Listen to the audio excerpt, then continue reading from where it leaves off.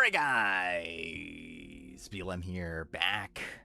Another live stream after another Survivor 50 episode.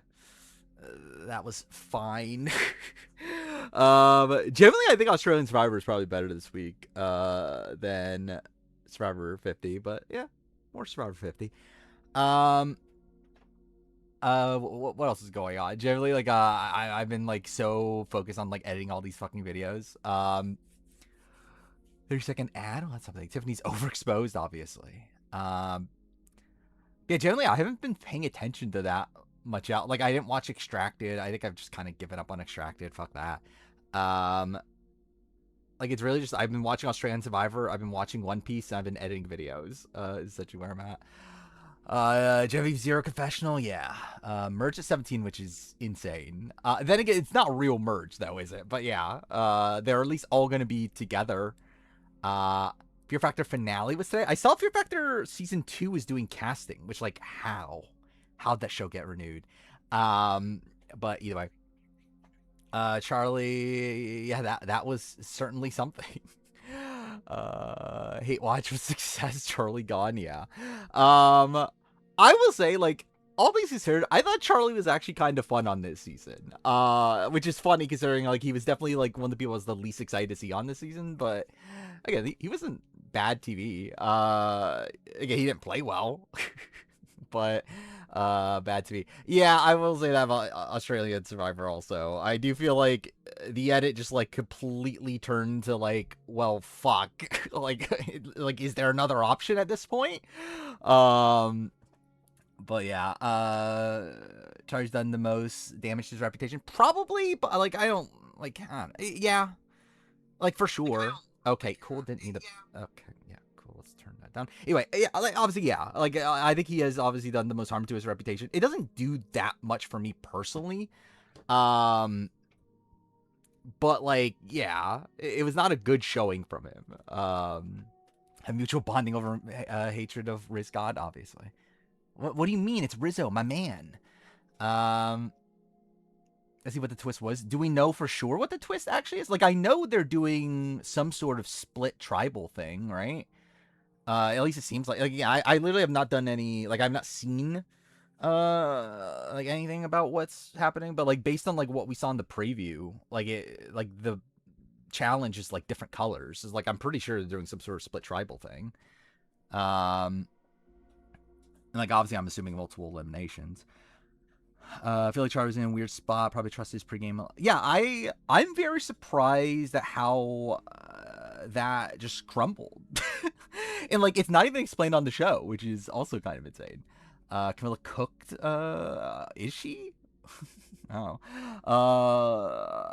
I think Charlie played the second or third worst game of the season. I have him as the second worst.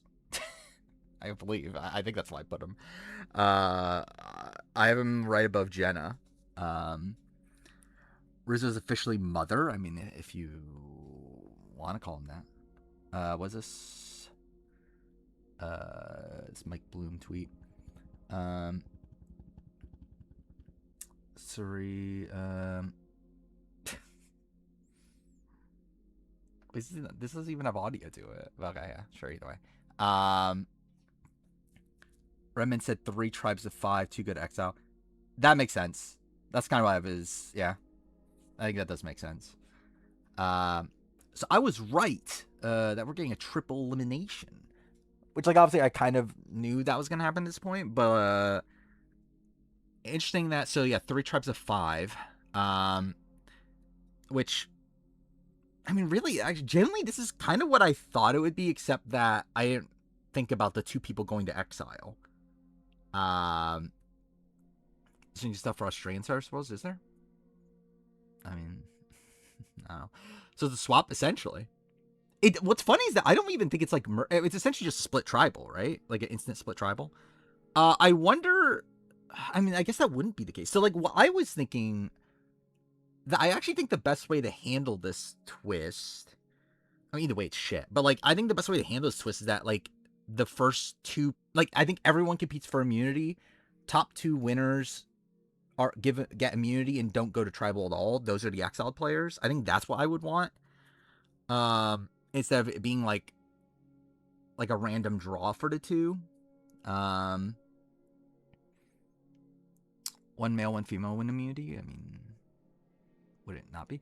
It's the power ranking one probably next week, considering we are getting a merge and we're getting a 2-hour episode. It's like I feel like this feels like the point to do it. It is an individual challenge. Like it's what's it called? Chimney sweep? Is that what the name of the challenge is? The coach martyr approach challenge. They get rid of 3 people next episode and have a 6-person finale. They still need to eliminate 8 more people in 6 episodes. Makes sense. Like, I think we'll probably get like a actual double elim episode, like two eliminations back to back, and then probably like another actual split tribal, is what I would guess.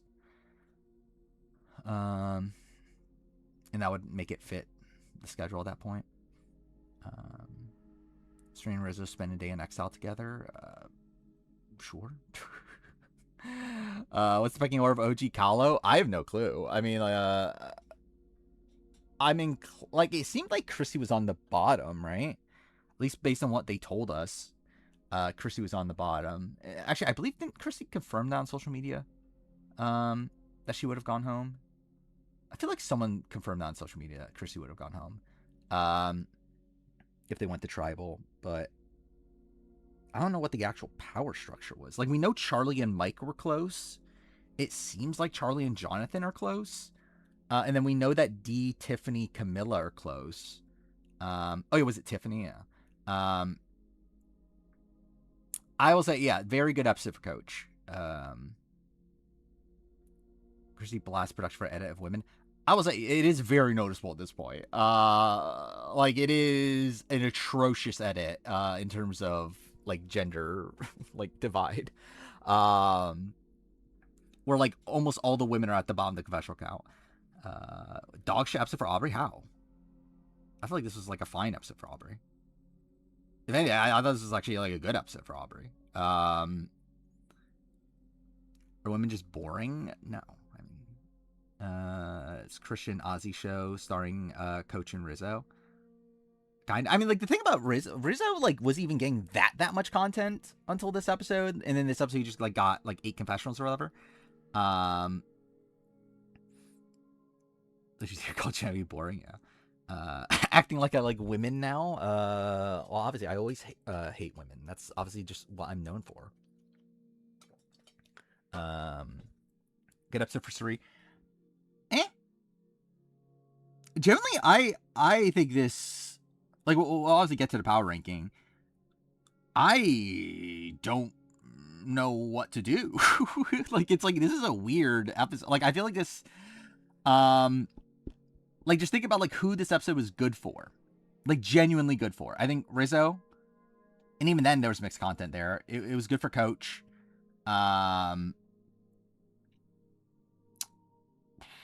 Who else? Like, I guess technically good for like Colby and like, but it's like more of the same for Colby. It's like Suri is like kind of just more of the same. It was good for Dee, but Dee wasn't like great to begin with. But like, yeah, it was fine for Steph. It was good for Ozzy. Yeah, I thought it was good for Aubrey. Like a net positive at least. Richard Markin, the ranking every player. Richard, I think he was in the 70s or so. Like he's around like where Ross is, for whatever that's worth. And then what was the other one? Mark. I moved Mark up to like 19 or something like that. That was awful for Ozzy. I think it depends on if we're meant to side with Christian or not. I think is the Ozzy content. Like, the thing is, like, I don't feel like we're meant to be siding with, like, I don't think we're meant to be agreeing with Christian in the Christian Ozzy dynamic. But if we are, then yeah, it's bad for Ozzy. I don't know, because it's like this thing where like Ozzy got so much more, like, I feel like we got so much more. Then again, it's like the thing about Christian is that like Christian's confessionals tell the story worse than what the reality is, seemingly.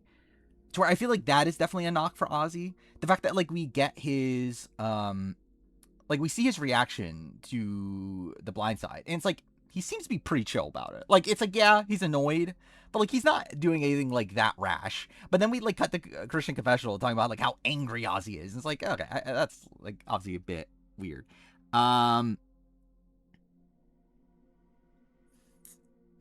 Treating him like he did Cochran, which is obviously something we'd be seeing as a bad thing for Ozzy.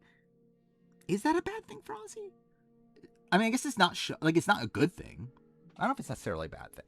It's definitely like showing him doing the same thing.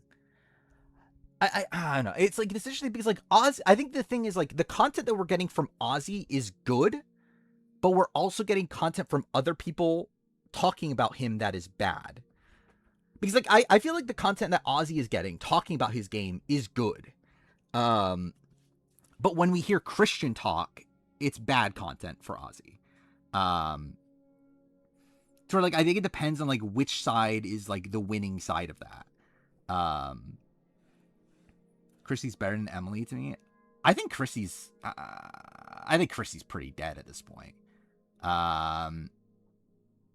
I mean, like, Emily is dead also, but like, I mean, Chrissy's definitely. I feel like again, like her edit's just way too small at this point.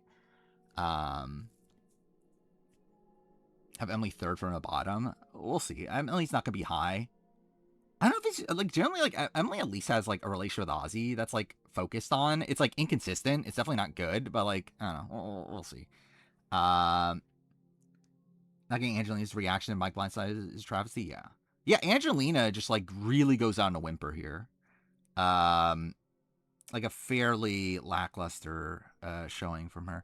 Rick is dying. Definitely not great for Rick, and I feel like that's also part of what's not good for Cirie, is that we got nothing on the Cirie Devons dynamic in this episode. Christian has 4 straight title names. What something? Colby's confessional is very sus. Oh, about the foot thing? Yes. Which I don't know if that's a good thing or a bad thing.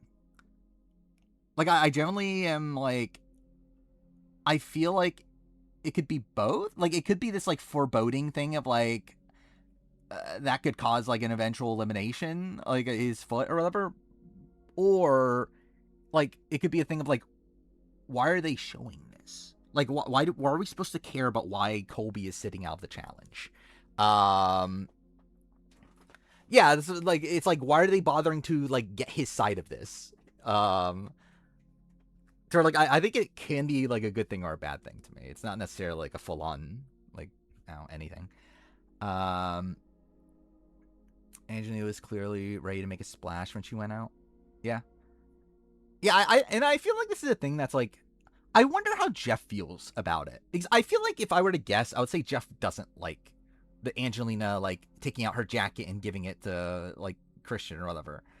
And I assume the same thing with like Charlie saying teardrops on my guitar when he gets voted out and stuff. I think Jeff is probably annoyed about that sort of stuff, if I were to guess.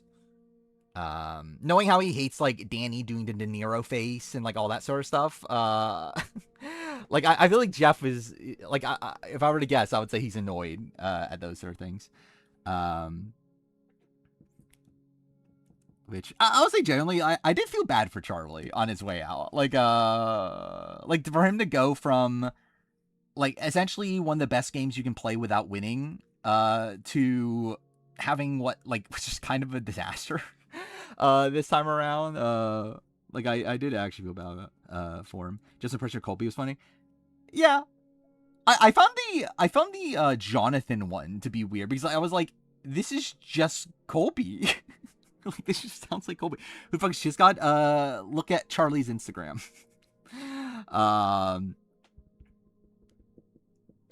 Imagine being Charlie finding out Savannah. Yeah, that's also the weird thing is the entire like the fact that like Charlie went so gung ho about Rizzo about a story that wasn't even real.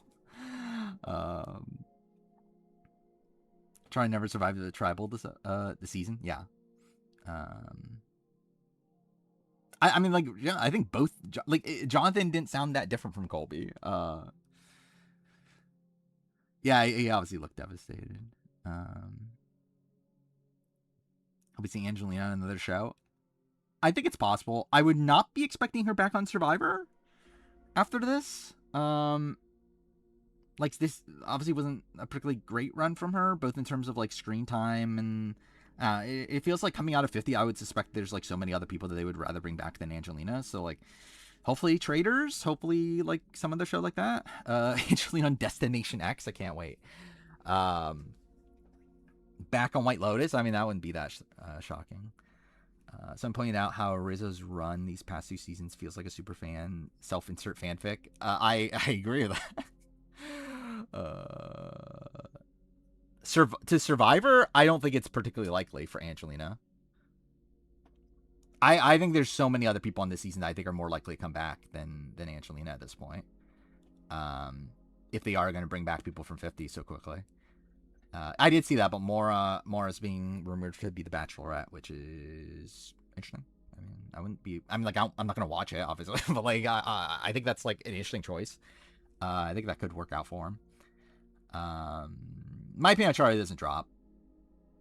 Like I've said this before. Like my opinion, like it's very rare for you to come back. In my opinion, of you to drop as a player.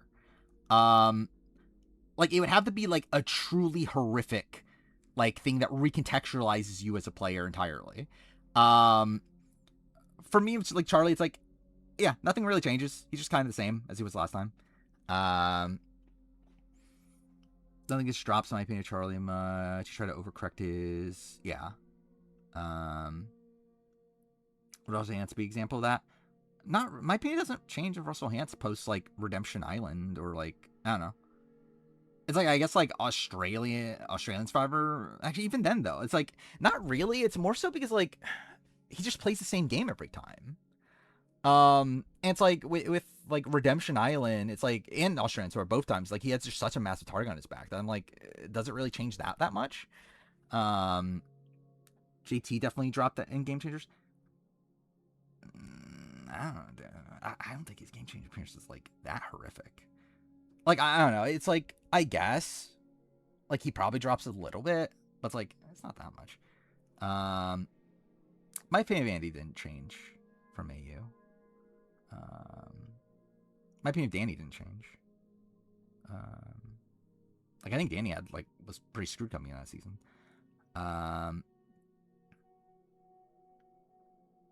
Jackie, yeah. I think that's a different circumstance though. That's where like you didn't have a good game to begin with, and then you're back and played another shit game.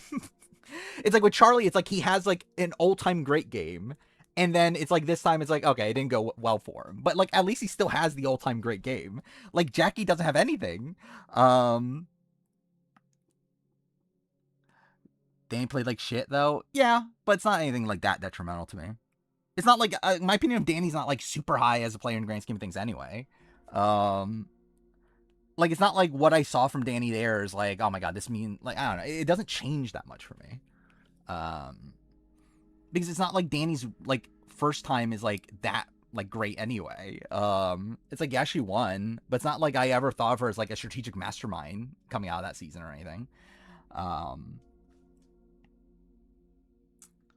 How many of these new era people on 50 can I see entering the top 10 or 5 best never win?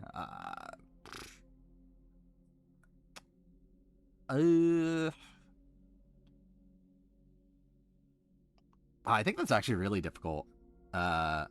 Especially with the people that are left. Like who would even be in the conversation?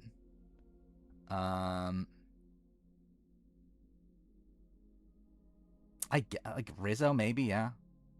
I don't think Christian. I don't think his first game's good enough.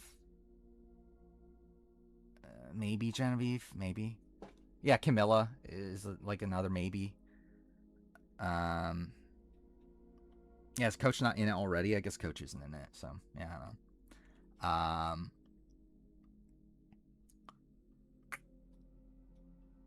I mean, generally Rizzo can. I mean, Rizzo's on the path. I mean, again, like we haven't talked about Rizzo like from a gameplay perspective. I thought this was a good showing from Rizzo. I mean, generally, like as much as I criticize Rizzo as a player, and I think there are even things to hear that like we're pretty fortunate, like that worked out for him. But like, I think he played this very well. Like yeah, it's like the lie to Camilla about Kyle that was very sloppy. Um, but still, like he came into this like in a spot where he should have been dead man walking. Um, and he comes out of it with like a 4-person alliance, at least like a 3-person like solid alliance with D and Sri. Like has Sri tell him about her extra vote. It's like this is a pretty good showing. So much lower in Jeremy's 47 game than everybody. I think it's good, but definitely sloppy strategically. I think this was better than anything Rizzo did on 49. I mean, I think Genevieve's game, yeah, post Sol vote, I think is bad with like a minor like sprinkle positivity with the Operation Italy. POC Lays just loved the Riz God, seemingly. I mean, I guess that's his demographic.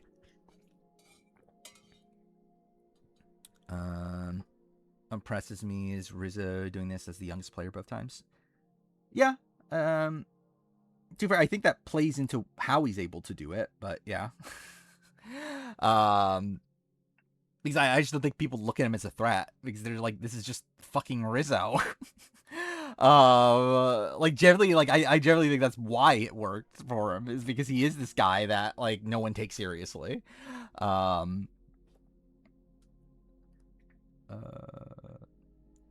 I think she completely destroyed the game of the Salvo. Yeah. I mean, I agree with that. I think like she definitely has this like natural charisma that people just attach themselves to, which I think is very impressive. But again, I think strategically she was a mess on that season. Rizzo might be a better player than Suri. I mean, we'll have to see.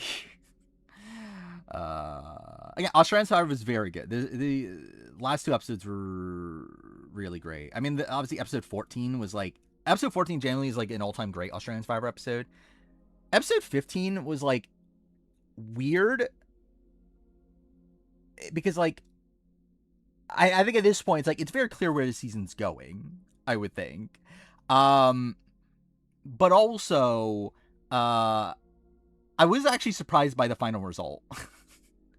Like genuinely. Yeah, Mark voting for Cashflow made no fucking sense. Like generally just makes like I think it's dumb and it just seemed like a very emotional move. 100%.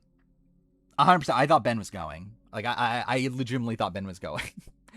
I watched the Straight Fire. I check Down Under TV Reddit. That's what it's called, right? Yeah. Also, Simon. What the fuck is Simon doing? Like, I love how like Simon just like completely blew up his game for like no reason. Like I just generally don't understand why Simon did any of the things he did. Like, was it that important to keep Mark around? Like, I get like you like ideally Mark is around, but I generally don't understand why he went so hard to keep Mark around. And like so blatantly. I do play Survival. Yeah, I do it on stream every now and then. I'm too bad. I haven't played off stream, but like when I do play it, I play it on stream. Keely voting for Cash Film also made no sense.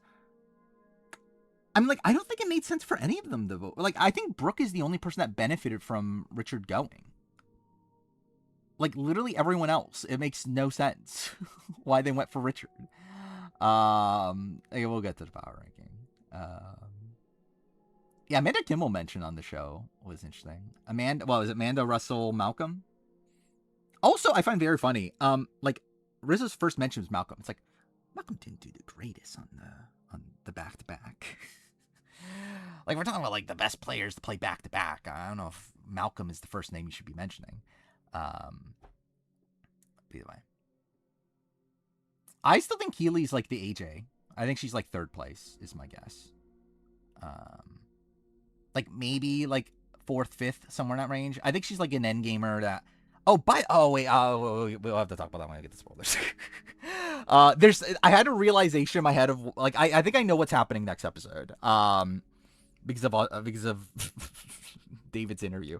But we'll talk about that when we get to spoilers. Gives you Victoria Edge of Extinction vibes. I kind of see that. Riz is a big Denise fan. Why would that have to do anything? Because he likes Malcolm. Riz is saying that was insanely stupid. What are we talking about? With Rizzo? Still don't get why we're merging at 17. I mean, I kind of know why. Because it's not really a merge. But yeah. Genevieve is like Victoria, which is why she's mother. Yeah. Will I upload the mid-season power ranking after next week's episode before? What are you talking about? So, okay, what's happening in the mid-season power? So, really, this week also is going to be weird because, like, so the power ranking that I do tonight won't be uploaded tomorrow on the main channel. It will be uploaded on Saturday. That'll be the Saturday's video. Because today was the Challenge 42 cast reaction, whatever. So next week, I think what I'm going to do is I think I just don't release the stream power ranking until after the mid-season power ranking. Like, I think I do the mid-season power ranking. That'll be on Saturday, like it normally would be. And then I release the stream one just, like, on, like, Monday or something like that. Instead of releasing it right away. Because, obviously, they just spoil the power ranking from stream. Either they're just not even released on the stream one. I don't know. What's with the Big Dick Chris name? I mean, look up Big Dick Chris. Look up Big Dick Chris Underwood, at least. I thought about actually using the actual GIF, but I was like, would this get demonetized? I'm not sure. I'm not sure this is, like, provocative enough to where... So I was like, I won't use it. Rizzo with the Rupert erasure. Actually, yeah, Rupert did better than Malcolm. I guess, like, technically it wasn't back-to-back in the sense that they hadn't seen any of the previous season, but, like, it is back-to-back seasons, at least. Hey, we're doing the power rankings soon. Is there anything else I want to talk about with Australian Survivor? Oh, yeah, we're doing Challenge Cutthroat 2 for some reason. Why didn't you mention Michaela? Don't know. Yeah, Michaela did better than Malcolm. Oh, yeah, that is the thing. So, yeah. Yeah, if you're mentioning Amanda, then yeah, I guess...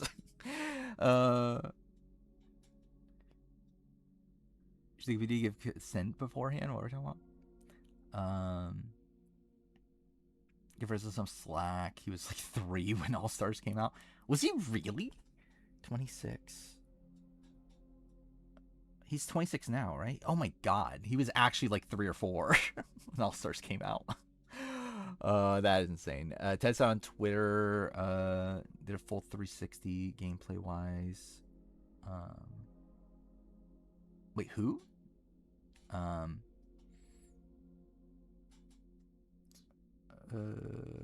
Mark Owen was so glorious, but I hated having Caleb on your TV screen.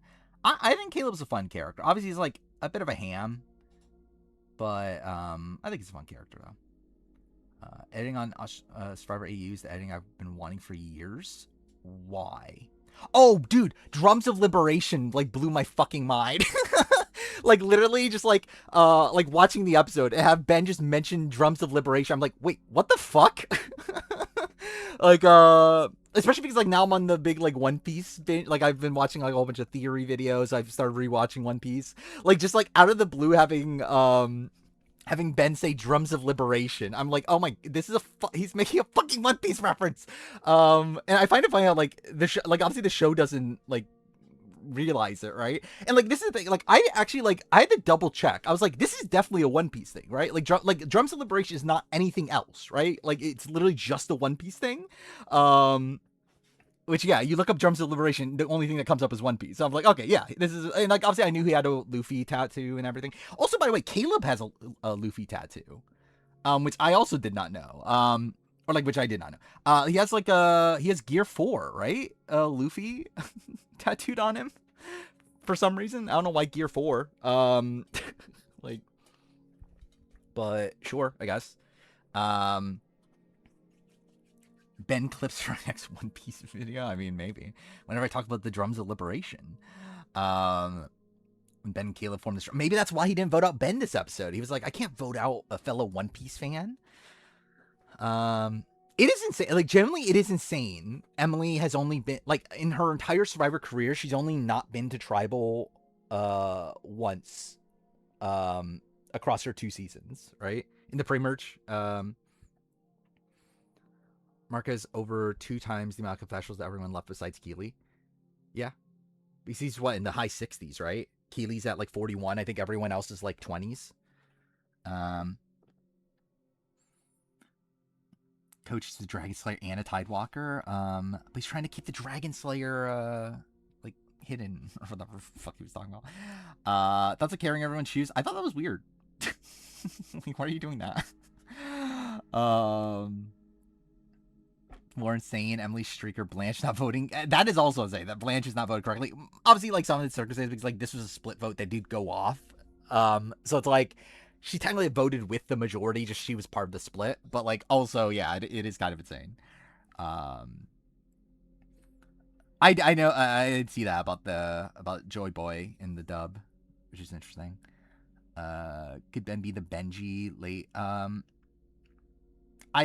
know the answer to that. So I don't know if I should answer that. But I will say, really insane. He just like becomes such a massive character out of nowhere. Like, because it's like his confessionals are essentially just David now. Like he's just essentially just the Golden God in confessional. They were like just so funny that he just wasn't even on the show before, like barely on the show before this week. Blanche is making Eddie Fox's voting record look good. Yeah. Why they only put 2 in Keely? I mean, they can't split. Like, it doesn't make sense. They split for no reason. Like, the split makes no fucking sense. Like, okay, wait. I mean, like, there's always a reason to split. Genuinely, there's always a reason. But I'm trying to, I haven't, like, actually processed this. Was there a reason for 2 votes on Keely? Like, yeah, did they think the minority was gonna split?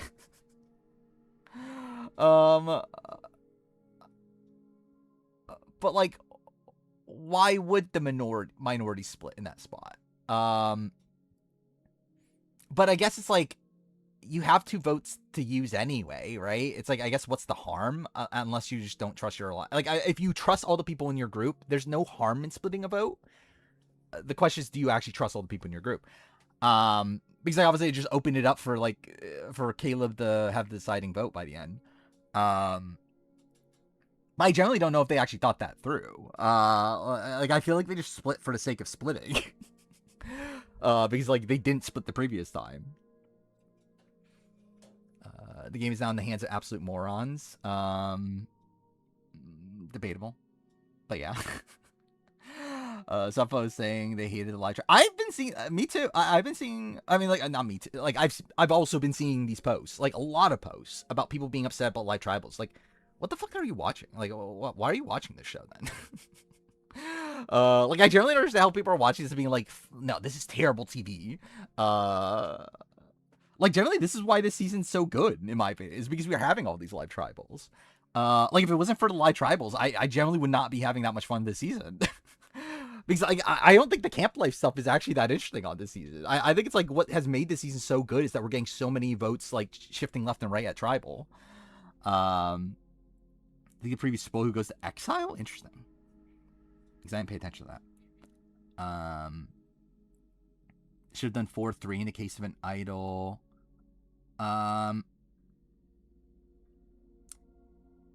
Let's see, 4-3. I think, well, like, the worry is you're putting too many votes.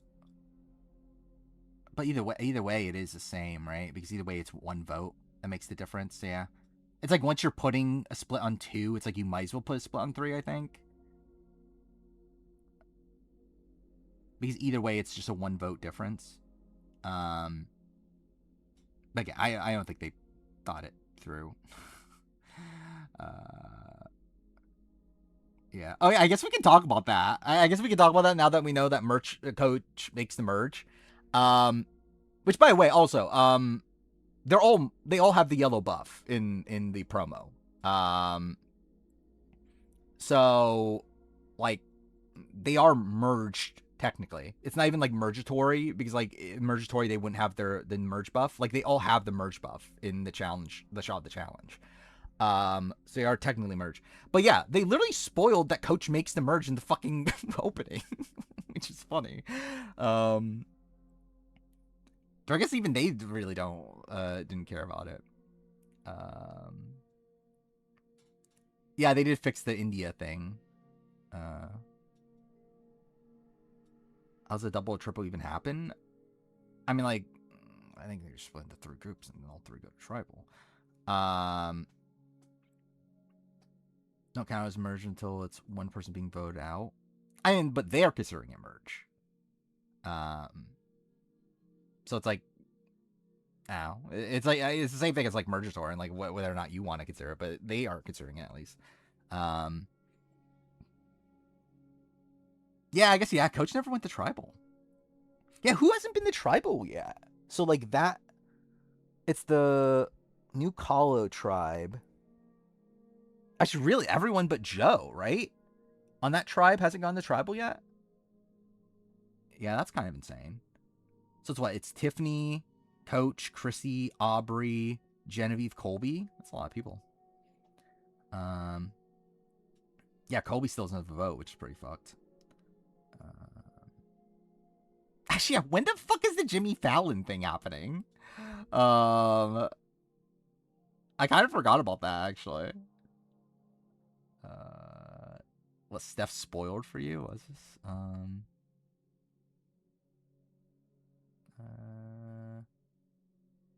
That sounds about right for Steph to do that. Jimmy Fallon the finale? That'd be insane. Because obviously, like, not like spoiler, but like not spoiler because like it's in the preview of the season. But like, yeah, like Christian can't go home until the Jimmy Fallon thing. So like by them doing that, they essentially just spoiled like how far like Christian makes it, right? If like Christian can't go home until the Jimmy Fallon thing happens. So like it'll be funny if it's like finale and like Jimmy Fallon still doesn't show up. Is this gonna be the Jimmy Fallon triple tribal? That would be like, what the fuck are we doing? You would think they would promote that, right? Like, I would suspect it's not in this next episode, the Jimmy Fallon thing, because like you would think they would promote it. I don't know. They just cut Jimmy Fallon out of the season. That'd be very funny. Yeah, I think just wait for the Exile thing until the spoiler section. I doubt either Fallon or Beast are next. Yeah, I think if a celebrity was involved in the next episode, they would have shown it. I think Mr. Beast is likely at the auction, whenever that is. Yeah. All right. I think it's time to do the power ranking. I have to make sure I have the right screen this time. Not start it without the thing. There we go. Episode 10. So how many people are going to be left by that point? Yeah, it's probably going to be like final 9-ish, right? Which kind of makes sense. All right. Power ranking for episode 5 of Survivor 50. we're actually not starting with Angelina this time. That's mind-blowing. Aubrey, number 1. Aubrey has the best edit of Survivor 50 so far. Again, like, I think this was a good episode for Aubrey. I think, like, I think, like, we're still getting her perspective. We're still getting, like, her, like, trying to get out of the bottom. Like, I think this is, like, a good episode for Aubrey. It's still, like, the problem with Aubrey is still her foundation. The fact that, like, the beginning of her edit's so bad. But, like, this is, like, good content for her. It's still not a spot where, like, again, I'm not, like, banking on an Aubrey win. But, like, it feels like the setup to, like, an Aubrey, like, underdog run. Which, like, I think is, like, been kind of apparent based on the edit anyway. Is, like, kind of, like, because, like, I think, like, obviously editing-wise in terms of the Aubrey-Genevieve dynamic, it's been, like, set up for, like, Aubrey to clearly come out on top of that. So it's, like, again, like, it doesn't really change much, for me in terms of, like, yeah, in terms of, like, the viability of a winner edit or whatever. It's just, like, kind of, like, yeah, it's just more of the same story that we've been getting, but, like, it technically is good content for whatever that's worth. Getting Sage edit, I can see that. Yeah, actually, yeah, I think that's actually kind of fair. Like, Sage in the post swap, she, like, builds a relationship with, like, Steven and other people on that tribe. You think I remember Survivor 49? But yeah. Still in the Aubrey boat, consistency is there, even though she's not going to tribal. Yeah, again, that's why I think she's definitely a major player. And I think she definitely has longevity. But I just don't know why they would edit her to win with, like, the terrible, like, with it, like, again, a ferocious premiere. An episode 2 that was very circumstantial, even though it was good. And then, like, her being, like, even though, again, I think she's winning the Genevieve battle, still portraying her, like, negatively at points within that. It just, like, feels weird. Anyway. Chrissy. I think at this point, I'm willing to drop out on Chrissy. I think a story is there for Chrissy. I don't think it's a winning story at this point. I think the fact that she just got no content in this episode, her second zero confessional episode, I'm pretty out on her. I think there's a chance she could still, like, make it far. I think there's definitely a chance of, like, her being, like, a runner-up or something. I just don't think she's winning. I just don't think her story is, like, that much of a focus of the season. It just feels like a kind of a secondary story. At this point, I think it's more likely the Coach Chrissy content is used to, like, boon coaches at it more so than it's meant to, like, promote Chrissy. I think she just feels like such a side character on this season. I actually do have Aubrey above Chrissy at this point. Christian. I think it's undeniable at this point. Christian is just way overexposed. Yeah, I mean, like to give the placement, like, yeah, Christian's still above Aubrey and Chrissy. Like, it's not that big a surprise. Still number 1 of the people so far. But, like, to run through Christian's edit, he's just so out in front, and it's like he is going to tribal every time. And he is, like, a major driver in the tribals that are happening to where, like, he kind of has to be there. But also, it's just so much Christian. And I think it's genuinely, like, it's not really that different from where we were before. Like, I think I said this last week or 2 weeks ago, that, like, it's either Christian is, like, way overexposed and he's just going to be this, like, massive player that gets taken out, like, mid-merge, or they're trying to give, like, the winner of the season, like, as good of an edit as possible. And that could lead to Christian's win.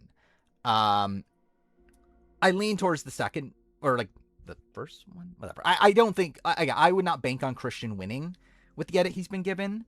But I think there's at least a world where if they really want to make the winner Survivor 50, like, the most, like, likable, popular winner ever, then this is the edit they would be giving the Christian. But I would not, like, I think he's more of a, like, the person that takes him out goes on to win the game, more so than, like, he himself goes on to win the game. So yeah. Cirie. I did not love this episode for Suri. Genuinely. There was some good content there, particularly in the setup of her relationship with Rizzo. I think for me, a major issue with it is the fact that I feel like Rizzo took the spotlight. Like, it was almost like, I feel like we saw it almost entirely from Rizzo's perspective in a way that was like booning Rizzo's edit. Like, I feel like for Suri, it's like the fact that we got no content between her and Devins, I think is very bad. The fact that she just came off of a zero confessional episode, that's bad, but like not the most damning thing in the world.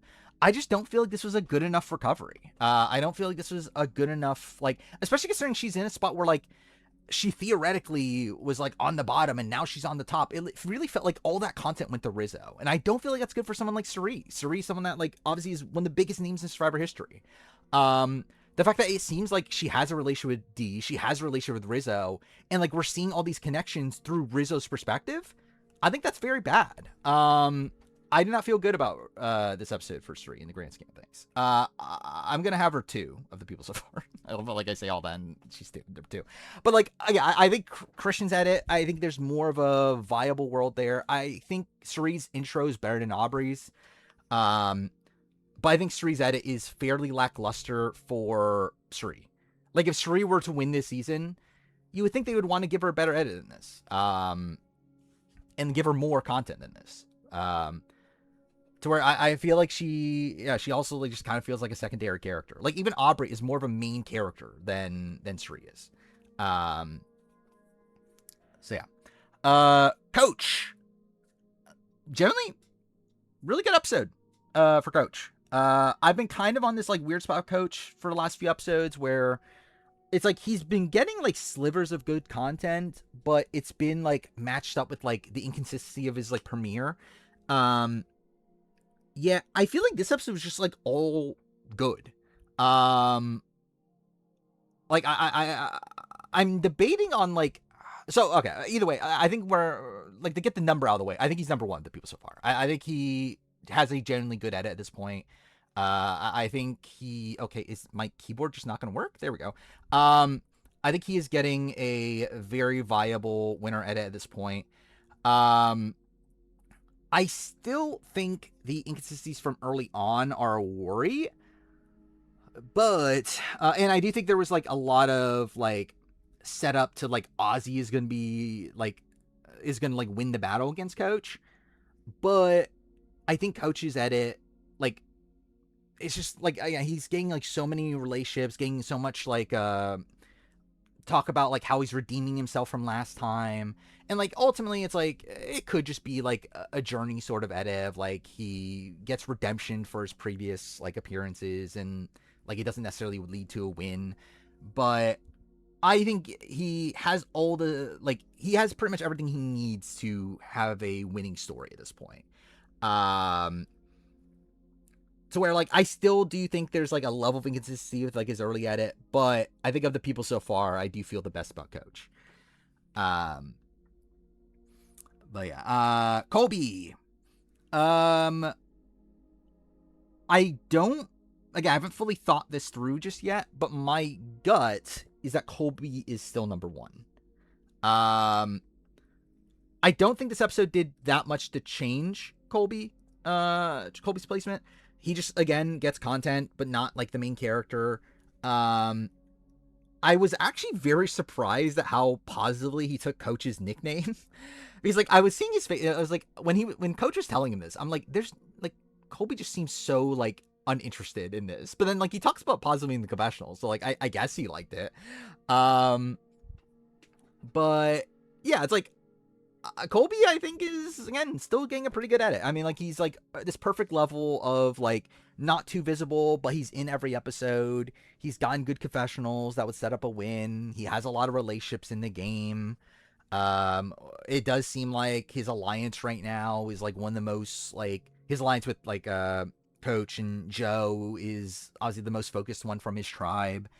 He still has like the relationships with like Steph and Genevieve. And it's like I think it's I think editing wise it's looking pretty good. I don't think there's really major like pitfalls in his edit at this point. It's just a pretty clean edit, which again, I don't know if they would edit the winner 50 in a clean way. I don't know if that's what they're going for, but if they were, I think Colby has the like most viable winner edit at this point. Oh yeah, relationship with Rizzo too. Yeah, I kind of forgot about that. Dude, fucking yeah, I kind of forgot about that. That's actually gonna probably play a factor next episode. Is the Colby and Rizzo reunited? Thank God. D. Good episode for D, but not as good as what it could have been, in my opinion. I think this is a good episode. Like, she got a couple confessionals. Like, first episode where she got more than one. And again, I think she's had a pretty solid episode at this point. It's been like she's she's got a confessional every episode. She's there. She got a good opening confessional. I do think this episode was, again, good in the sense that we kind of have more of a sense of where she is in the game. We get the set up relationship with Rizzo. We do see her build this alliance with Camilla and Cirie. I think my problem with it is the fact that, again, it felt like a Rizzo edit more than a D edit. Where like in game, this is a D move. I feel like in game, this is D like completely shaking up the power structure. Yet from the show's perspective, it felt like it was entirely Rizzo's move. And again, I think the fact that we got like no like proper explanation of why like D turned on Charlie. No real step to their relationship at all. I don't love that for D, but I think it's still net positive. She's above Cirie at this point. I think that's kind of easy for me. And I'm debating between a top 3. I'm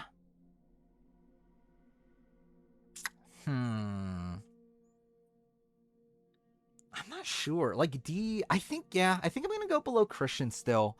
I think the tough thing about D is that like her edit is still fairly small. It's like the content she's getting is good, but it's still like, again, just feels like she's a minor character in the story. To where would they edit the winner Survivor 50 to be a minor character? I don't know. I don't feel like considering how much hype there is for the season, I feel like they would want the winner to be as satisfying as possible. To where I feel like they would want the winner to have a bigger edit than D, who has only had like one confessional each episode, only one of any like real substance in the premiere. And then even here, she's kind of overshadowed by Rizzo. So yeah, I think I'll put her above Cirie, and then still below Christian. Why is Christy's at so high? She's the bottom. Like, one's the best, seven's the worst. Anyway, Emily. Emily. Generally, this was not a... I think this was an okay episode for Emily. In the grand scheme of things. I do think with the leaving Ozzy out of the vote thing, we were proven... Like, I think Emily was proven right. And also, we are seeing more of this Emily-Ozzy relationship that Ozzy seems to generally want to work with. That's good for Emily. The bad is that we saw none of this from Emily's perspective this episode. And also, Emily before this is also not that good, edit-wise. So, I think she's still towards the bottom. Like, this episode doesn't really do that much for her in the grand scheme of things. I actually would say it's a net positive, but she's already so low that it's like she's definitely above Chrissy at this point. Actually, is she? Is she definitely above Chrissy?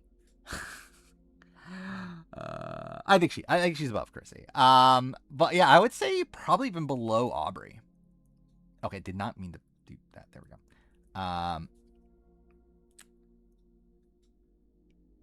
Yeah, I think That's fine. I'm trying to remember the premiere for Emily. I'm debating it still between Aubrey and Emily. I think it is fairly close. I think Aubrey's more recent edit is better than Emily's recent edit. I feel like Emily's premiere was okay, outside the fact that she was like targeting Ozzy and didn't get him out, and then like that relationship's just weird. The fact that like she wanted Ozzy out and now is like supposedly super close to Ozzy, which doesn't really make sense.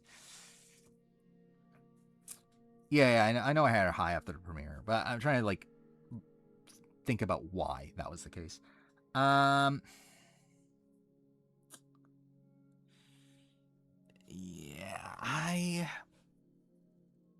I think I will give it to her over Aubrey. I think this episode had enough content that sets up like her relationship with Ozzy that I'll give it to her over Aubrey. Then we have Mother Vive. Then we have Joe. Yeah, this is not good. Like, obviously. She was in the episode. Like, I think at this point, it's like, I think with her, it's like full on. So, like, I think her edit was like kind of hanging on before this. It was like kind of a spot where, like, it's looking bad, but it can turn around. Like, it's like the seeds are there, even though it feels like it's heading downward. With her getting nothing in this episode, I feel like I'm leaning more so towards she's just going downward. But then again, like her getting nothing, at least she didn't get negative content. That's something. I think she's below Suri. For me, at this point. I think I will still go above Emily. Did Aubrey talk about? I actually didn't remember. Did she mention targeting Genevieve in this episode? Because I know she talked about like Tiffany told her that she was being targeted and all that stuff. I didn't remember she was actually like she actually said anything about Genevieve in this episode. So I think Aubrey takes her out. That's what. Yeah. Like again, like I think ultimately, yeah, I think Aubrey's winning the battle between her and Genevieve. Like it feels like that's what the edit is telling us. But I do think the strengths of Genevieve's edit are stronger than the strengths of Aubrey's edit. So like if there is a world where that doesn't happen, I think Genevieve is a more likely winner than Aubrey is in the world where it does happen. But it's definitely not looking great. Yeah, I think she's Emily level right now. I'm still debating on above or below. I kind of feel below, genuinely. Because like I feel like with Emily, yeah, her edit is like definitely very inconsistent. But I feel like this episode at least, like, again, there's sprinkles of stuff that are setting up future storylines. Like we already have this like weird dynamic with Christian. That's like feels like it's set up that she's gonna be like the downfall of Christian eventually. It also feels like she has the relationship with Ozzy. Like I feel like there feels like there's more long-term storylines than there are with Genevieve, who really at this point just kind of has the Aubrey dynamic.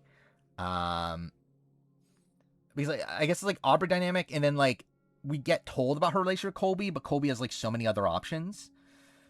I feel like Genevieve's content's also circumstantial because a lot of it comes from her idol finds. It's her idol finds, Kyle's medevac, where she was his number one ally, and then this Aubrey feud.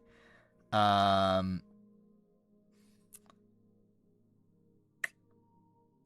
think I'm gonna go below Emily. I do generally think I have more faith in Emily's edit than Genevieve's. Joe. It's gonna make a that's my daddy joke, but whatever. Like not a like in the grand scheme of things, like, not a terrible episode for Joe, but like he's pretty dead to begin with. Like his edit up to this point is pretty awful. And yeah, this episode is like just kind of, yeah, it was fine. I'm kind of thinking, is Joe at the very bottom? He's definitely, I think he is below Aubrey at this point. I think he's definitely below Aubrey. I'm debating him and Chrissy. I think Chrissy has better personal content. Joe has more set up relationships. In the game, I think I will give it to Joe over Chrissy. But like, I do think it is fairly close though. Yeah, it's like he's at least in the show, for what that's worth. And he has Coach, he has Colby, he has Christian, even though it's not great, Emily, or not Emily, Rick Devens. Like he has those relationships, even though they're not good relationships. Have to have a woman last. Did I always have a woman last? Let's see, I had Aubrey. I forgot I had Aubrey last after the premiere. Then what? Angelina. Then I had Charlie last. I had a man last 2 weeks ago. Have you seen Colby and Joe talk? We have, but we haven't. I don't think we've had confessionals about specifically their relationship. Also, I think the fact that we saw Joe and Coach make a final 2, I think is very good for. Well, really, it's more good for Coach, but like I think it feels more like a long-term thing. The fact that it's getting shown on the show. Jonathan. Bad, right? I think just bad. I don't know if dead, because like this was an episode where he was on the bot, like he ends up being out of the vote. And we did get the setup of his relationship with Devins, but it's still not good. Like especially as a recovery from last episode where he didn't get anything. I don't feel like this did much to change that. I think we're like, and I think it's this tough thing too, because like I think we're meant to be looking at Jonathan as like a competent player, where we see him like pulling in Devins. We saw his relationship with Coach. We saw him talk about he's going to change from last time, but then we also have like D call like talking about how like, yeah, there's no way that he's like doing like when they're talking about the Kyle thing or whatever, or no, the Billie Eilish idol thing. Like D saying, yeah, no way he would be doing that or whatever. It's like it feels like we hear other people talk negatively about him, but I'm not sure if the edit is meant to be like, I don't know if the edit is meant to be portraying that negatively for Jonathan necessarily. But either way, I think he's definitely on a downhill slump. I think he is probably in the Genevieve Emily level for me at this point. Too fair, maybe in Suri, I think it's probably in that grouping. I think he's below D. And then I think he's somewhere in the Suri, Emily, Genevieve level. I do think his early edit was very good. I think it can turn around. I think there's enough there for a turnaround, especially considering like his not as great content is all self-contained within this swap tribe. So I think considering we're about to get to the merge, I don't think it's the death knell yet. I'm debating above or below Suri. I think he is above Emily and Genevieve. I think I'll go below. Actually, I don't know. Like, I think the fact that we got the relation between Devins and Jonathan here was pretty good. But yeah, it's like Kahlo in general is kind of dead. But then again, like, Jonathan was like the main character of Kahlo. It's where like, if anyone is going to be redeemed there, he said the words "I want to win." Suri has not. Has Suri not?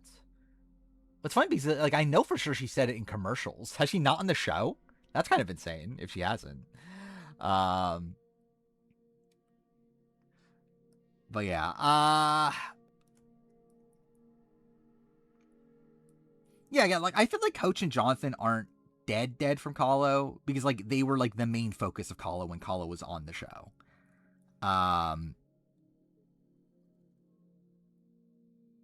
it's definitely not a great sign that their tribe was so underdeveloped, but considering like they were the main two that they bothered to develop, I don't think that's the worst thing in the world.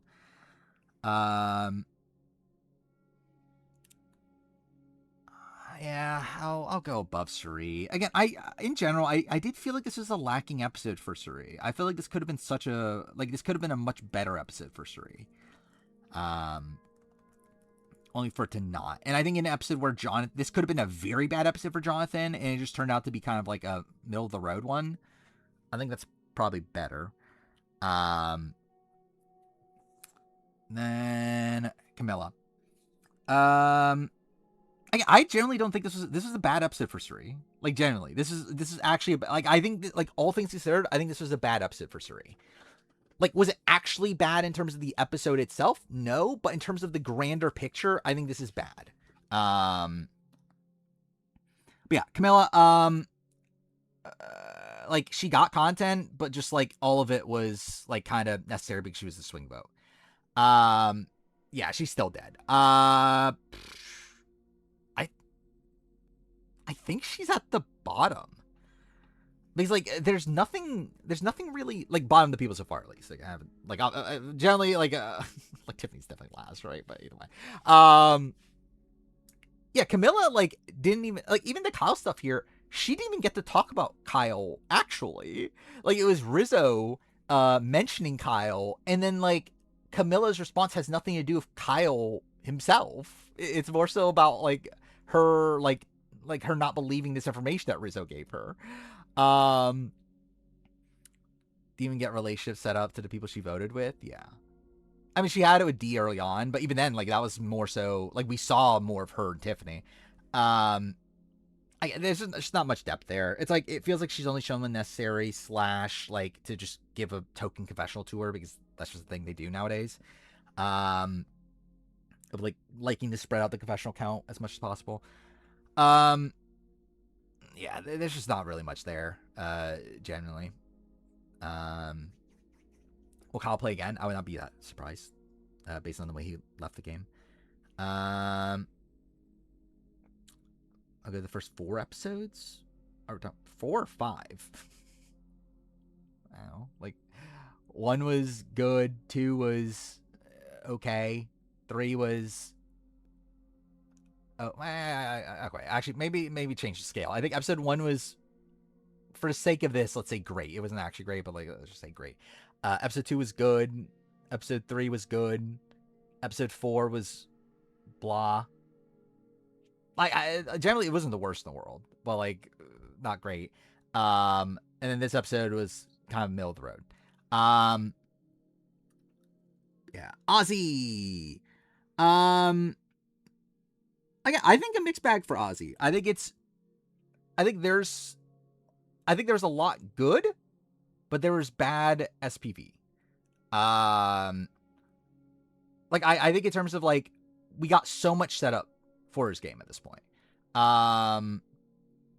Like at this point, it's like we have his relationship with Stephanie, we have his relationship with Emily. That got a lot of major focus in this episode. We already have his relationship with Suri. I feel like it's insane that Ozzy is like one of the top confessionalists of the entire season. SPV is second person visibility. Essentially, it's like what other people say about him, particularly in terms of like what Christian says about him. But yeah, Ozzy.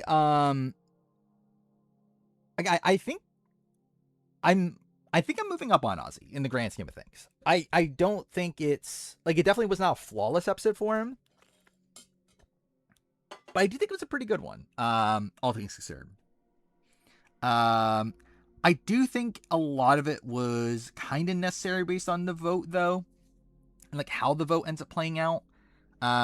With it essentially just turning into like, is Ozzy gonna flip on Christian or not? but I do feel like I still stand by the fact that I don't think Christian was portrayed well in terms of the Ozzy move. I think it, even though, yeah, we see Ozzy talk about, Christian, we see Christian saying about Ozzy that, he's being a baby and that sort of stuff. It's like, it clearly shows that that was the wrong move, for Christian to not tell Ozzy about the plan. Yeah, next week is the 2-hour episode. And, who I think is winning the Ozzy coach battle? I think based on the edit earlier on, Ozzy. But I think Coach has a stronger edit as of right now, all things considered. But I think Ozzy's moving up. I don't know how much, though. Yeah, it's tough because, his early edit was, kind of contradictory.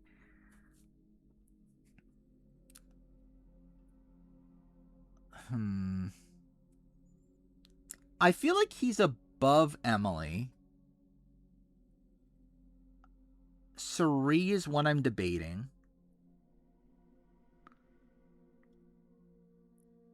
And then I think if he's above Cirie...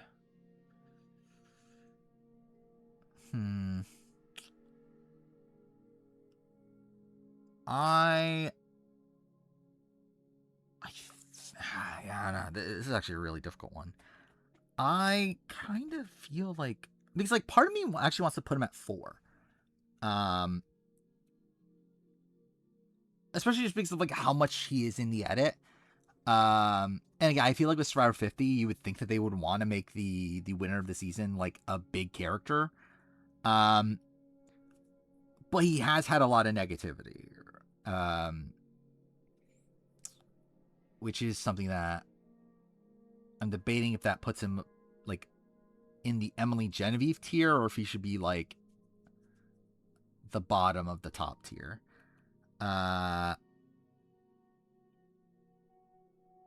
Yeah, I think I'll give him, I'll put him with Emily. I think I'll put him above Emily. I think with this episode, the fact that it wasn't even this episode, I think it was a good episode, but even then it wasn't all good. Even this episode is extremely mixed for him. I think it's tough to put him in the top tier because with Coach, it's it was all good. This was just all good content for Coach. With Ozzy, it was okay, maybe 60% of it was good, but there was also a decent amount bad. So it's yeah, I don't, yeah, and that's the thing. I don't even know if it's necessarily set up for him beating Christian. I think it more so is an indictment on Christian's edit than necessarily a positive on Ozzy's. The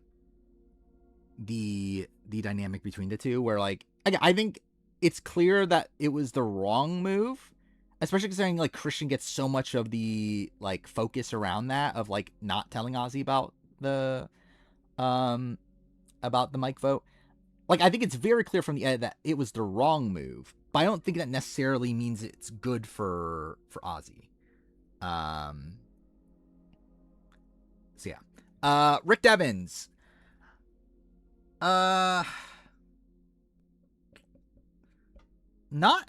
Generally not awful. It could have been worse. Generally this could have been worse. It's bad. From where he was, it's bad. He's gonna drop, I would assume. But it could have been worse. He was on the wrong side of the vote. He seemingly had no clue what was going on. All things considered, yeah, I think he was essentially shielded. And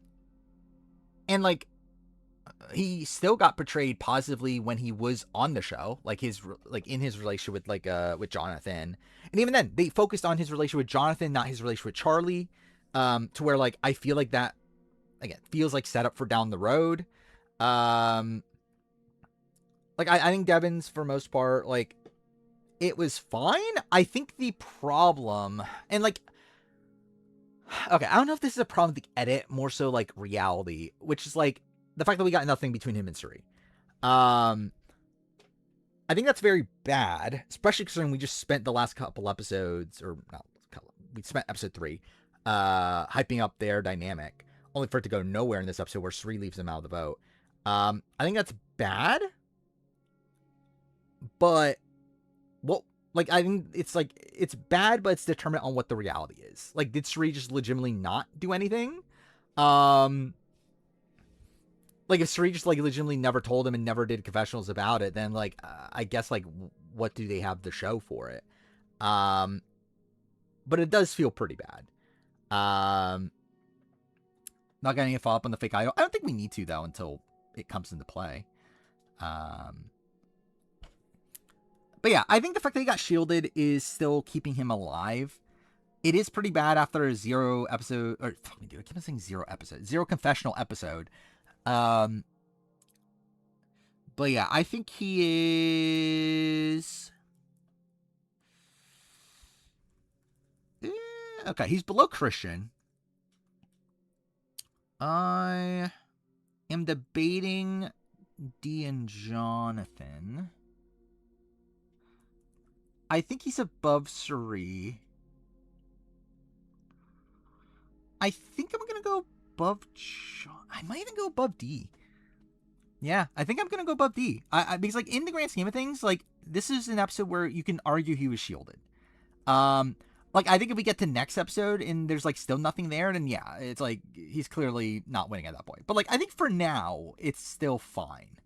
Like, I think it's, like, considering he was on the outs of the vote, I think this is actually kind of okay. So yeah, I think I'll put him at 4. Rizzo, my man, we're finally here. Rizzo, my man, you actually did something. But yeah, 15.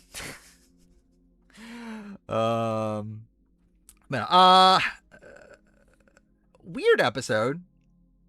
For the most part, good. Like, it was a good episode for Rizzo. But, like, still, like, a pretty big mixed bag, genuinely. Because, like, it felt like there was so much unnecessary bad content there. It's like, it's weird because, like, it was essentially, this was, like, Rizzo's episode. Which is funny considering Rizzo didn't even get the top confessional count of the episode. But, like, still, it felt like Rizzo's episode. Like, it felt like everything from that tribe was based around Rizzo.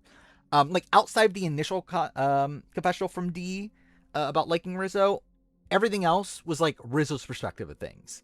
And, like, how this relates to Rizzo. And I feel like that's very good, obviously. I don't know if it's a winning edit.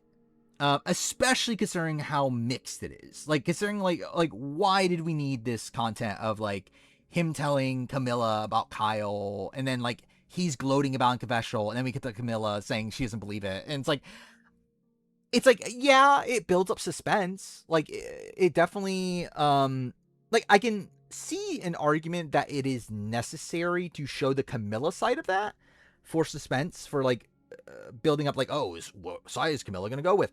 But I don't feel like you need to show the Rizzo, like, how overconfident Rizzo is in the game. Along with that,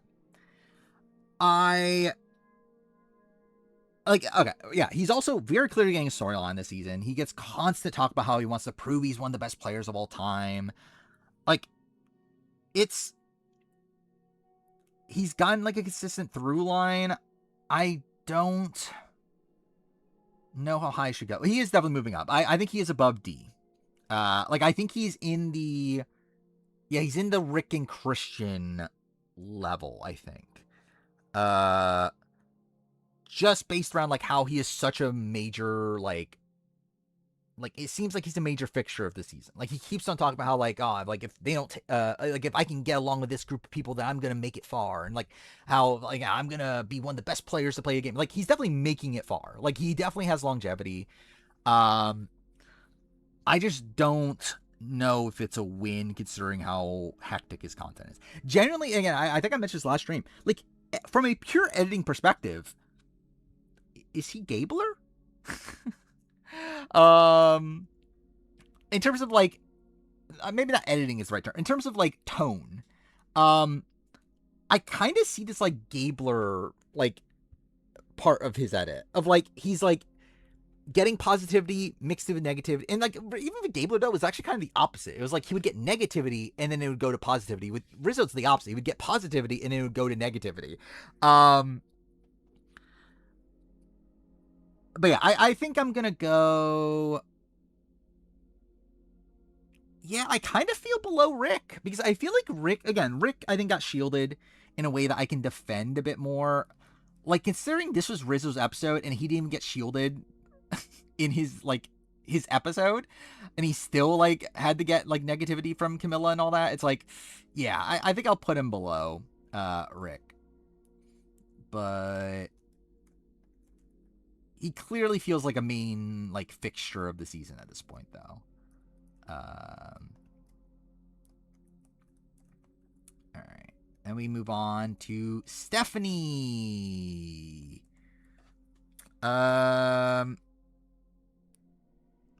Like Stephanie, like it was like net positive. Like generally, it was net positive for Stephanie. Like she got her set up her relationship with Ozzy. Like obviously Ozzy got more of the content there, but like in the grand scheme of things, it's not really that much of a change for Stephanie. I think she's kind of on the same level as she was last time. There's definitely some major like red flags. Like her getting no confessionals episode 2. Like her was it last episode? It definitely felt like they could have given her more. But yeah, it feels like a very surface level edit. But like she is still like fairly like I mean she's like she's like a constant presence outside of episode 2. But yeah, I think she definitely fits into like kind of the like Cirie, Jonathan, D level to me of like kind of like a very clear like side character. I I'm debating where in this. I think she's above Cirie. I think it is my gut. And then I don't know, D and Jonathan. I think they probably have higher upsides. I think so I think D has again like obviously I think D has a strong opening professional. I think Jonathan got fairly strong content in episodes 1 and 2. Stephanie, it's like I think they're really the only like major like high point is that she got like a pretty good opening confessional. But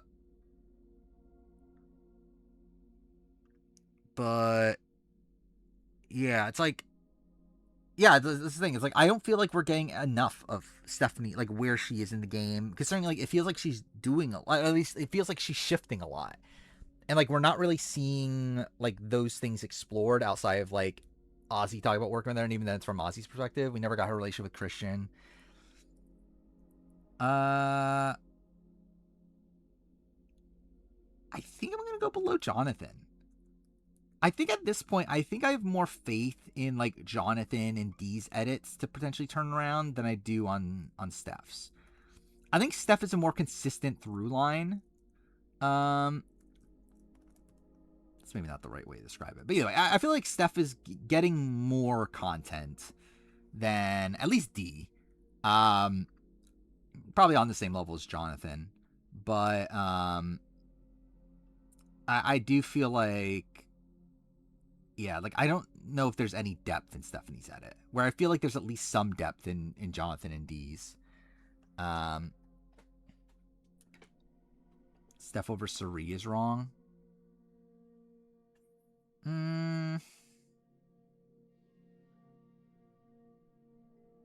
Yeah, actually, yeah. Yeah, I think that's fine.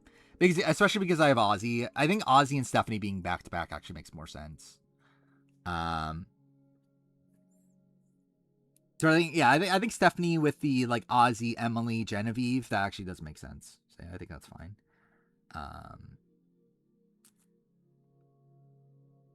And actually with that, I'll keep Stephanie at 9. I was actually debating like Ozzy. I think there's an argument Ozzy's better, but I'll keep Stephanie above because I think Stephanie had a better opening. Then Tiffany, I could do this not as a joke this time. It is insane that Tiffany still has less confessionals than Zach Brown. She just cut the VOD there. That'll be pretty funny. Yeah, like Tiffany has 2 confessionals in 5 episodes. Like that's atrocious for New Era. Like, is that even? Actually, I generally want to look this up. Like since 42, is there someone with a worse edit than this? Like, has someone had less than 2 confessionals in 5 episodes? I really don't know if that's the case. Yeah, I knew I knew 41 had some like weird purple heads, but yeah, like since 42 though, I feel like they've made a concerted effort to try to show everybody like fairly equally, at least the people on the bottom, to where like even if like a Chrissy or like Mother Vive, like Mother Vive even had like 2 confessionals in the first 3 episodes, right? Which I guess to be fair, Tiffany did also, right? But like still, you get the point. Like by episode 5, obviously Genevieve was all over the show. Lauren, I think Lauren got more into Premiere than which Lauren. We were talking about Lauren Harp. But yeah, maybe Sophie S. Like generally, like this is like I feel like this is unprecedented in modern Survivor, like modern Survivor US. For her to get 2 confessionals in 5 episodes, like that's atrocious. And like generally, like I think her content has more depth than it does than Camilla's does. Genuinely, like Tiffany's 2 confessionals, they're not the worst. Like the problem is that they're not about her. But it's like they are setting up relationships. Like it sets up her relationship with Aubrey. It sets up her relationship with Camilla and Dee. Like those are her 2 confessionals. They're not like bad confessionals. If they were like with other things, the problem is that like on their own, it's like there's not any, and like it's literally our only 2 confessionals in 5 episodes. Like there's just nothing there. So yeah, I think Tiffany's just like outright dead at this point. Generally, like in terms of like being 100% dead, I think it's really just like Camilla, Tiffany, and like maybe Joe. Even though Chrissy like there's at least like a theoretical world where Chrissy can turn around. Like I think Joe, Camilla, and Tiffany are the only ones that I think are like 100% dead.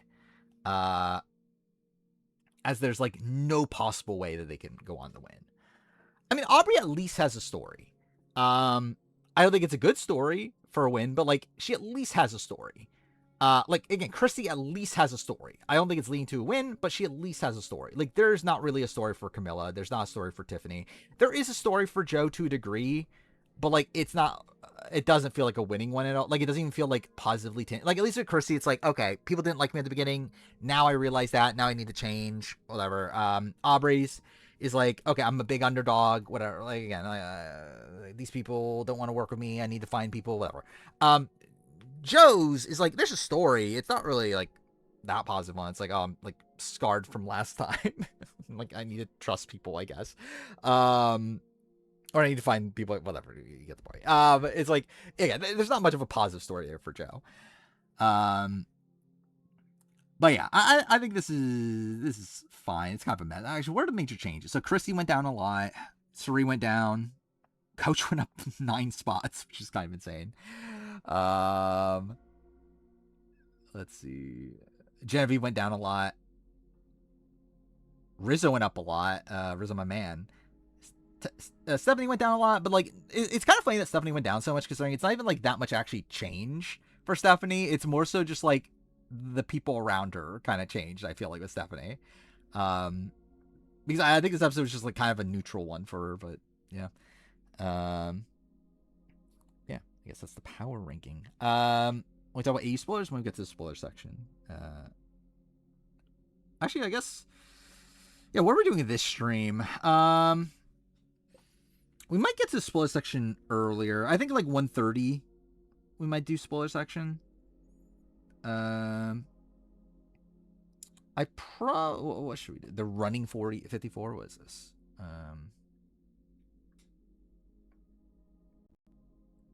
I think we'll maybe at 1. I think I'll do the survivor duels And yeah, maybe after that, because I don't think there's anything else I need to do this stream. Like, we're not gonna do the player ranking. By the way, this is also the last stream before the daytime stream, which will be on Saturday. Start at 1 p.m. Eastern time, and I don't know how long it's gonna be. You got yesterday's survival 1. Well, there you go. Yeah, okay. This was about Angelina and Charlie. Were they? They weren't even on the same tribe together at any point, right?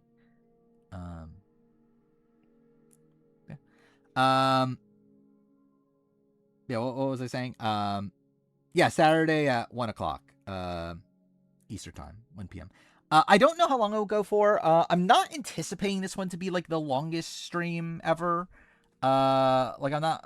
Yeah, it's like so. What essentially the stream is going to be is I'm going to play Batman Telltale Season 1. That will be in the background as I rank the Survivor players. So the goal is to, by the end of the stream, to be done with this round. To be done mixing like the next 4 batches. So like we'll do 27 through 30, mix those together, mix 30 through 32 to 36, mix 37 through 41, 42 to 45, and then 46 to 49. It's on Saturday at 1 p.m. So that's what that stream's gonna be, is more so focused on that, where like Batman Tales is just gonna be in the background. The goal would be to finish 1 batch of these each episode of Batman Telltale. Yeah, I'm not anticipating to be the longest stream ever, but it might be like the game, like Batman Telltale's not even that long of a game. It's like a 7-8 hour game. But considering I think the goal would be to finish one of these like each episode. So I think if I'm not finished with like this by the end of episode 1 of Batman Telltale, then like I won't start episode 2 until I finish this. So that might extend it a bit. What I do for round 3. So what I'm thinking about round 3, so like we're gonna end up with 11 lists of this, like 11 like fairly long lists. I think I'm gonna break them up into tiers at that point. Like in the way that I've been talking about recently, of like, okay, this person's like close to this person. I think we'll kind of break it up into tiers. Before we do because like with the other list, what I would do is essentially just like compare the bottom people. And like, okay, this person's the worst, that person's at the bottom. Then, okay, this person's next worst, that person. I think with this sort of list, it's like that there's just way too many fucking people. To where like, I think it's easier to like kind of break it down into like sub tiers.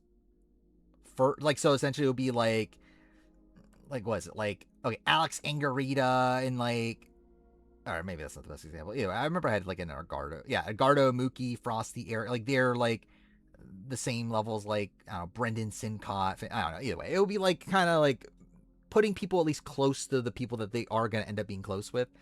Work 5 my time Saturday, and we'll be back until 2. I mean, yeah, we'll see if it's. Well, how long will that'll be? 11 hours.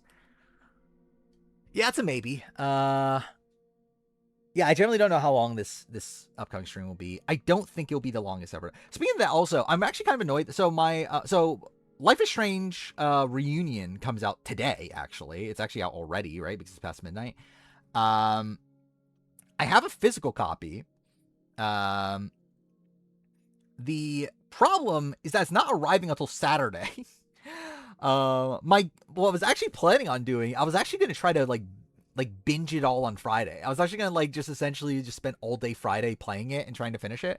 Turns out it doesn't come till Saturday, so I guess that's my Sunday now.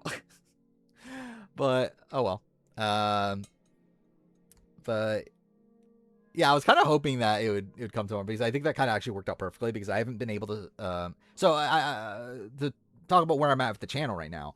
I just finished editing all the videos I like planned on doing. So like what was it? The Trader season ranking I finished this last stream, and then the top 10 worst to make the jury and top 10 pre-jury players. pictures, whatever, for New Era, those videos. I edited those, got those done right before Survivor started. So now it's back to the Rumo video until the mid-season power ranking next week. But yeah, I was kind of like, hoping that it would come tomorrow, so that, because like tomorrow I'm not gonna have much time to really work on it. So I was kind of hoping that I would be able to, like, Friday just spend all day play Life is Strange, Saturday's daytime stream, and then from Sunday it's just kind of like a fresh, like, okay, now it's all in on Rumo video.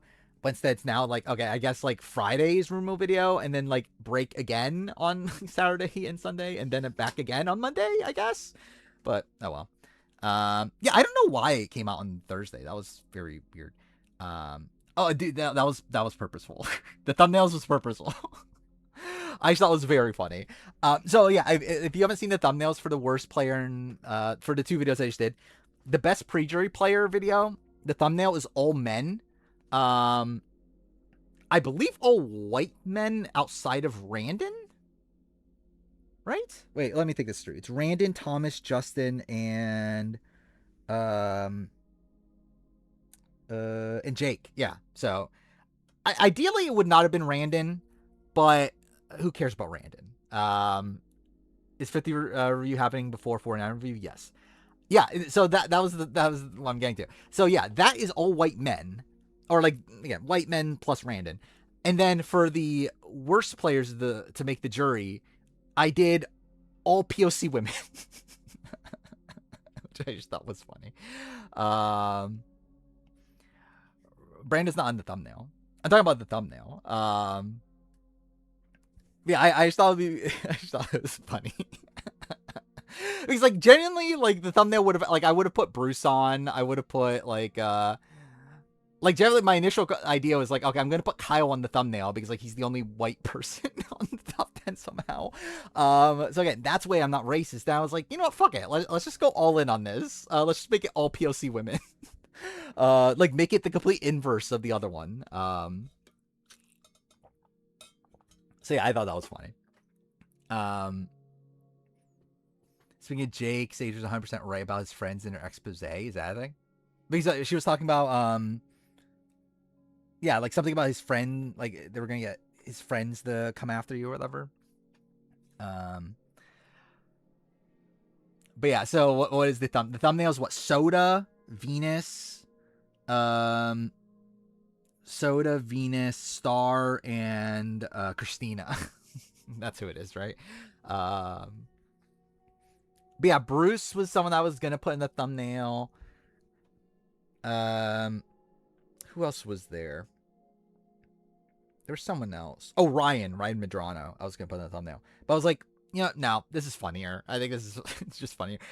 I mean, like, to make it even worse, there was like in my head, like this is actually kind of sad. That's like outside of Venus, it's all black women in particular.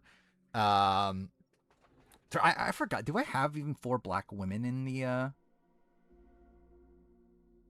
where did I put that list? Here it is.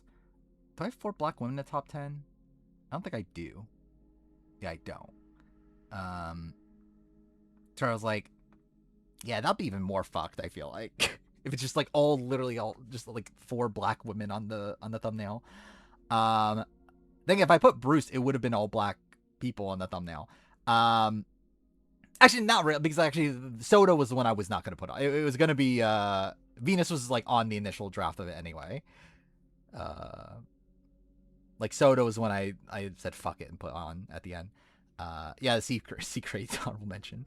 Also, I was gonna put Rizzo on the thumbnail as like I was debating if I should put Rizzo on the thumbnail as a joke for the worst player of New Era. But obviously didn't. But that was an option. Like Michael and Brittany, I'm weaponizing racism. I guess so. No women and only white men in top 5. Is that really a thing? Was there really was it all white men? God damn it. Yeah. Well, at least a POC woman is next. At least it's not a white woman. Actually, then again, it's another white guy after that. Actually, how many white women are even left? There's what, Steph, Mother of Eve, Emily. Yeah, so I have the white women low. Yeah, like Aubrey. Yeah, look at this. Again, I'm anti-white women. I'm pro POC women and white men. I'm anti-white women though. So again, it could have been worse. um, but yeah, all right. I was gonna do survivor roles, right? We'll do those real quick. There's only 3 of them to do, right? Since last stream. Yeah, face reveal's coming soon. Actually, yeah, face reveal might be, maybe not actually, because the worst players to make the jury video right now, that's scheduled for like May 2nd. So that'll probably be around the time that part 1 comes out. I don't remember actually. So I don't know, we'll see. Where's it? This one? There we go. It says Survival Archive. This is the last one, right? Yes. This is the one that we didn't do. Jonas. Better, slightly better in 12th place, not a returnee, is 37 years old. Thank God I definitely know everyone that was 37. Female 37 years old, slightly better. And then I keep on forgetting. This is after One World, right?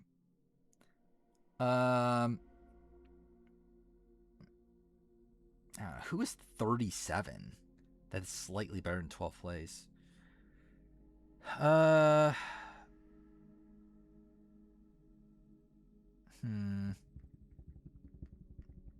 Let's see. Slightly better in 12th place. I guess we'll, I don't know, maybe look at New Era, I guess.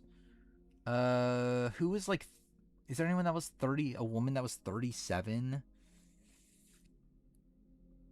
Jessica Lewis might be a good one. Yeah, RC's definitely not 37. Cool. Okay. Maybe I should have just taken that. But yeah, like, yeah, that did make sense. Jessica Lewis. That would not have come to my mind, though, generally. But yeah, knowing, like, Millennials Return X and everything, yeah, that was actually a pretty good guess. Yeah, let's see. This one, Jonas. 12th place, slightly after One World, a female returnee slightly under the age of 37. So I would say Corinne. I think it's just Corinne, right? Yeah, okay, that was kind of easy. All right, and then today's, right? Jonas, male returnee or male non-returnee, slightly below the age of 37, worse than 12th place after One World. Slightly below the age of 30. How old was Ronnie Bardaw? Oh no, he came from an orange tribe.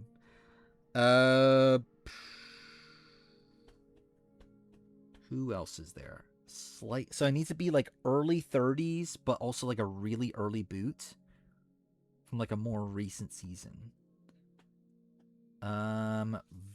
Voce? No, that was also orange. No, that was yellow. Okay. 35 years old, 16th place after. Okay, so this is New Era. 35 years old, New Era, 16th place. So that'll be 3rd boot, right? On most seasons. Who do we have? It's not 42. 43 is no. 44. No. 45. No, it's by a 46. Banu? No, Banu wasn't 35, right?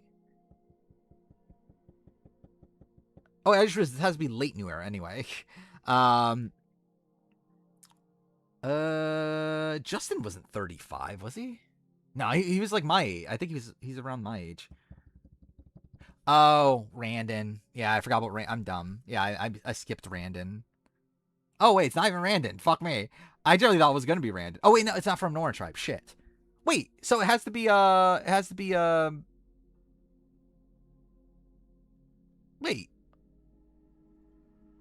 Oh, it's Jake. Yeah, it's Jake. Fuck me. Yeah. Okay. That's something.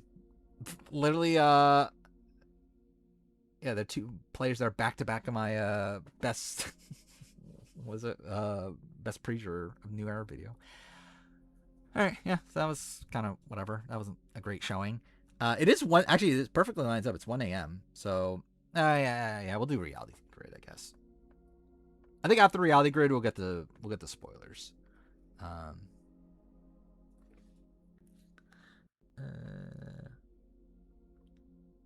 Let's see. Okay, so I'll do this real quick.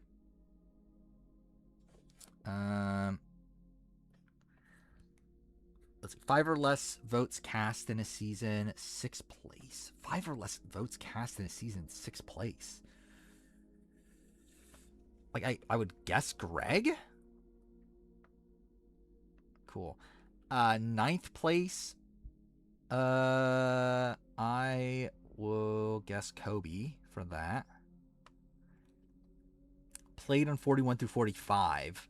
5 or less votes cast. Zach Wartenberger. Cass 1 nullified vote. So they voted in a way that, like, so their vote got nullified? Is what that means? 6th place. Andy? Like, is that what it's talking about? Like, okay, yeah. 9th place and had a vote nullified. Who got 9th place and had a vote nullified? Karamoan, Steven was 9th, right? Or no, Karamoan, fuck me. I keep on getting Karamoan Cambodia, like, mixed up in my head. Like, I mean Cambodia, but I say Karamoan and the same thing the other way around. Okay. Played on 41 to 45. This, well, just anybody, like my queen, right? Should work. There we go. Yeah, there we go. I love how they haven't put her last name. Let's see. 80% plus vote accuracy. 6th place with 80% vote accuracy.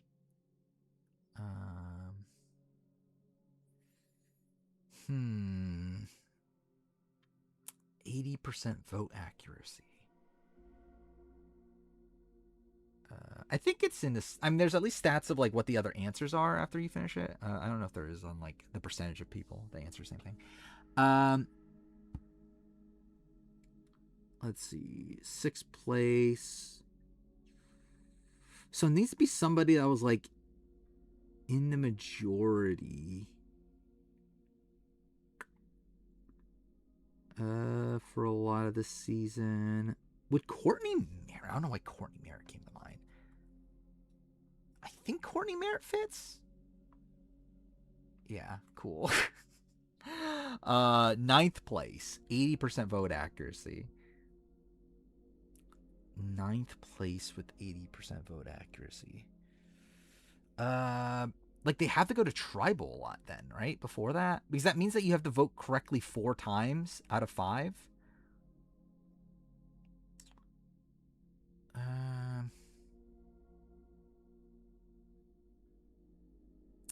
Bobby John, but that would have to be his Guatemala appearance. Does he vote correctly that many times in Guatemala? What? It's close. I think he does. He votes out Amy. He votes out Brian. He votes out Blake. He votes, yeah. So I think Bobby John fits. Wait, no, because he gets 2 wrong at the merge. Yeah, I'm dumb. Yeah, because he gets 2 wrong at the merge, so that doesn't count.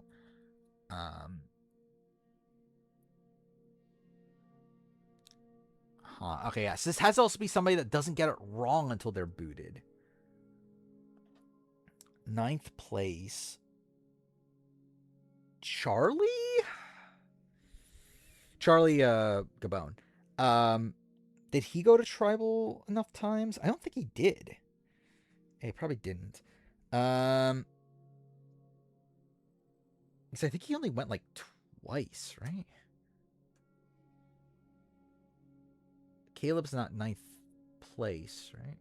Oh, he might fit for this one at least. I think with this one, I feel like you might as well just go with more of like a guarantee. Like here, I think you go like Ricard. Watch it be wrong. Wait, that was wrong? Really? I could have sworn Ricard didn't have an 80% vote accuracy? Was it because of split votes? I'm totally surprised by that. I generally thought you did. I literally just did survival. On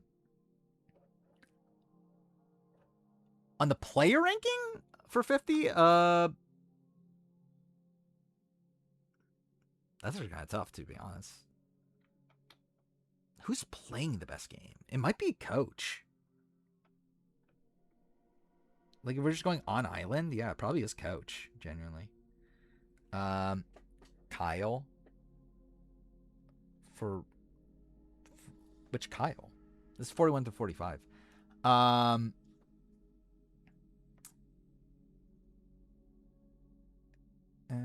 right, ninth place. Ooh, yeah, Izzy Micronesia is a good one. Yeah. Yeah, we see it go tribal a lot. Yes, that's disappointing. What I want to see what the answers were for.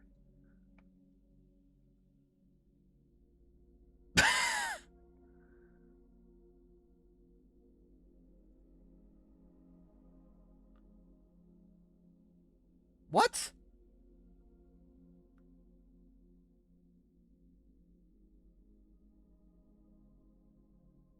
Yeah, I'm trying to think. This definitely can't be right? Because yeah, he didn't even use his double vote, right? Oh, he lost his vote. Oh, that's so dumb. Oh, that's insane. I didn't even think about that. Yeah, he lost his vote. That's so stupid. Dude, so Brad has a 100% vote accuracy? That's so stupid. Yeah, Swathi, same thing. That's so stupid. Dude, I legitimately never thought about that. That's a good trivia question. That Brad, like, pre-mergers that have like a 100% vote accuracy is fucking Swathi and Brad Reese. Yeah,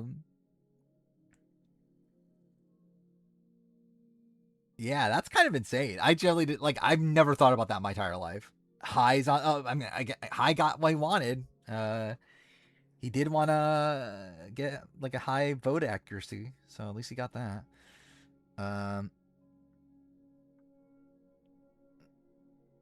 Oh, really? There's only one answer here. It was literally just Greg.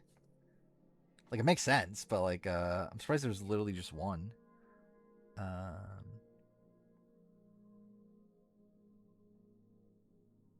This is kind of an insane group. Sixth place to have 80% vote accuracy. Like, Grant makes sense because he was just in the majority group and just going with them the entire time. Q has an over 80% vote accuracy. Good for Q. Brain Hands kind of makes sense in the same way that Grant does. I'm surprised Crystal, actually. Crystal, that's pretty good for Crystal. The ninth place.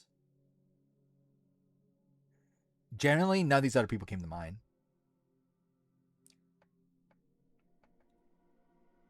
Actually, Lex would have been a good answer, now I think about it.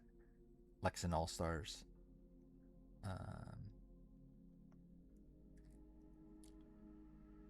surprised Alex is there. But I guess it does make sense.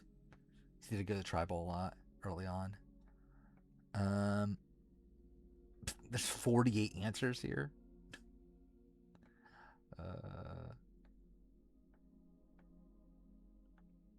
Wasn't Charlie's game on 50 not good, but not bad enough to make me think he's a bad player? Yeah, Naoka makes sense for quitting. Oh, I forgot Muso. Yeah, I did watch Muso. I forgot about that actually. Um, I didn't love it. I liked it. I didn't love it. I like it conceptually. I think there were I have major complaints with it. Um, Formatting. I think it's kind of awful. Or we'll do spoilers in like a couple minutes. I need to talk about Muso. Which definitely so many people care about. Yeah, Muso. Like I like the idea of like mixing all these shows together. Um, I don't think it was done particularly well. I think this first stage was fun. Um, yeah, I didn't love the RNG aspects of it, like that fourth obstacle with the ball. I didn't love the stone thing, whatever that was. I generally don't understand it. Like I thought it was a pattern thing, and then like all of a sudden people were doing the pattern, and not getting it. So is it just like outright RNG? Like I generally don't understand it. But yeah, that was pretty shit. And yeah, it's like it's also just like not a particularly fun course. To like I don't know. It's like I think there's more interesting things to do stage one, but like stage one is the best part of it. Stage two is kind of bad. Like just really shit format of like why is it a random draw to determine like who does power force and who does hard jumper? Like when I saw it, I thought it was going to be like a point system where it was going to be like sportsmen where like the top like however many move on, but like no, it's just that like you do a random draw to do these random like events. Like that's kind of dumb. And then yeah, the final stage is also like just kind of okay. Like I get it, I get what they're going for, the dropping the ball thing, but like the fact that like no one wins and it's just dropping a ball, it's like well, what the fuck are we doing? It's Muso. It's a spin-off of Sasuke. That aired on Monday. Um, all right, that's my rant about that. Can't wait for part 3 of the epic quest to find Phoebe and Sabra's picture. I mean, someone will find it. I'm surprised no one found it after A vs. the World. I can't believe it. All right. So yeah, we'll do spoiler talk. I don't have anything else really going on at this point. What do I call this? Survivor.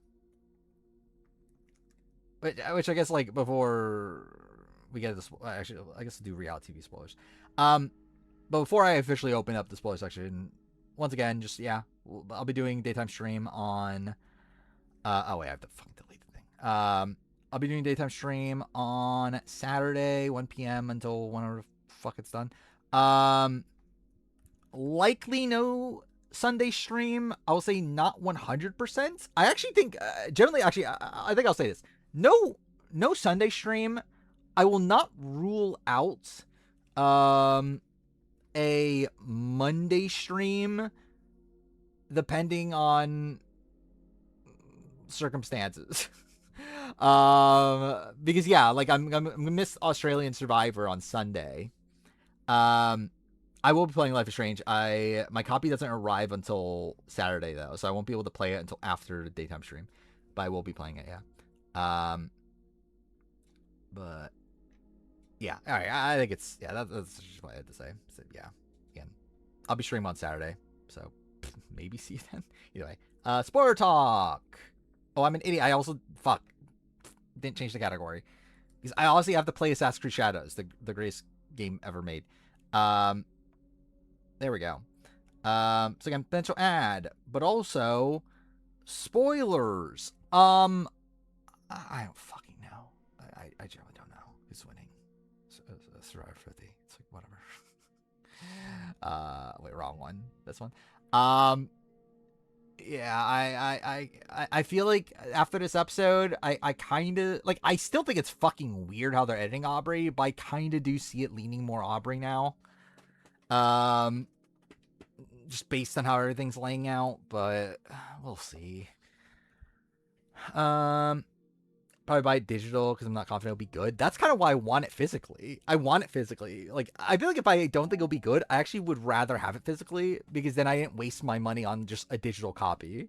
Or at least I got something else out of this. I don't know why they would portray Aubrey like that if she would win, but I also don't know why they would edit Sri like this either. By the way, also, yeah, going to Australian Survivor, it's like, is anyone else, like, can anyone else even win at this point? Oh, did the game restart? Why did the game restart? Or yeah, it's like it's just Caleb. Like, what happened? What happened on Australian Survivor? It's like, I love how, like, before this week, I was like it was definitely like Jackson. I think it was definitely leaning Jackson. But like Caleb was definitely on the rise. Like, it was a chance of Caleb. Now it's like no one else can win but Caleb. Like, it's just insane. Like, the edit they gave him in this last episode. Um, like, it was essentially just them saying, "Hey, yeah, this guy's gonna win." um, but yeah, I kind of saw it as a chance. Like, that's why I was like getting higher on him after last week, because I did see this kind of like Miles-esque trajectory for him, where I definitely could see his like game really pop at the merge, but I do think it's like just funny how like so in your face it was though.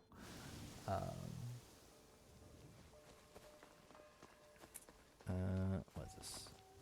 I mean, I feel like this episode, like, it's like a mix of the factor of like this was a very good episode for Caleb that essentially just describes how he would win the game, but then also it was such a like Jackson said, it just like kind of died.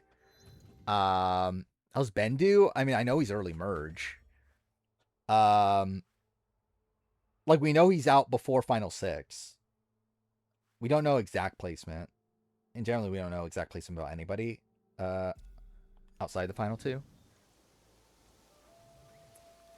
And yeah, Jackson was even portrayed like positively and all that either. We're like, Caleb, be happy with him as a winner. Yeah, I think that's the world we're living in at this point. Also with AU, I feel like I definitely know what's happening next episode. Based on David. Where I even like, because like it was mentioned in the preview, and then I realized, oh, this is what David was fucking talking about that he spoiled in his interview. So I'm assuming Brooke and Keeley must have like some really big underdog run. Based on yeah, I mean, I'll just like talk about it, right? But yeah, like David, so David like specifically mentioned, and it was bleeped. The names were bleeped out. But like he mentioned, oh, there was like a like masterful tribal where two people played a fake idol and then played a real idol, and then like and like they bleeped out the names. I watched back the footage. You could see he says Brooke, so I'm pretty sure it's Brooke and Keeley. He's talking about Brooke and Keeley do stuff with like the fake idol next episode, and eventually play the real idol on probably on Keeley or whatever, and then like causes like this big blindside. I'm assuming that's what happens this next episode, and this is like the moment that David was referring to, because like on the rewatch you could tell he's saying Keeley and Brooke. Simon's 10th. What placement are we at now? We're at 11th? No. I think Ben's likely 10th. I don't know. Yeah, if Keeley and Brooke are making this like big move, I don't know why they would make this big move to take out Simon.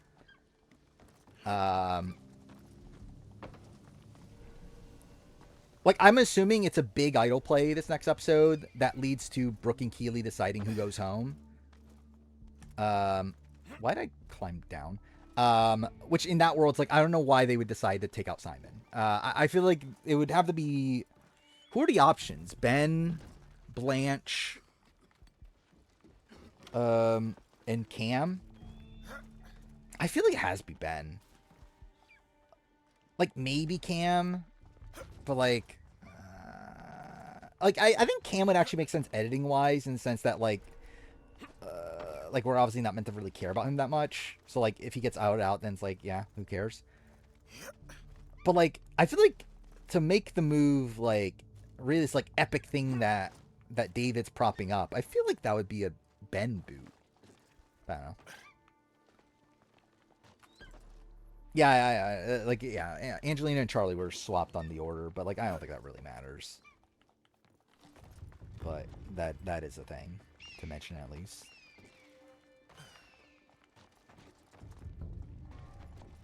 Like ultimately, it's like I don't think it matters as long as they're gone in the same episode.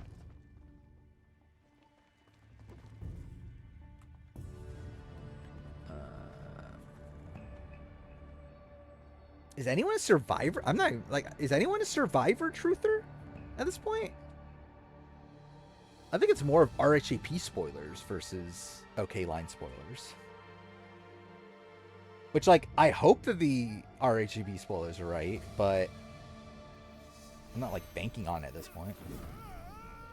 I feel like Rizzo's edit with Suri wanting to be one of the best to ever do it. It's set up for Suri to win. Rizzo take her place, the best to ever win. I would love it if that's the case. That would be a very satisfying, like, story. I don't know if that's where it's heading. I think it is just, like, more of, like, I think this is probably going to be Rizzo, like, dominating the post-merge, if I were to guess. And then falling short. Is where I think this is probably going. But, yeah, I would love it if, it is, like, passing of the torch sort of moment.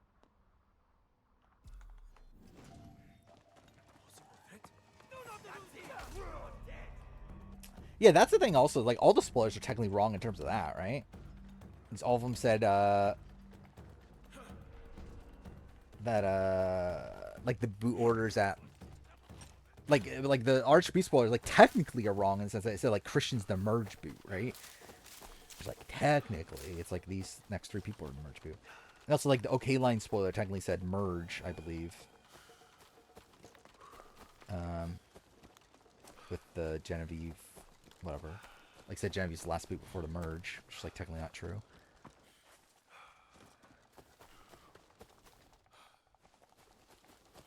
I mean, technically, they're all wrong.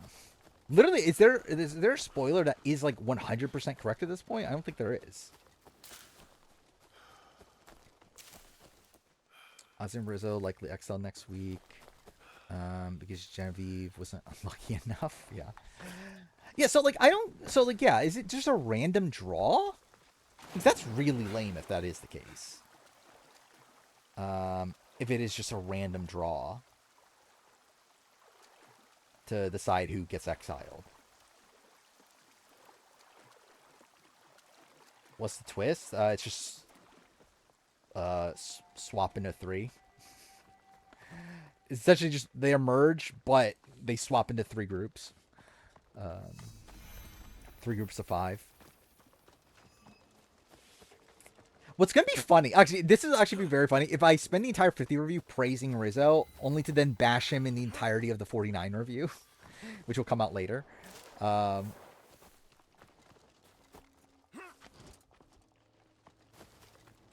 should I retroactively praise Rizzo in the 49 review? Like, now pretend like Rizzo's the greatest player ever during 49?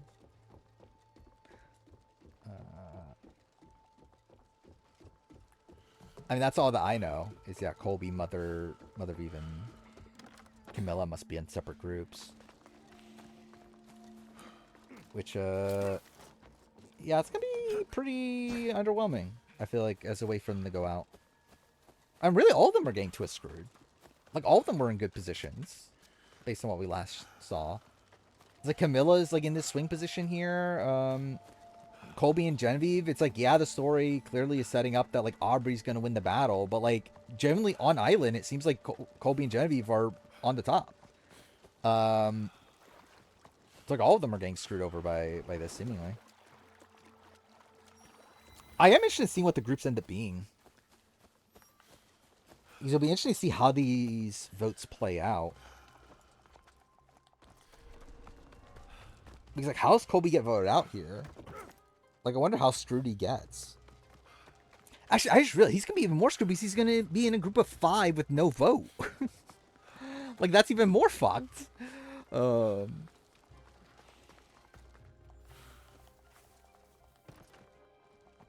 she finds 2 islands not being able to use any of them.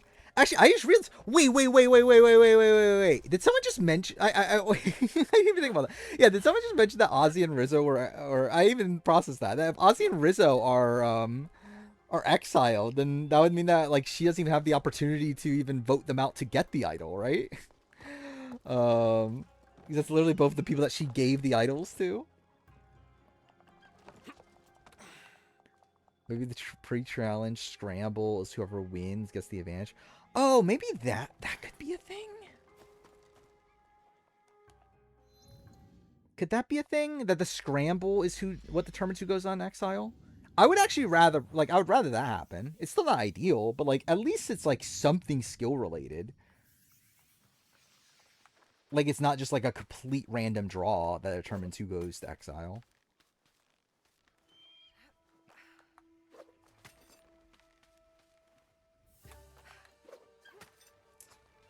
Bot says we got an unlucky stripe. Yeah, I mean like considering yeah,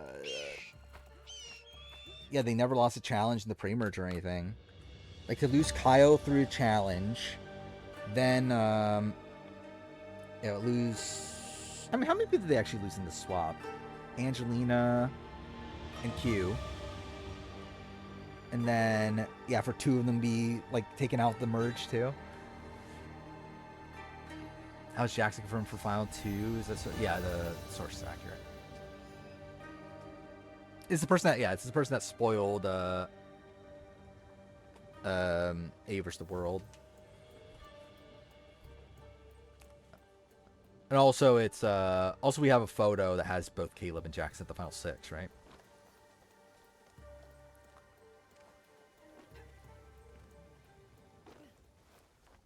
I think Tommy and Cass were mixed up too, weren't they? But either way, the finalist was correct. And really, everything outside, yeah, those placements were correct. You could say that, yes. Angelina Christian Jackson exit spoiler came from someone on Sucks who said Suri wins. I was expecting something more. Yeah, I did see that, but like also like it's not exactly like the person described it though, wasn't it? Because I believe it was that Christian asked for Angelina's jacket. That's not what happened.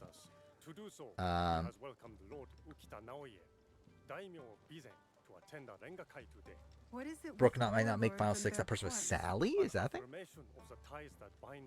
Which I mean, either way, it doesn't really matter that much. Like I don't think Brooke is making it much deeper.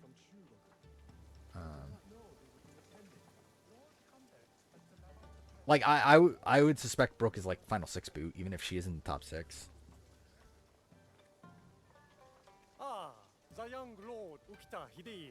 I trust your meeting with Lord Kanbei went well. I think so. Wait, what was that Yes. post? Really impressed Suri survives a random swap of 5 without Rizzo or Ozzy. Yeah, it depends on exactly what group it is. Like if it's like Christian, Rick, like Emily, then it's like okay. But yeah, depending on what the group is exactly.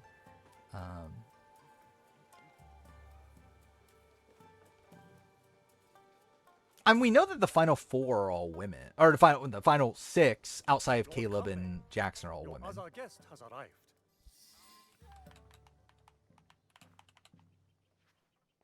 Which like it would make sense if it was both Brooke and Sally there. Welcome. You must be the one Lady Nene referred to. Yasuke's ally. I am Naoe. I didn't expect Yasuke look me like to be granted a Blanche. social call from Lord Kuroda. Weren't people saying it was Laws? What was it? It was I hear you Laws, are in charge while Brooke, Lord Hiroshi Sally, is away. and Some Keeley say even while he were the is 4 away. women. People exaggerate.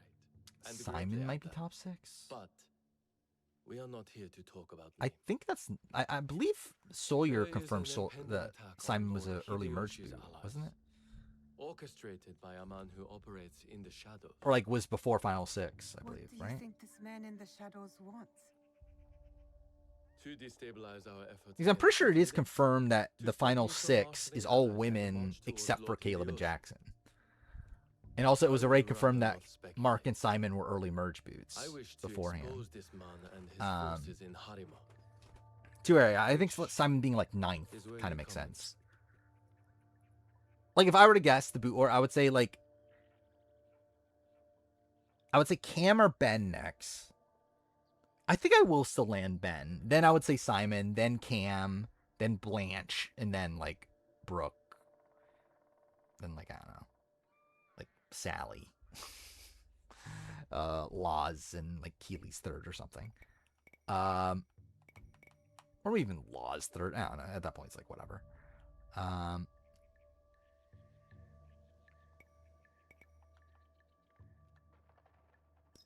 Where do I I mean, start? next episode, I feel very confident next episode is like a big idol play. Serves as a reminder of our alliance with Lord Like Luke next and episode, Moya. I would be mind blown if it's not Keely playing her idol successfully. The boy's Like based father- on like how like what David was saying in the. Hideye was Actually, part of the I could terms of literally our just find it, alliance. right? He is young, but a bright, precocious boy. A perfect token for the continued goodwill of the Ukita clan. Above Was all, Australian Survivor? young Can Hideye Blanche go 10? understands She his role. can, but it's like He it's has just like this everything thing of in order like to tamp down his I would instincts expect it to be a for big move to where like is Blanche a big move? Like if we're really doing all of it, like Keely and Brooke are like doing this big idol play and everything to get Blanche out. When was this? Was like before the season, right? I don't even remember the full. Oh wait, challenge spoilers. Nelson and Corey are out, right? Who else is there? They're out. I don't even remember anymore. Dude, this post was so long ago. It took me forever to even find this again. The David interview, because I assumed it was like mid-season, but it turned out it was like pre-season. Yeah, here it is. Best ever idol bluff is literally the thumbnail of the thing. This. Who've obviously played this game before, but do we have a birth of some new legends? I really loved Asha's game. Yeah, this She'll is be also remembered insane. The fact that as he's like talking just about how a good huge Asha player, is. first timer, and just like wow, was like an absolute force out there. We've seen really great stuff from Keely this season.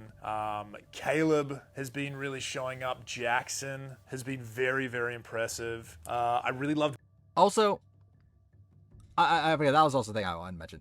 I feel like this feels like it came from a so also the posts so like Ponderosa stuff is gone for Survivor EU. Instead they replaced it with like this talk show with like Nick and Shawnee where like they're interviewing people on their like as they leave. However, we know that there is likely still one non-lim. My current speculation is that I feel like this interview took place during that non-lim. That instead of interviewing the boot, because obviously there was no boot, they instead interviewed David, is what I suspect. So I expect that this is an interview not from postseason, but like from like final like 6 or something, final 5, finals, like somewhere like near the end game, but not after filming is done. Based on the way he's, and by him saying I really love Ben's game, like I feel like that means Ben's gone by this point. Ben's game. Like, I think Ben, in terms of challenge prowess, I don't think I've ever seen anything like it before. Like, there was a moment this season where he was pulling a boat through the water with the rope in his teeth. I love how like hypes up this moment. Yeah, like no Like, one he cares. is just a weapon. Pulling with the teeth is insane. That's insane. Maybe get him to a dentist when we get back to Australia. Here's the thing. It was Is just this really at crazy. the end And of his- this? Like, we've seen as well, like, just such huge challenge efforts, really throwing themselves into every challenge, like, head first. And it's been a lot of fun. I think we've just gotten a really amazing cast. Like, great returning cast. Big showing from Mark this season. Like, he was so impressive. Brooke, obviously, always impressive, went deep. And then Simon. Who Yeah, has like been- this is also like post Brooke elimination, seemingly. So fun to watch Simon live Also, this implies like to me that like Simon does something crazy on his way out. firsthand. Always. Man. Oh, that guy. Amazing. Okay, what have been some of your favourite tribals here, that you this have is the seen thing. this season? I think we might have one of the greatest tribal councils across all seasons happen this season. And Bluff There, and when he says that, you could tell he's saying Brooke during that second one. I think he's saying Keely and Brooke is what he's saying there. play a real idol at tribal council. It's something I haven't really seen before, but the tribal craft was chef's kiss. And I just think the way people played their parts, and it Yeah. was such a great blindside. And a really good kind of tough underdog moment, and then winning was just unbelievable. Yeah, like I feel like this is definitely what's happening this next episode, based on like the previews and everything. Is I think Keely and Brooke do some massive like idol play. That might be one of my top 5 Australian Survivor moments of all time. Like, it was that good. It was really great. And to see it unfolding in real time was even better. I have an idea of what might happen. And Yeah. Cassie's mom is iconic on Twitter. Like I saw people were posting Cassie's mom, but I don't know what she was doing. PR hinted Letty is the woman eliminated. That's disappointing. I was hoping Letty would make it deep. Let's see. There, yeah. Your token is a Who's gone up hostage, more in not my mind, your Mark or righteous. Simon? Of course, he is sentimental. Like You know, technically Simon's moving up on the player ranking more than Mark is. For daimyo, Um, boy alike. We judge ourselves on how we genuinely fulfill our neither. obligations. If you did not believe it, Like I don't think either like did We that. would not be Like talking. they're both moving up just because we have more information on them. Oh, did Corey leave because of a medical emergency? Oh, Grande, that's kind of shit I then. must interrupt. We will be starting soon. My But yeah, father like is alive. I have cash flow higher than Mark on the Of player course. ranking. Thank you. Not as players in the grand scheme of things, but on the player ranking though. Telling me that the newbies have a 8-4 majority. They don't split when it's 7-4. Many of Lord Hideyoshi's But when it's allies will 7-3, be gathered they in don't one split. place. Wait, what? Do you understand? You expect our target to attack 8-4 today? majority. Oh, we're talking about with this next round. Understand what 7. we Yeah, will yeah, face okay. up I ahead. get what you're saying now. Afterwards, I guess hope not. you will join us at the Renga I don't Cafe. fucking know. I mean, I assume it's a spot where they were going to split, but then like the fake idol like mixes like stuff up, I would and then it accompany you, causes them to like mess up the vote split or Manuel something. simply refuses to do what I ask. That's why I would guess Lord happens. Hideye will show you the way. Like if I were to guess, I would say it's like, I would say like Simon wins immunity. They split the vote between Brooke and Keely. They pull out the fake idol. They pull out like both idols, the real idol and fake idol, You're an um, accommodating host. when they really only have one idol. What should And we then know that about causes the like Renga votes Kai? to switch. A Rengakai can be many things. A demonstration Um, outside. I think that's what would make sense to happen. Reflect on the nature of things. Given my father's presence, it is likely Yeah, so that like the Three semi Amigos are dead. Three Amigos tribal, but like with a Extension of fake the idol alliance though. between our clans. It's like a Three Amigos tribal if the Three Amigos only had one idol instead of two, but they pretend they have two. I guess it's like kind of like the Michael Yerger tribal, isn't it? Like the where Brendan goes home, but like successful. Lord Yukinaga. I am assisting It's Lord like the Naoya I think it's like them successfully pulling off what Michael Yerger couldn't do in Ghost Island. I thought Lord Naoya was a military ally. Lord Yeah, it is Naoya sad that Brooks is getting such a concerned with the shallow well-being edit. of the people. What's funny is that like Nowadays, Brooks like Lord edit on Naoya's season home. 1 These is like shrines kind of in bad Texas for first are half, and then like reminders she to the really young pops at Lord the end. Hideye that But yeah, his it's like this father season, is it's always like, present, yeah, even when she's he just is like not. not really much like there at all. It's really like she's just like a was it only shown when like absolutely necessary. Here you are. Weird Caleb. I mean, we'll have to see how the game plays out. As of right now, he's not good. An autumn's breeze fades. But like I'm assuming he must do some good stuff. I mean, like I think the Mark vote was good, and then we'll see. And Mark vote was like okay. Well, I guess I should clarify that.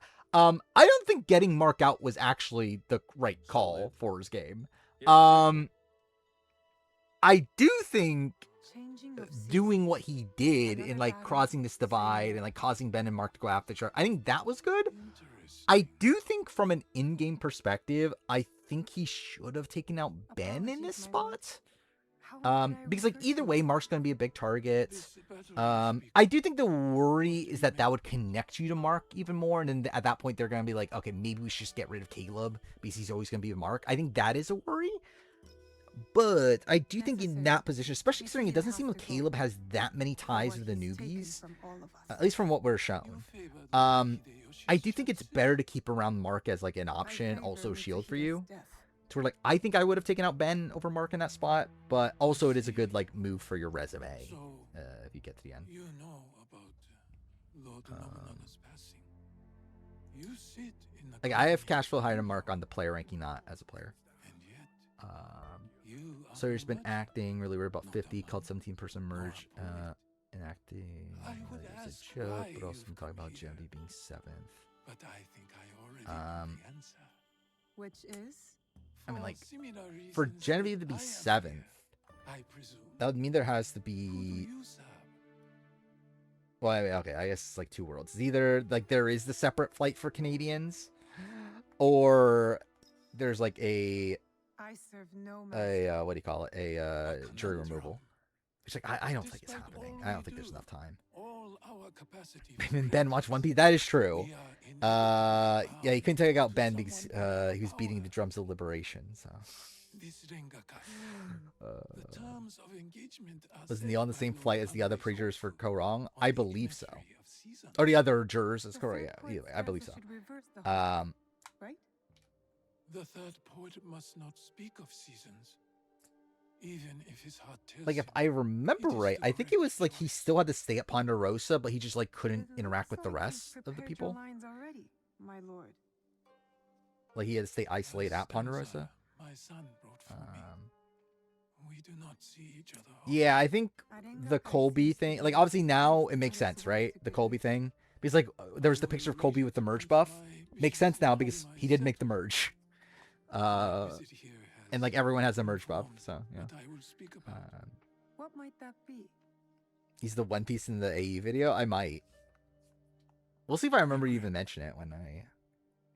Because with the AE review, I'm not going to use a script, so if I remember to mention the drums of liberation, like I might use a One Piece clip.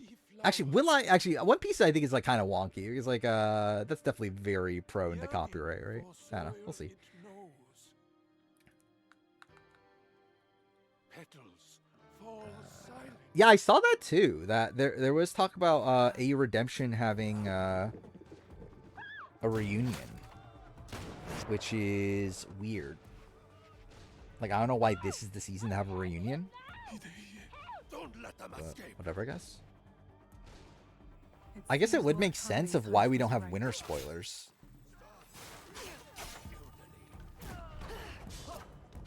Yeah, we technically don't know the winner. I'm trying to remember actually, did we know Miles? Like obviously it became obvious Miles won over Caitlyn, but like did we know spoiler wise that Miles won over Caitlyn? I generally don't remember anymore. But like I know we definitely knew Parvati won.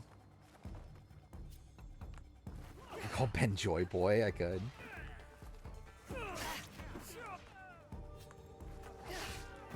Actually, maybe that's why I should just like make a whole bunch of One Piece references, but like not actually I should make like One Piece references, but not make it like not actually make it obvious that I'm making One Piece references. Lord Kanbei, Like essentially do what he did in the actual show. Commander Tokubei is nowhere to be found. His body was not found. Am I among still the dead. 80-20 on Suri winning over Aubrey? No, I'm All like casualties have been accounted for. I'm probably 50-50 at this point, to be honest. What are my true thoughts on Rizzo? Again, I think what he did this episode was impressive. My son. Lord Naoya.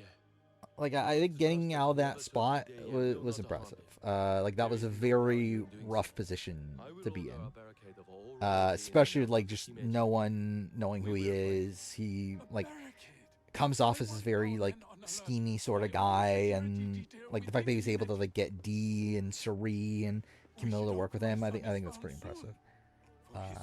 I did see that Bonnie's like in some sort of play or something, which like okay, good for him, I guess.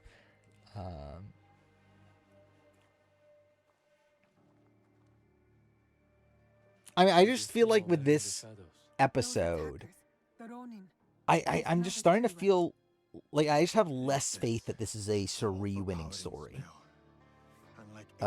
Based on how this episode was portrayed. In a few days' time, Lord Like Kanbei I just feel plans like to draw Suri up should the have gotten next so terms much of more agreement. credit for this A meeting in episode. Himeji Castle. Not without Hideye. And like we should have seen her We'll set out relationship on with a path to Devins. We find should have him. seen her relationship with like suspect D. That same path will lead us to the man responsible. Lord Kanbei, we've arranged for transport back to your home. Can't believe in Rizzo Fiji. is number one. You will be safe there. Yes, Obviously. exercise caution and discretion. If The you Alliance scream cannot out be fire making threatened loser, from I the top. definitely see it. Hidei is innocent, just a boy. His Like, safety even if comes I was first. not spoiled, I would be thinking that he's like the Carson of this season.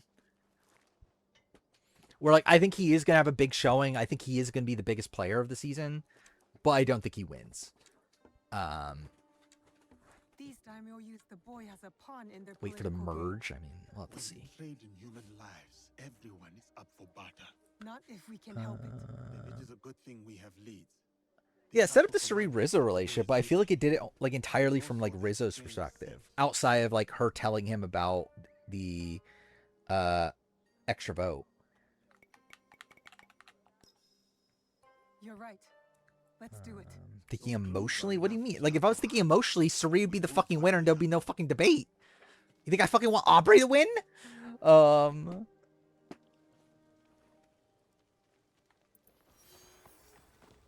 if I was thinking emotionally, then I wouldn't even be fucking debating this. I love nerds, obviously. I've never been a big Aubrey fan. Yeah, I was more of a Michelle Fitzgerald person. I have a crush on them, sure. Like I had a crush on Michelle Fitzgerald. I didn't have a crush on Aubrey Bracco. Question. Really attracted. What? Really attracted with glasses? What the fuck does that mean? I generally don't think I've ever in my life been like, you know what, I'm really attracted to this person because they wear glasses.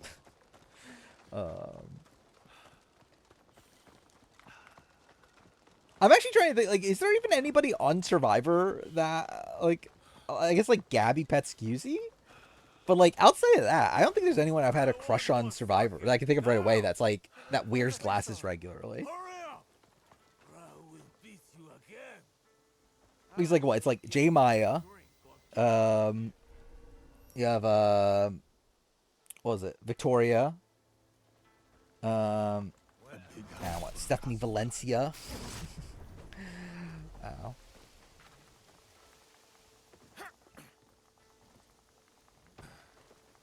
Mother Eve. I don't have a crush on Mother Eve. Mother Eve is Mother, though, but I don't have a crush on Mother Eve. Okay, what the fuck? That's so much damage. Okay. Jeff's song was a lie? What was Jeff's song? I have a crush on Wentworth? Do I? When? Jillian, obviously. Well, Joe, I mean... Joe needs to wear glasses. I mean, Joe's my daddy. I don't have a crush on Joe. He's just my daddy. I did not watch Aubrey's Q&A video, actually. I saw some of the responses to things, but I didn't watch the full thing. I also thought Tiffany had, like, a Q&A episode. I didn't watch the entire thing there.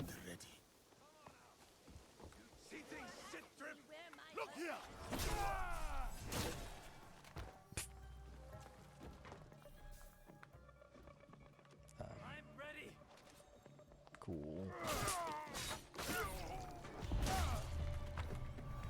Kenzie? In terms of crushes or glasses? Does Kenzie wear glasses?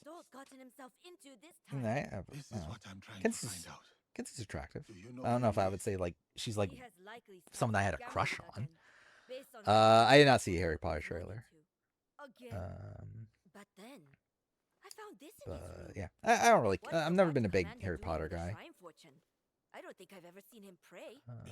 Tiffany's clearly winning, obviously. I bet he's at that gambling den in town. If you see him, tell him his dear I think there's something to be said about Suri having more settled with Rizzo and Joe and their time together than Aubrey. The characters do not make sense. That is fair. Yeah, that's fair. I mean, like, has Suri had much settled with Joe? But, like, I think definitely Rizzo. Yeah, that's fair with Rizzo. You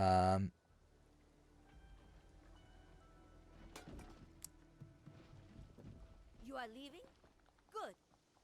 When you I'm trying to remember. Like, was there any Joe Suri content? Not really, right? Unwinding the rope was Tiffany's winner at it, obviously. I did find that very funny, just like how impressed Jeff was with that. It's like, oh my god, like Tiffany's a game changer now. I should see if I can find the gambling den first. I mean, even then though, it wasn't like Suri was like the main person dunking on Joe. It's like she was like one of like 5 people dunking on Joe.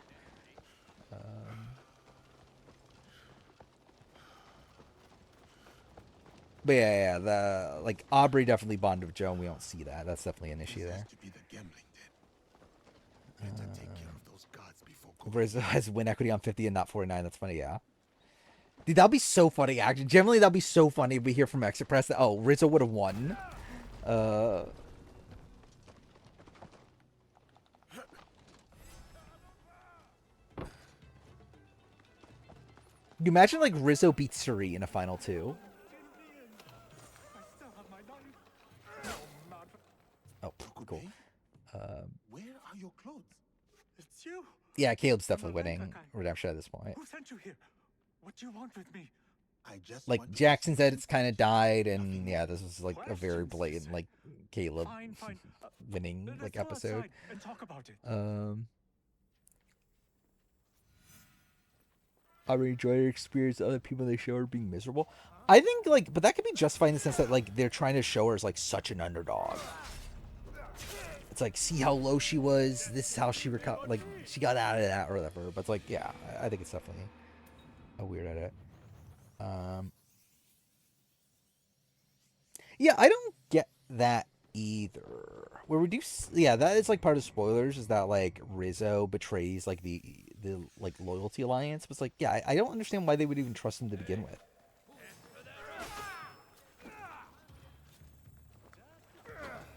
God damn it.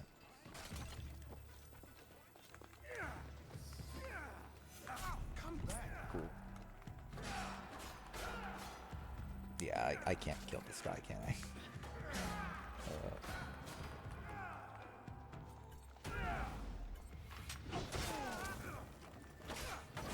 I still have even... There we go. Finally, I'm doing some damage.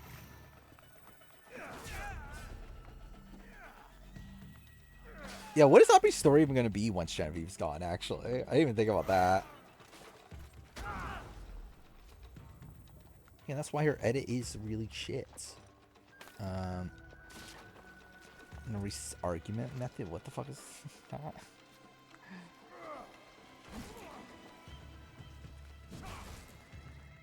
Okay, cool.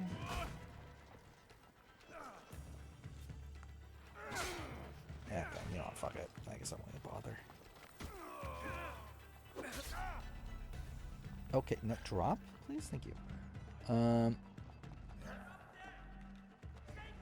Again, none of these edits feel like winner edits, is like kind of the issue.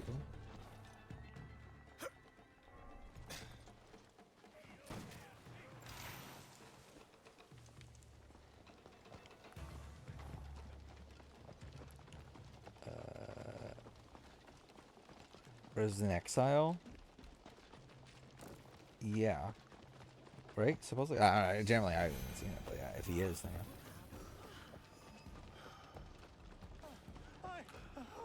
No more. I can't run Aubrey's anymore. story is What do you felt want from me? to contain the Genevieve.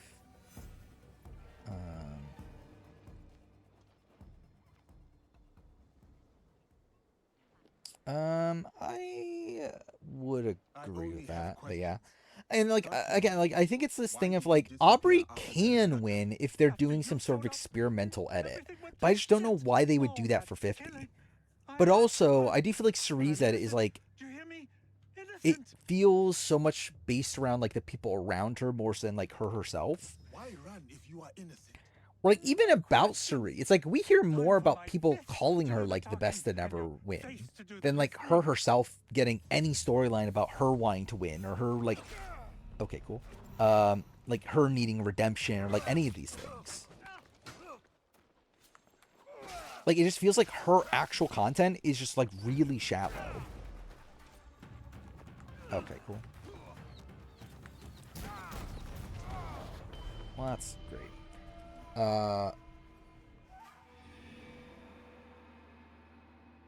pretty much don't matter for New Era winnerettes. I mean, like, could you essentially say that about Aubrey? But yeah. I mean, like, it didn't before. I do think, like, recently it's not really been the case.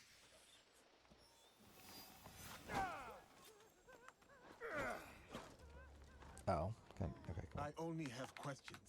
Starting with, Like, I feel like Savannah's edit was just, like, consistently, like, fine. Like, it's pretty solid. Everything went to shit. Like, Kyle's, it's like, his premiere was bad. But, like, generally, like, his, not even really his premiere, it's really, like, his opening scene is bad. But, like, the rest of his edit is just, like, fine. No questions. Time for my fists to do the talking. Why didn't give it content about Aubrey crying over Zach Brown? That is fair.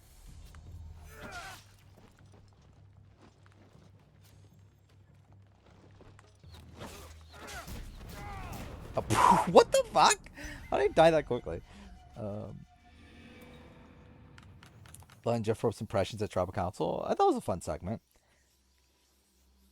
Like I mentioned before, that I don't think his Jonathan one sounded like Jonathan.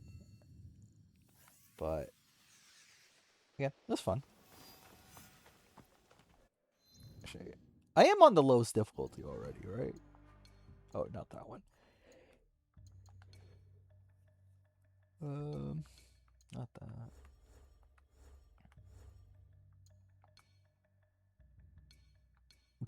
Should I go to Nightmare? Yeah. A lot of Vatsu content that are important didn't make the show. I mean, the thing is, like, Aubrey didn't seem to be involved in that, right? Like, she was on the outs. starting with, why did you disappear after the Like, I actually feel like with Suri, it's like, Suri's literally in, like, every, like, secret scene of the first couple episodes. But I'm innocent. Do you hear me? But again, the Aubrey Q content didn't mean anything. Aubrey had nothing to do with Q by the end. Why run if you are innocent? No questions. Time for my fists to do the talking. I'll be up in less than 6 hours, so I see you later, Circle.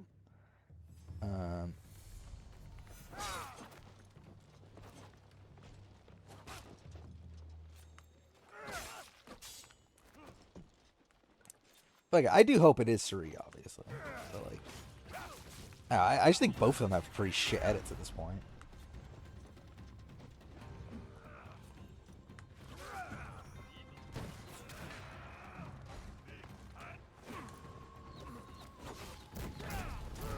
Dude, what the fuck?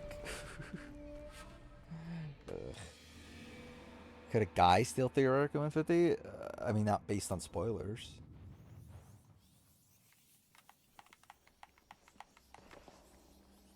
But I think again, like, if it's an artist, like, yeah, if they're trying to do some sort of, like, experimental edit, I get why they would portray it as if Aubrey is alone. Like, I get why they would not want to show the Aubrey-Angelina dynamic. They wouldn't want to show anything outside of her hostile relationship with Genevieve. Like, if we're doing, like, some sort of experimental edit, I think it makes sense. I just don't know why you would do an experimental edit for 50. Let's see. I guess I'll probably do another mission.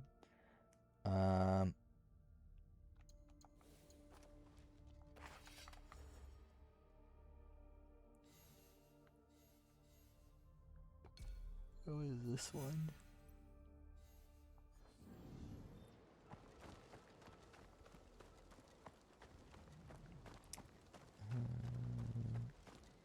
Three's best premiere ever.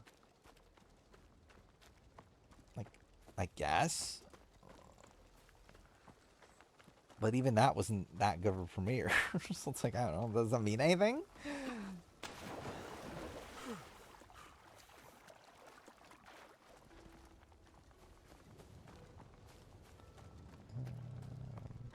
I mean, I think Suri and Rizzo are definitely going to be a duo. Like, moving forward in the game. But I feel like we're getting a lot of it from Rizzo's perspective.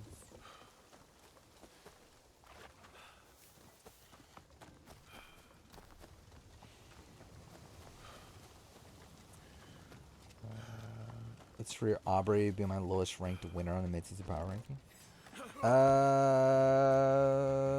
Probably not, right? I had Erica like second to last, didn't I? I'm 41.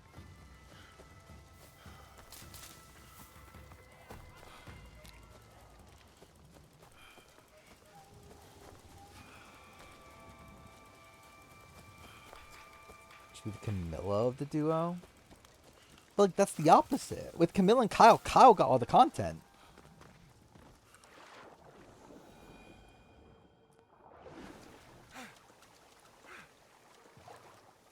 Like for me, that was actually the issue with Kyle at the time, is that Kyle's like got all the content.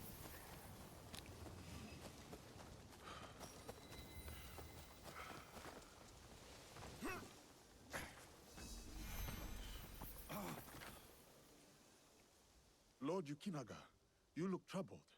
Yasuke, I hope Rizzo throws himself the fire. Again, I hope this. Hideo was taken.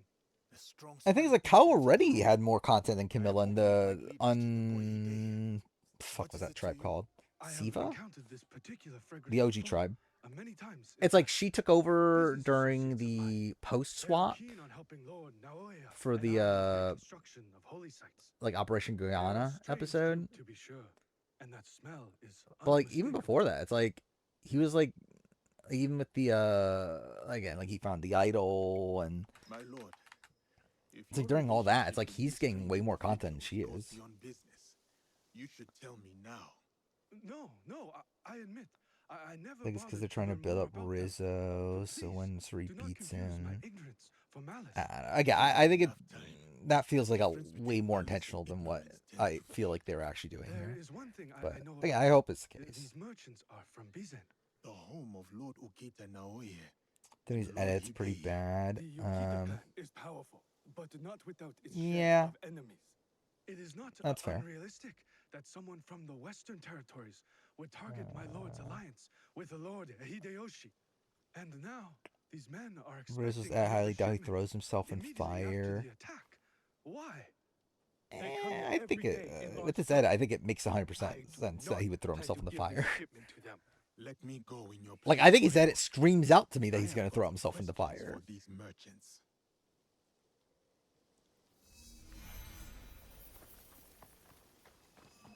Like he's to constantly talk about how like I want to prove that I'm the best of all time or whatever. It's like that feels like the type of person that throws himself in the fire. Heavily armed for merchants. Oh, I'm fucked.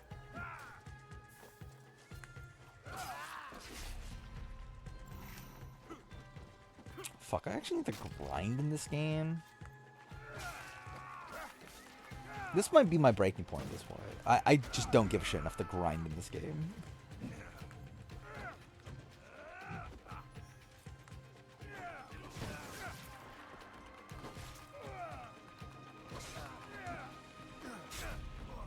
Cool.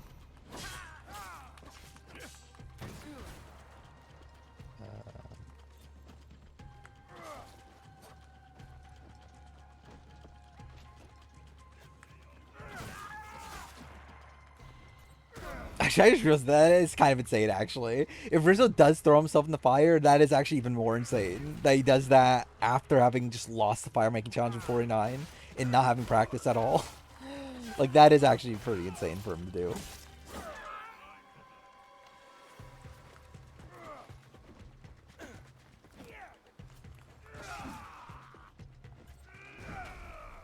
But also, I think that would make sense with like how cocky Rizzo is. For him to think that he can beat Suri in fire. God damn it.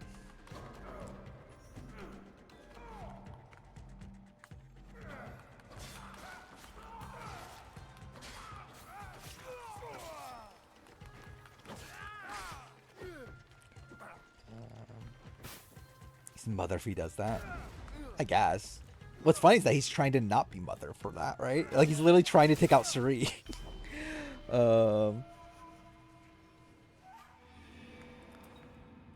Like his intention would literally be the like making sure that Suri loses again.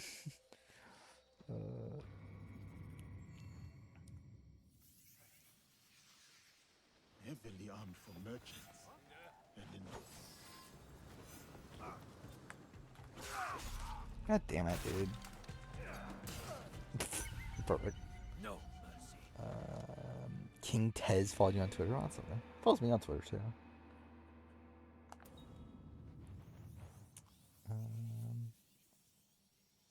Or if he loses to the other two. Like the other two finalists, I don't know. Like in terms of fire making challenge, yeah, I would think that makes sense, right? That he would lose to like Jonathan and Joe, and like even if it's a world where Ozzy's there, like he definitely would lose to Ozzy. It's like I would assume that Suri's the only person that he could theoretically win in fire.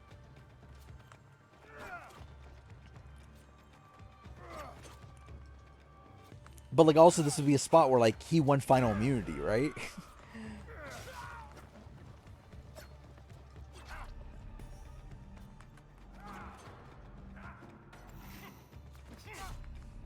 Dude, that, yeah.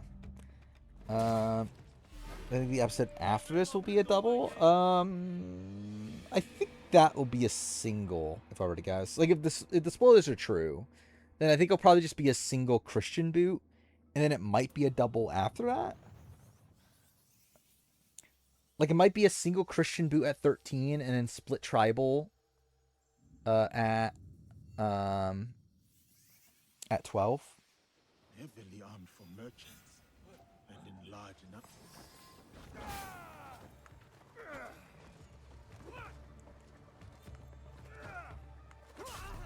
Cool.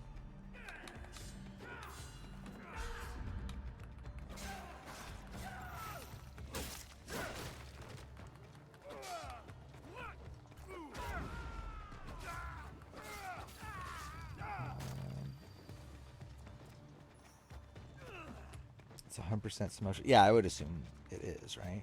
And like, yeah, if Rizzo's winning, then yeah, it has to be Samotion, right?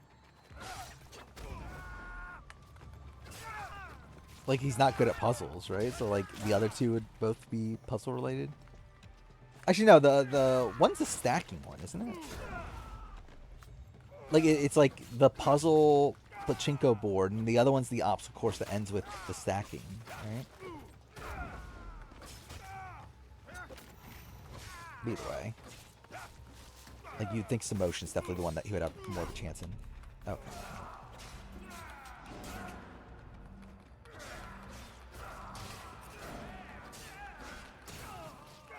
Oh, there we go. 14 days, get through 14 eliminations. Yeah, that's the spot that we're at, which is insane. The thing is, like, we know that there's, like, an auction. We know that there's, like, or, like, it seems at least like there's family visit, right? So, that must mean that there are still non-elimination days. It's like, you would think there has to be... There still has to be double boots then, right? Well, I guess we're doing a triple this next episode, so I guess that kind of helps a lot.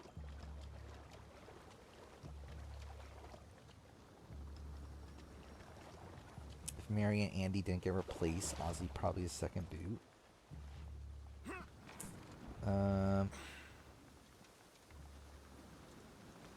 I mean, so this would what be Marianne instead of Savannah? Yeah, like Jenna's still probably first boot. Yeah, Marianne's probably with like Emily and Christian and Devins, right? Probably Suri. It actually might be Joe, to be honest. Yeah, because I think Suri would try to protect Ozzy, and at that point, it's like, yeah, like Christian doesn't really have a reason to like protect Joe in that spot. Because like at that point, that'll be like Devins wanting Joe out, and like yeah, I think probably just Joe goes there. Which means it probably would have been a better season.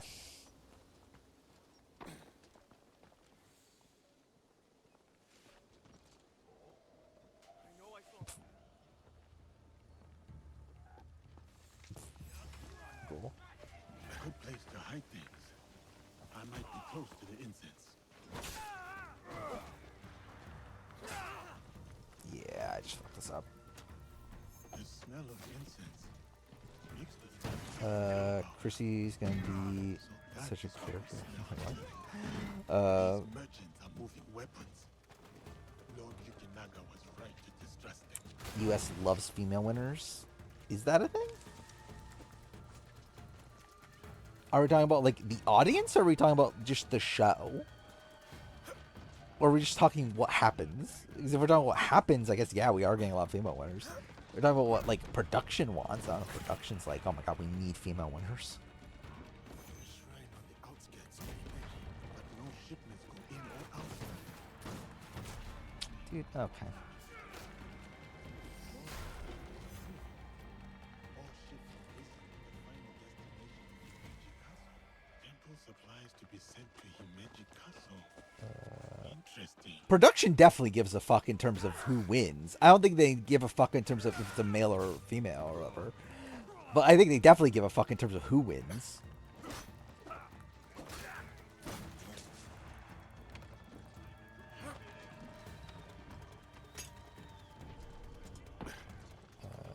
They definitely want it to be someone that they like.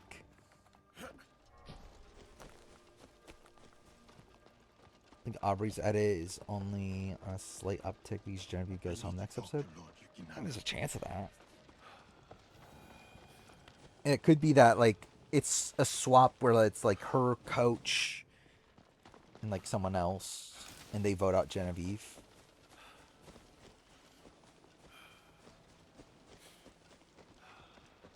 Why aren't you counting Parv? Are you saying Parv's not an official winner? Are you saying that A versus the World's not canon?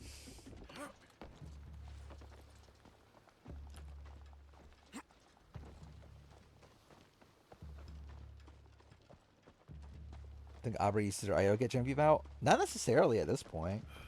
Like, I think if they're I think if they went to tribal in their configuration, I'd be like, that's kind of what has to happen. I don't feel like it feels like Aubrey's in a tough spot to like get out of that without using the idol. But like now, like. Yeah, I think it's very possible Genevieve goes out. Like just being swap screwed.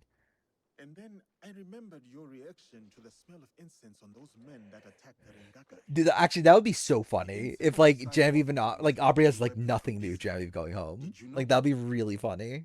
Incense from Beeson. Yes, of course. But weapons? Of course not.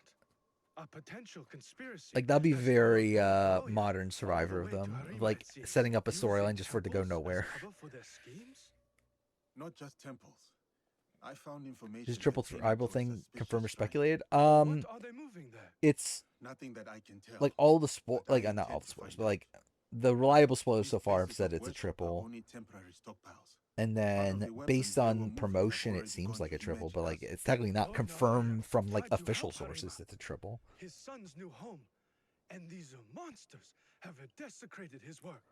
They would stoop to Oh yeah, I forgot Redmond says it's a triple too. Yeah. Cause to get what they want.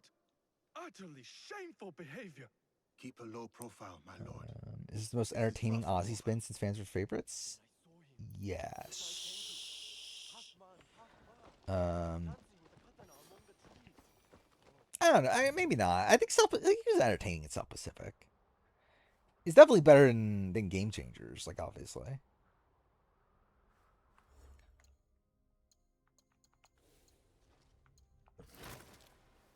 I actually have better equipment now. What a shocker. Wait till Ozzy and Emily and Christian for revenge, basically. I mean, that is something that Ozzy does like doing.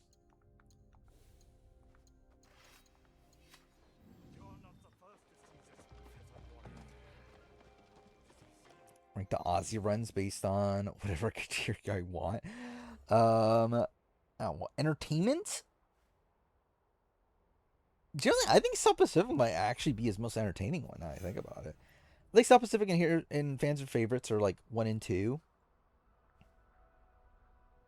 That's probably it. Might be this thing, Cook Islands, and then Game Changers. Like Cook Islands, it's like he's fine. It's like the Billy stuff is like I don't know. Like kind of interesting. After that, he's just like kind of a golden boy in terms of the edit. He just does well in challenges. It's just like whatever.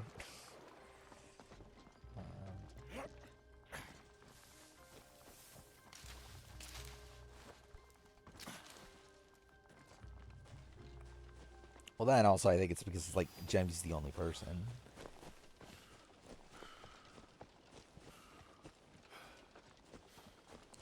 And especially like considering, like I don't know how they determined the time slots. I don't know if that actually that had to be decided.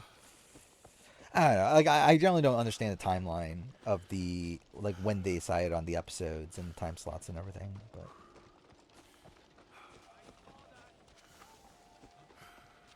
But it's interesting that Dee got her own episode and Emily didn't.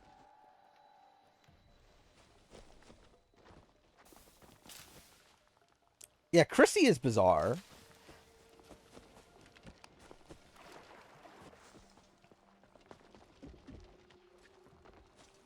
So she must have like some sort of impact in the post-merge, right?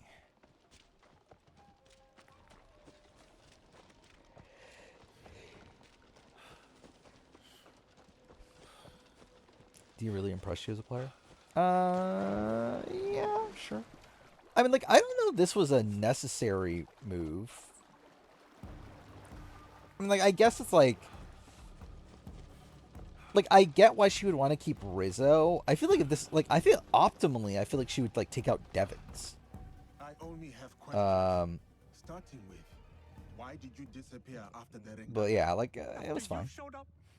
Like, she seems to be in a decent spot, all things considered. Killing. I had to run, but I'm innocent. Do you hear me?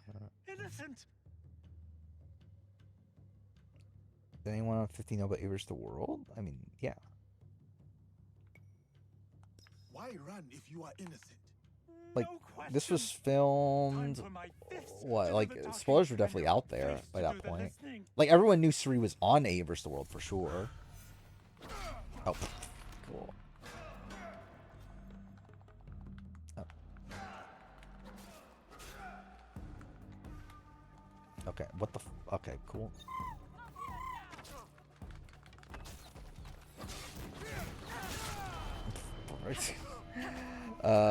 Source 50 Devon's best game. I mean, is that saying much?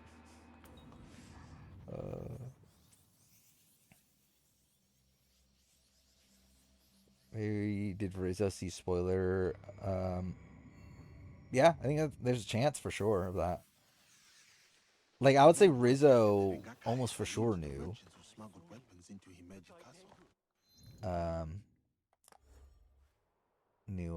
Wait, what the fuck? Why did it put me this far away? From Bizen, home of Okita Naoya and his son. They are using places of worship to hide weapons and other things. Yeah, Rizzo almost for sure knew the Avers World spoilers. Crazy that Suri on BB might be your favorite Suri. I think that is pretty insane, but I kind of get it. What is like kind of insane to like to actually like have someone say. Again, Aubrey's not getting a Michelle edit. And Michelle, it's not even fair. Like, Michelle got a good edit. Like, this is just not a Michelle edit. Like, a Michelle edit would be, like, Aubrey talking about, like, her occupation a billion fucking times in the premiere. And, like, bringing it up every fucking episode.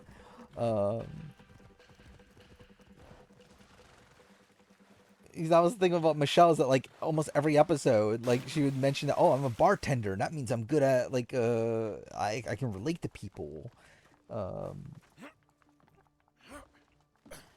Like if anything, this is like more of an Erica style edit, but without even like the setup of the lamb into a lion thing.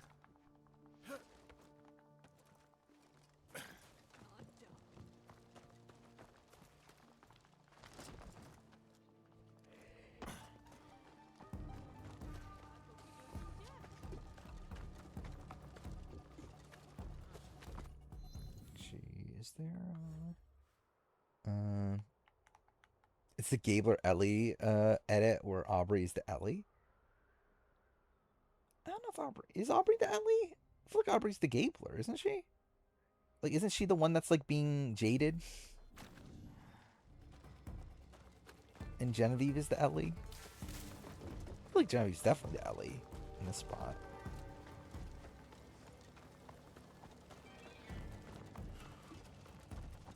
Do you see anything of interest?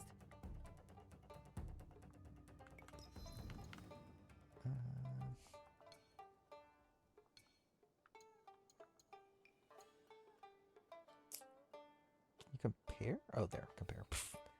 Oh, it's worse?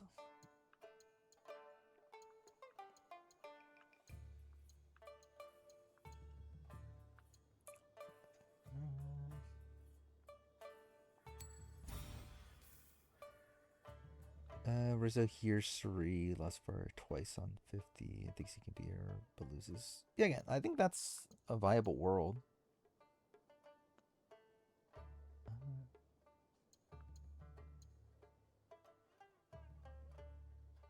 Okay, I'll buy that one.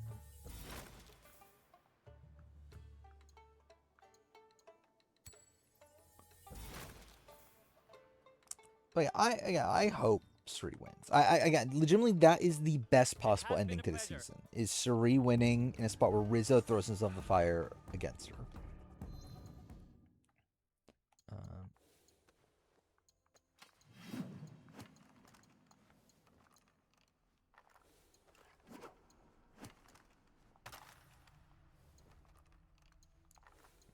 These are already changed, right?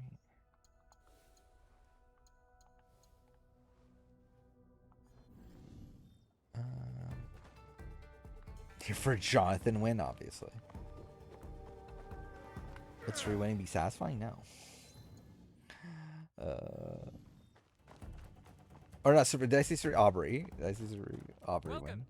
Yeah, Aubrey win, like, yeah, like if she win, it's like, I guess it depends on how exactly it happens, but like still, it's like, it just feels like it would have to be like this really big like underdog sort of win, but I don't feel like that's even what we're being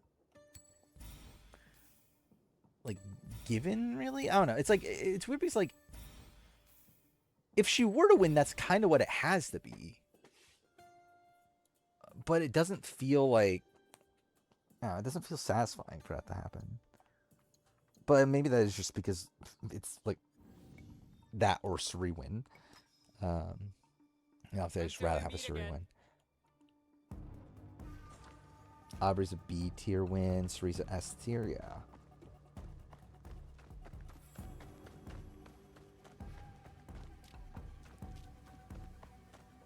Generally, I've not even like I haven't seen any of the casual response this season. I generally don't even know how they feel about I only have questions. about these people. Why did you disappear after the Rengakai? After you showed up, everything went to shit. All that kid.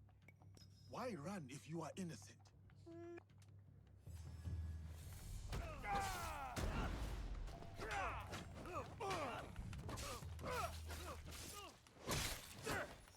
Okay. I feel like everyone's spoiling, just hiding it. I feel like a lot of people are spoiled, definitely. I do find it very weird how like how Corey like has his like prediction of the entire boot order and it's like almost correct. Which like I don't know if Corey's well or not, but like it definitely feels very sketchy. Tell me what you know about the attack at the Rengakai. Corey Wurtenberger. Men from Bizen offered money to stay at Like on his live streams. Like he has like an entire boot order. And it's like he has the winner as Aubrey, the runner up as Jonathan, third place is Coach, so that's like not like fully right. Like Suri as fourth, Tiffany as fifth. It's like Rizzo as sixth, I think it is. Keep it, burn it, I don't care. It's like it's definitely like very close. Especially to my wife. That's all I know so far. I was desperate. You still have Corey and stream right now, maybe. Tell me what positions the men from Bizen have taken.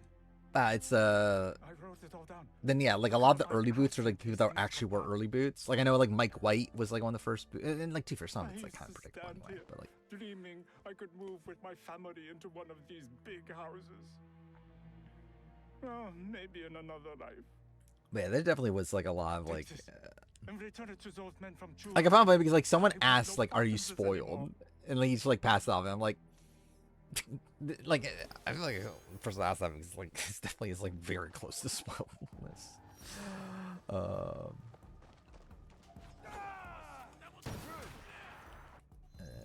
What mission am I at now?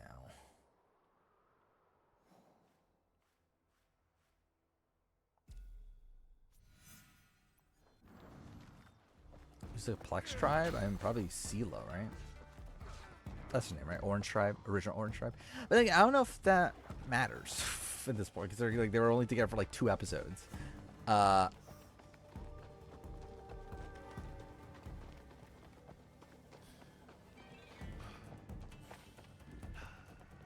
But like, if there is one, then yeah, it is CeeLo.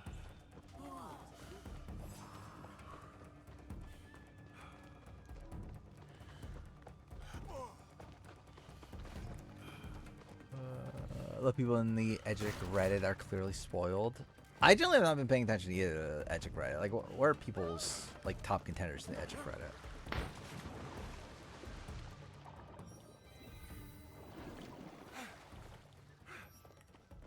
I think I did see a post of like someone like combined all the people and like Christian I think was the #1 or something.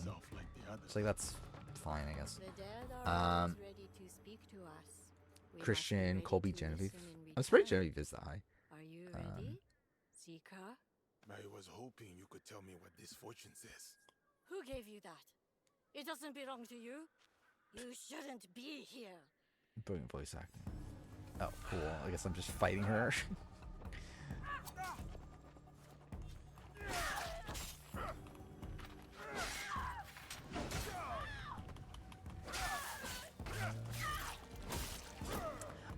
I do find it like ever since 49, I generally have not been paying that much attention to like Edgic and that sort of stuff anymore. And obviously I've been spoiled since then, so like, that's probably a factor into things, but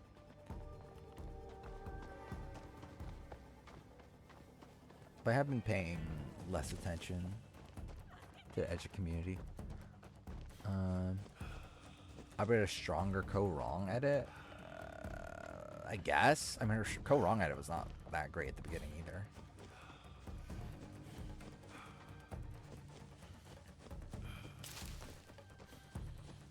Like, Genevieve is like someone that I think like having her as like a potential winner still makes sense, but like have her in like top 3, it's like, I don't know. I think that's very high for Genevieve.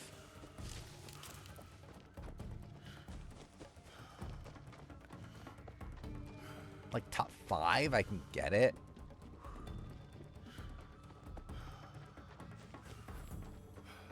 Like, there's definitely like 2 other, or I guess, yeah, 3 other people that have better as than Genevieve.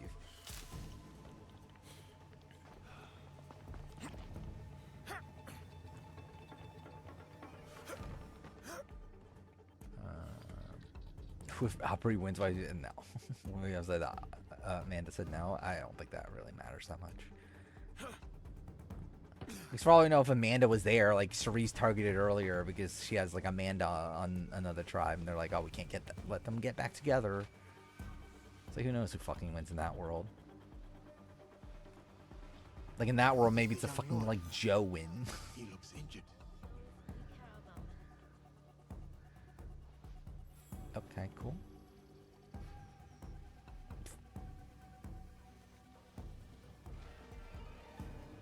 Okay, this is actually really fucking stupid.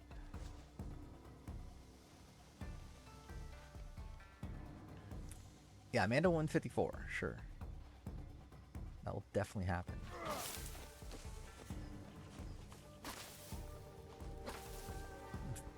Okay, like, can I get out of this? What the fuck? There we go. Young Lord, are you hurt? Who did this to you? Sue and Jen and Amanda file 2 after Rizzo loses fire, making the Sue. That would obviously happen. Imagine Sue Smay on 50. We're going to kill me to get back at my father. But Making quiz on daytime show to do it. I don't know. I'm probably not dying to do it, to be honest. you did. May I ask? I feel like daytime. I'm probably gonna be like so brain dead by the time we get towards the end of that. Like actually like ranking all those players for that long. Loyalty. I had prepared a stanza for him. It was a message for the both Winning of us. 53 and then we're gonna win misunderstood what I 54. I meant. mean, My poetry was not good luck. as skillful as I hoped. Young lord, we should get going. Of course. I just realized, like, what if that'd be actually really fucking like the winner of Many shrines 53 ends up and playing in 54 like they did 4950. my father contributed to the reconstruction. Because I guess that's like not a way off to the help table people make anymore. sense of their suffering. Because before it was like, why the fuck would they do that? But I guess they literally just did it. So yeah, I guess that is the thing you could do. Anyone caring for him back They then. just streams on Saturday, Why I obeyed when he sent me to Lords Hideyoshi and Kami. starting at 1 My way of p.m. caring for Eastern him time. in return. Which, along with that, tomorrow's my last day of work for like a week and a half. So that's Such a something. pity. We are quite fond of him. Do you not find it odd that you are asked And what am I to gonna hide do on my the son of a vacation? daimyo? It is Literally not for me to spend a question such day things. I am doing but a a stream, humble spend another day you are, playing Life is I am Strange sure. Reunion, and then the rest of it just edit my remote Good day. video. So that's something. Until our paths Um, cross again. So, you serve both Lord Hideyoshi and the Yukita clan now? I suppose that's true. The way Mother Eve has made merge the amount of times as Sandra, sure, I guess. You alright? Where is your mother? You're one of them, aren't you? The Ronin who killed my mother. Also, oh wait, I also have to make the Mitzi's power ranking, don't I? My word. Kind of forgot about that too. I prayed to the Kami to make me a spirit too, so I don't have to be lost. I also, there's a lot of stuff I need to do too that I haven't gotten to yet. But Scared anymore. do I Take care of the do that during my vacation, or do I really just try to focus on the remote video?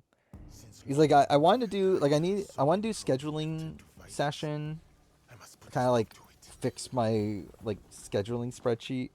'Cause that's just completely fucked. I also wanted to update channel art and all that sort of stuff, but All this attention maybe I will just is wait for the me. remote video to be done first. I will prove myself worthy of It kind that of would be a good protection. time to do it when I'm off work, but you know. 17-person Father, merge is hilarious. Yeah. It is good to see you again. Have you come to take me to Christina Mills is Hideyoshi? a higher average placement than Charlie Davis. Sure. You must go with my men to Does it count Okinawa. if you've only played I once? cannot take you I guess to it is still Himeji Castle. technically an In average Beacon? placement, but But are you disappointed in me, Father? Did I do something wrong? Of course not.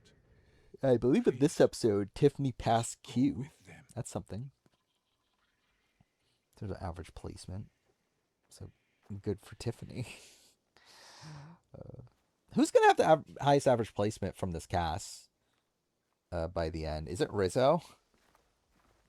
Lord Naoya, you have impeccable timing. Or is it Joe? Yes. It'll be Joe. We Right? both do. Yeah, it'll Why be Joe. are you here? Which, For my son, of course. yeah, good for One Joe. of the servants told my man he was Um, spotted in the shrine. My lord. At least it's not Rizzo, why my will you not man. Let your son return to Himeji Castle. This is no So even if concern of Shuri yours. wins, her average placement's a bit fucked, right? Because of Here's Your Villains. Then Aubrey's fucked because of Lord Edge of Hideo Extinction. was badly injured. Jonathan, Rush him away. I think He at needs best time he to heal. ties What Joe, I right? wish for is irrelevant. Because it could be He Joe is should third save and you. third. Jonathan could be You fourth and Lord second, Hideo so that'll will be make it an back average to of Oyama Castle third. Without interference? Enough of this badgering. Does Lord Kambe know you're here? Curse you, JT. Yeah, JT ruined everything. He does not. Lord Mitsuhide said I he wonder. sent I you generally, I here wonder for what would have revenge. happened on Here's Villains if, I didn't expect to like, see if you Tom again didn't have an at idol. Himeji Castle. I wonder how far Sri actually goes on that season. So it is you. What? The weapon stockpiled Can't in believe the it. temple, This guy's the men bad inside guy. Himeji Castle. You are planning another attack. But why capture your own son Rizzo, when he's a during top that 50 time? survivor player, generally It it's was almost not the guilt. responsibility. I hid him to keep him safe until my business was completed. Amanda wins. You It's complicated looking things. better for her, right? I cannot have what I want as long as Hashiba Hideyoshi Poverty workers and Suri over Lord Russell. Kanbei both live. Uh, And you. I think. You will not succeed. Well, no, for one, but like, Sure of it. I wouldn't be shocked if Suri flips over to Parvati. Or like they pull in Parvati and Russell together. Like I think Suri would definitely want to work with Parvati. But also I could see Suri wanting to work with Russell also. I think Suri is like a big big Russell defender.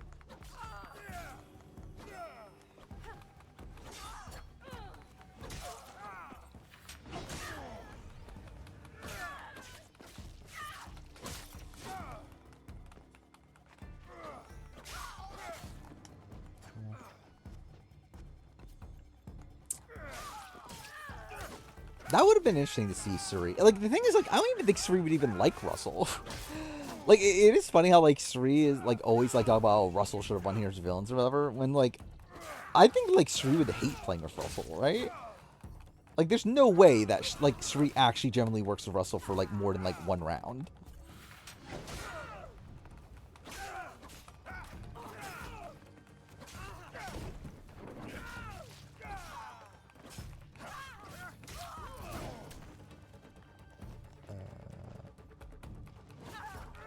Yeah, it's also interesting that we never got to see Suri and Sandra play together.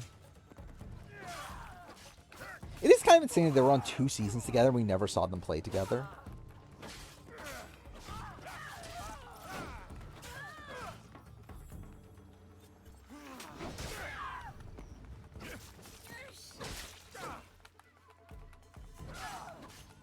But they're friends now. They were not friends at the time of Game Changers. Because, like, she'd always been a big, like, Sandra shouldn't have won Here's the Villains. Russell should have won. I must tell Lord Kanbei what happened. Traders All-Stars. I mean, I think it's generous to think that Sandra would be called for that.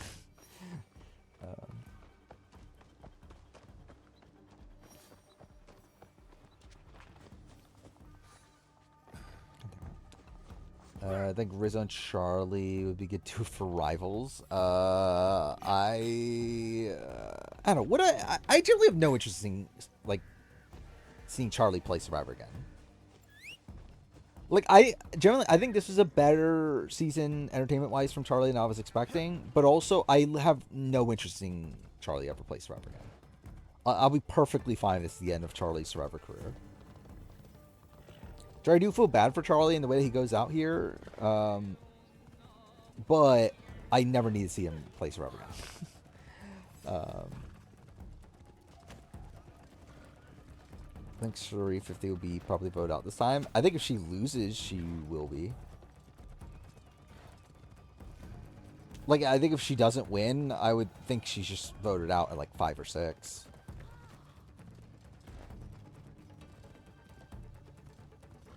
I mean, Suri and Rob are on Traders All-Stars. That's very viable.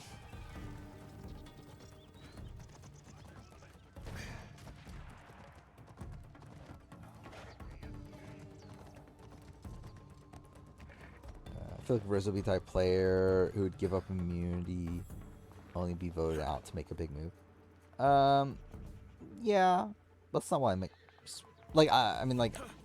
I think him giving up his necklace to go into fire, that's 100% something he would do. Didn't he say that he wanted to do that in 49? That he wanted to do that to face off against Savannah in fire making?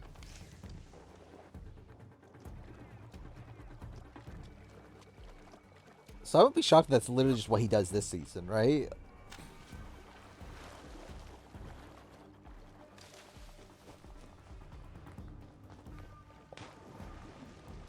It does make sense that this is something that Rizzo would do.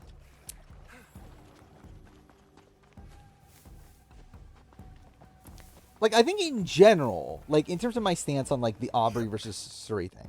So, like, spoiler-wise, like, from spoilers, it is looking more likely that Aubrey wins. From edits, I think it's, like, slight Suri, but not as much as what it was before. But then, like, from outside show stuff, in terms of, like, alumni and, like, interviews and stuff, I think it's definitely leaning Suri in that spot. Miss Savannah, I mean, yeah. She would have made the season better if she stayed longer.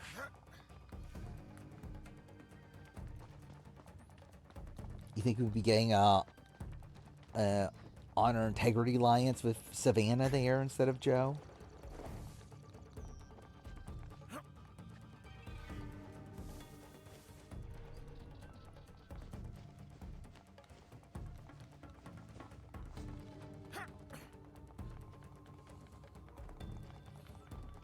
We'll do a reality TV season ranking, like, of every reality season I've watched. No. If death comes for me here, I am ready.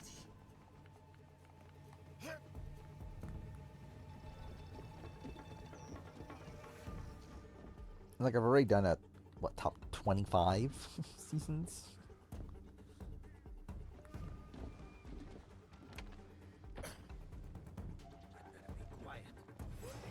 God damn it.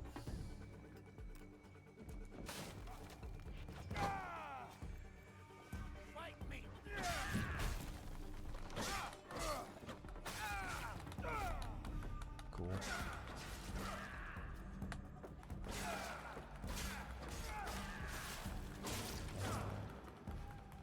Yeah, I've literally done a video on it already.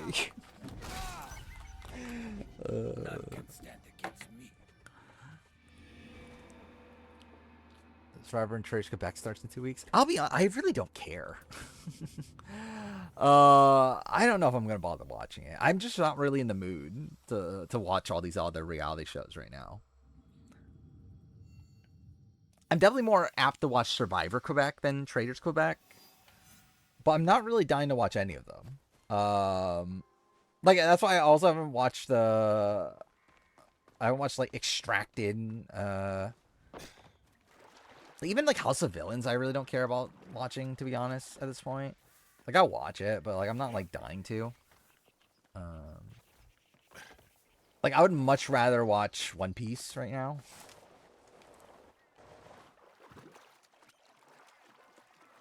It's like, even One Piece, I haven't watched, like, I guess I've watched a decent amount, but, like, I haven't watched as much as what I could have last stream.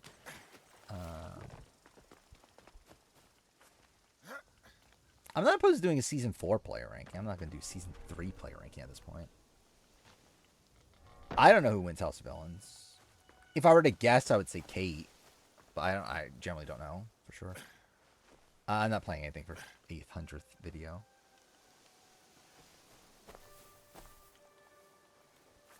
I don't even remember Season 3 well enough to do a player ranking.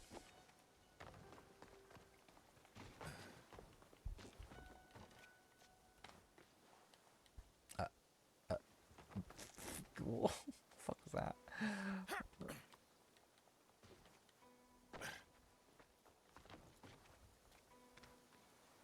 Tom wins? Yeah, I thought Tom was going soon.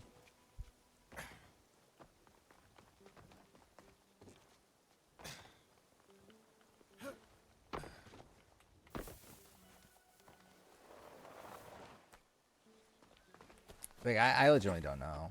Spoiler. Like, it was supposed to be like Tom and Tyson next, right? Or was it Tom? Wasn't it supposed to be like the finalists were like Paul and then all the women that were left?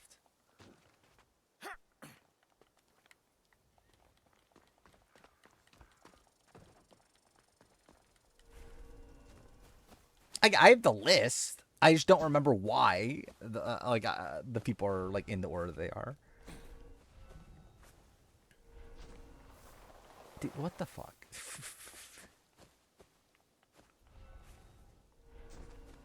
Why am I even doing it this way? This is such a dumb... Okay, cool. What is the secret scene? Okay,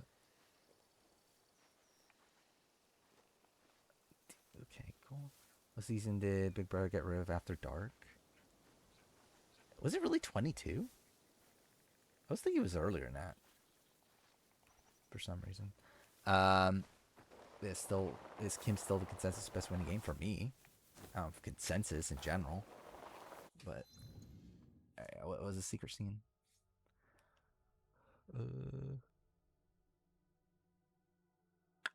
Load.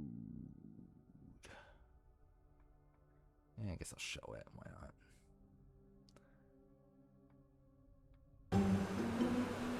Kahlo.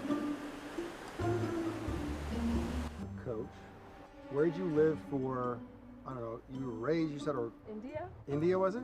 When you're on the beach and there's nothing going on, and It's a we've all Colby scene? had Oh, many no. conversations with one another, we've learned all about each other's family. At some point, you just need entertainment. You just turn the knob to your favorite channel, which means ask Coach any question you want, because all you got to do is just kickstart that engine, and then he takes off, and you're not going to stop him for another half hour. I just sold everything, got in this kayak, and went down to Colombia. I should have been toasted so many times. I was just like, The thing about Coach So is I it's think Coach Coach is in this and for Colby? Coach is so real. This is pure entertainment, but pure wisdom from a guy who has done, Aubrey. Well, thank God. I have no doubt, every single thing that he said he's done. through a hurricane and shark attacks. 3 and, like, lost my wins kayak at one point. confirmed, even though she Even was the in a Bikini, secret nothing scene happened, also. right? And I feel this on my kayak. Actually, she was in And I 2 feel this secret underwater, right? scenes. It goes under the water, and the tiger shark, and the tiger shark comes around. So when Coach tells his story, I take it the same way. Tiffany confessional? What? That's at the barbecue telling story. I take my paddle and I go like this and I hit it.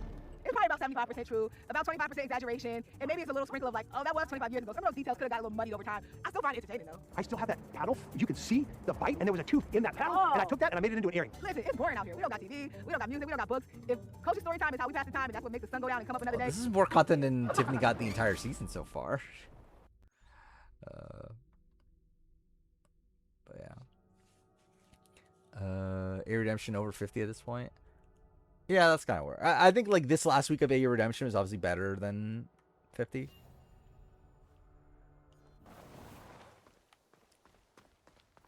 I think 50's still good though, but I think the last couple episodes of 50 have just been like fine.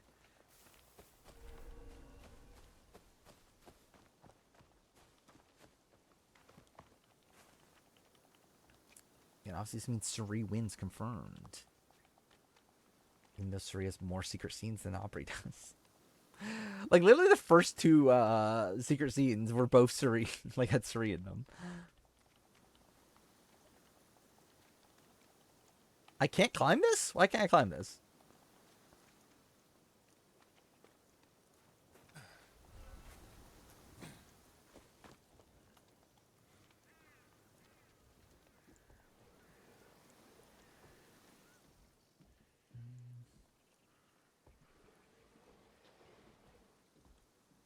Good enough. You have something to discuss? Yes, my lord. About Lord Hidei. Suri's deaf winning. I mean, I don't know about deaf winning. I got possible Monday stream. I wouldn't get, like lock it in, On his way back but to possible. the province of Bizen, the home of his father, Lord Okita Naoye, the same man behind the attack at the Rengakai. Like I would say like His own son. 20% chance. Like don't like expect it, but there's at least a chance. With Hideye caught in the middle. He has stationed a private force at Imeji Castle. I never thought A Nick backup Wilson was plan winning for a Winners at meeting War. he never planned to attend. This is a serious allegation. Though, you gain nothing from fabricating the truth. You cannot meet Lord Naoya in Himeji. Call off the meeting and your guards. Oh, yeah, I did find it funny how I was watching Corey's live stream from earlier today, and like I find it funny just like how hard Corey feels like he has to defend Jag's game. Which like again, because there was this post on like Reddit like talking about how shit Jag's game is, and it's like, and like Corey like spending like most of the stream complaining and like defending Jag's game. It's like the thing is like I think the pose was wrong. Like the post I think is like exaggerating how bad Jag's game is, but also I feel like Corey is like propping up Jag's game way too much. But to leave you alone with him. Yeah, and they were like calling out like Corey specifically in that post. But Life is Strange, what I consider doing worst choices in the game. Naoya has plenty to lose besides his son. Like as a video or like as like a playthrough? I don't know.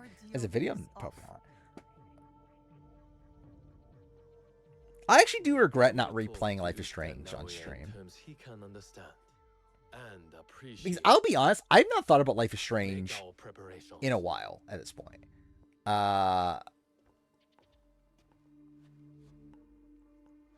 Like I kind of do. I don't know. Like, part of me does kind of want to do Life is Strange for a daytime stream.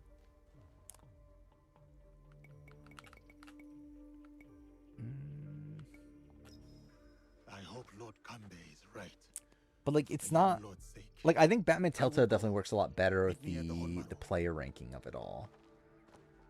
Because there's almost like no actual gameplay in it.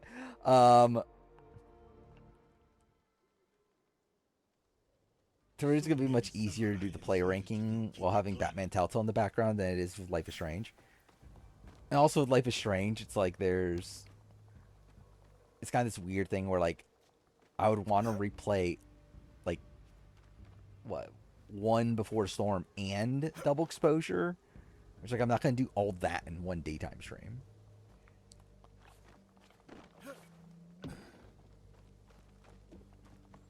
Yeah, I've seen the Google Doc.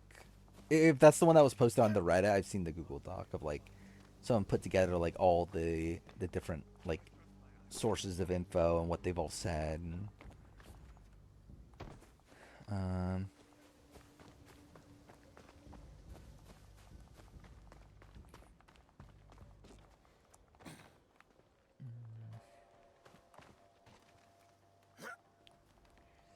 First 7 weeks are pretty good of BB26. Yeah.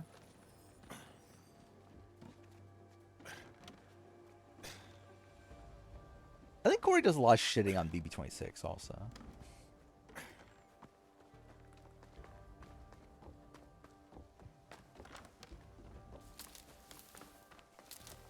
Which I don't think BB26 has aged the greatest.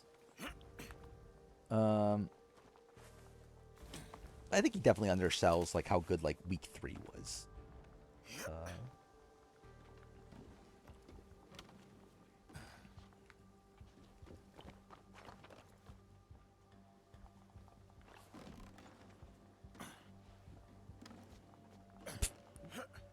How the fuck did I get in this? I didn't even see his bad HOH list.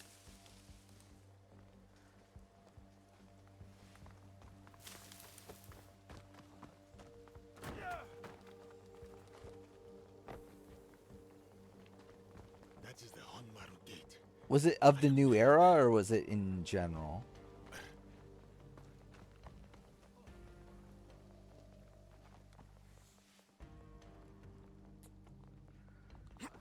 Just new era. I don't know, what would be the worst HOH of the new era?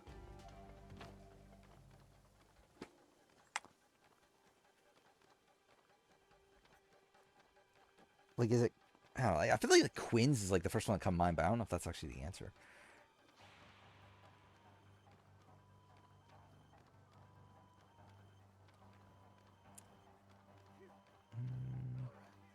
Jared week 5 is number 1. What, Jared? Wait, so that was the week that Red left, right? I think that was the worst HOH of the new era. Like, it was not good. I don't know if it was the worst of the new era, though.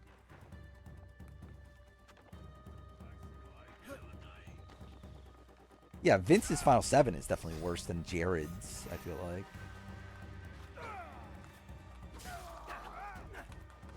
Like Mackenzie taking out Leah, I think is worse.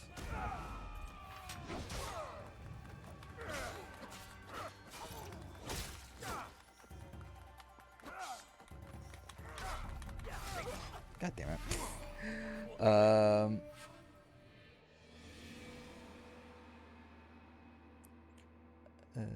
I think Riley Eviction, maybe. Riley or Joseph. I think Winston's the worst of them. Vince, Final 7 was number 2. MJ was 3. Yeah, I think both of those are worse than the Jared HOH.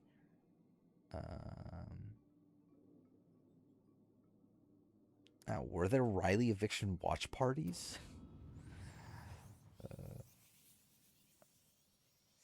Cameron taking out Mimi. Oh, is that one he was screwed either way, wasn't he? I don't know. I don't know if that's one of the worst. Like, I think either way is like he was So many screwed. samurai in service to the Ukita clan.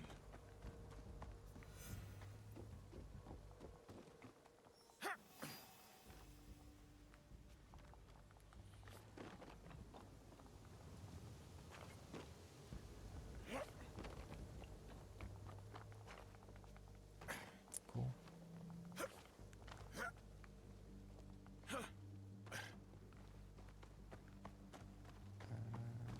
Blocked.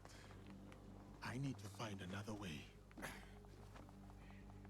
Actually, now that I think about it, I think I did see one reaction to the Riley eviction.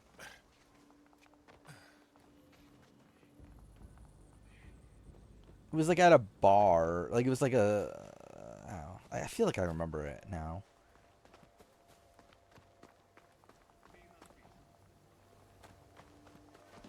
I mean, yeah, I saw Terrans.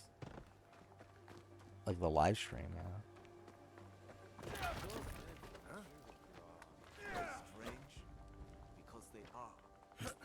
Okay. Should play that way. Yeah, I have 27 above 20. Most overrated BB season, probably 17.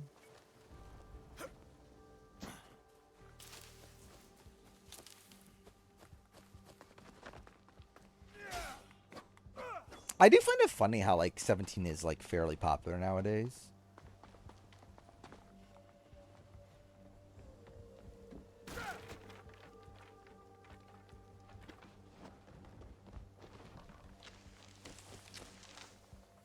It's like at the time people did not like 17. And dude, people liked it more than 16. Like in the Super Friend community, but like still people didn't love 17 at the time.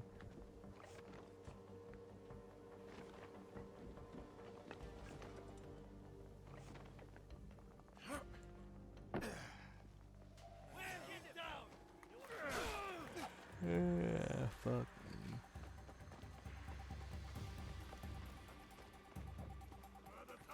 I bias towards 18. I agree. I liked 18 a lot. I even liked it when it first like people hated 18 at the time. I never understood why people hated 18.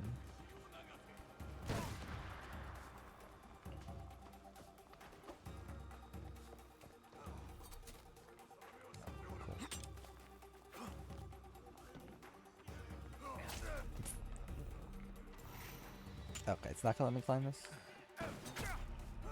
Cool. Yeah, okay. Just kill me.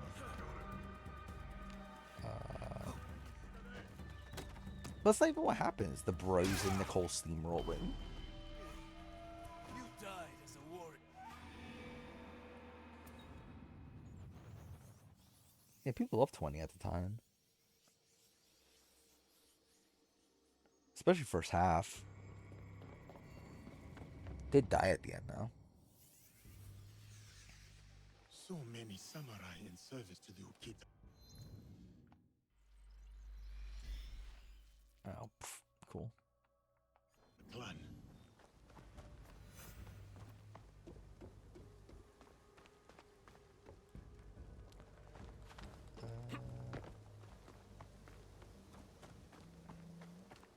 Blocked.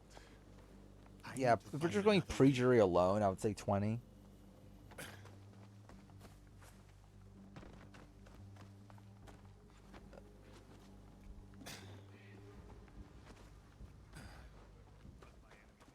Post-jury is definitely better of 27 now.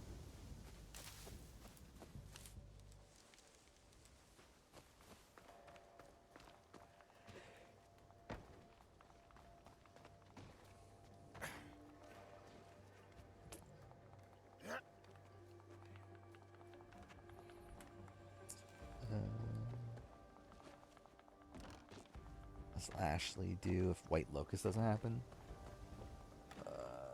Probably the same. Like generally, I think it's just the judges still steamroll, right?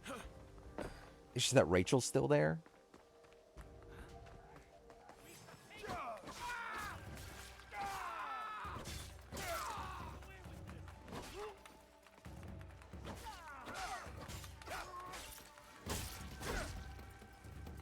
And like at that point, it's like I think like Ashley will eventually turn on Rachel.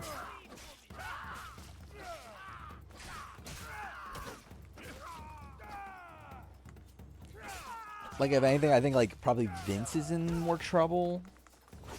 Like late game. Okay, cool. And like Rachel has like one extra person.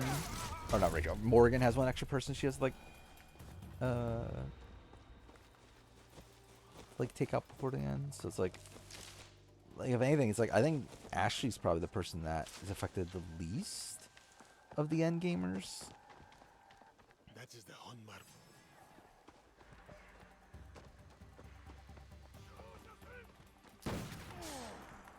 You're saying Rachel can't beat Vince and Morgan in competitions?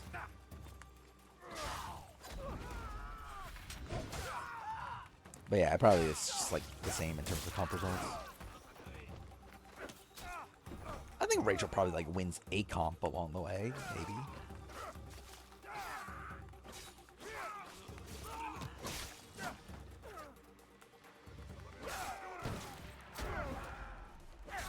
God damn it. Oh, really? I died? God damn it.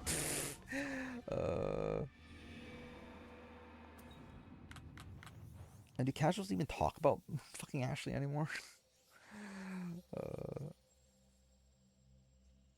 If Ava won HOH at 9,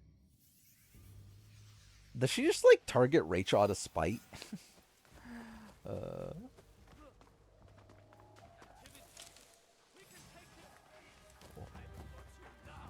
Oh yeah, I just realized I got a better checkpoint.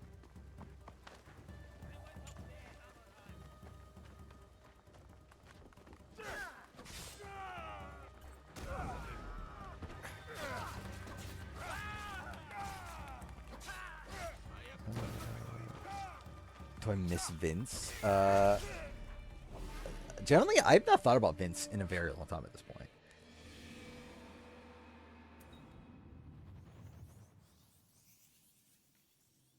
I think it was warranted. Yeah, Rage from White Locust. What I find funny is that fucking Grodner looks at it as a good thing.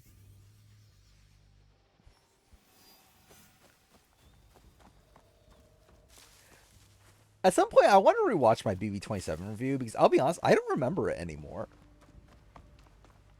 That is the Honmaru gate. I am nearly there. Like, I think it would be fun to rewatch at some point.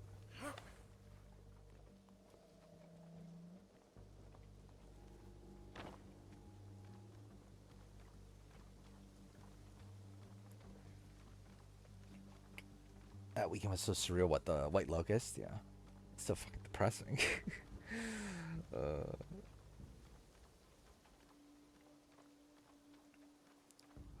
Runner and producer should be fired. Yeah, but they won't, though. I think Vince is a better player than Liz.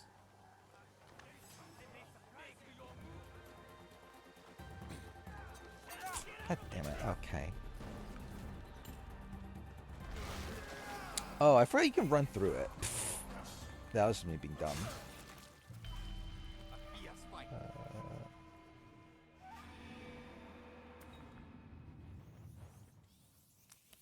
I don't mind Blockbuster if it's like early in the game. I think like it staying beyond like final 11 or so is overkill. So I understand to this day why they kept Ashley over Will. I get what they claim nowadays, right? Is that they thought that Will was a bigger jury threat?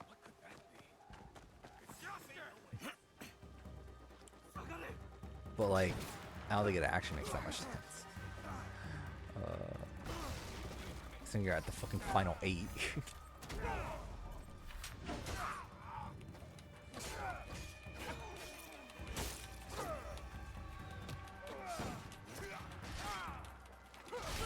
God damn it. Ugh. Okay, I never said it was a good move. Yeah, Morgan beats Ashley. It might not even be 4-3.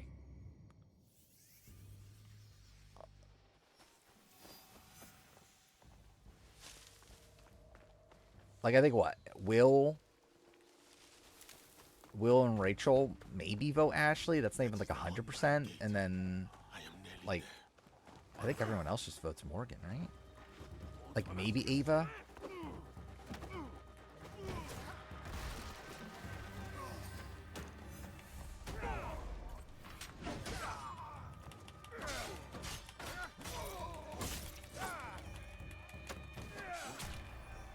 Okay, what the fuck?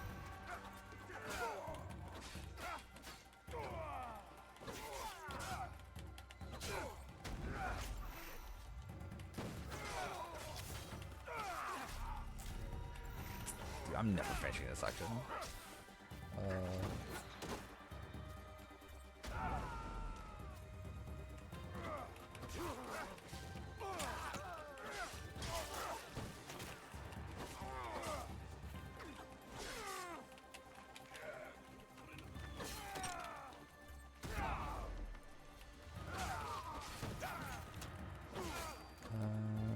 Ashering part 2 of HOH's Pete.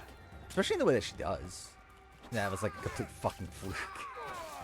Actually, that is an insane moment, right? Like the Vince meltdown. Like that is a great moment.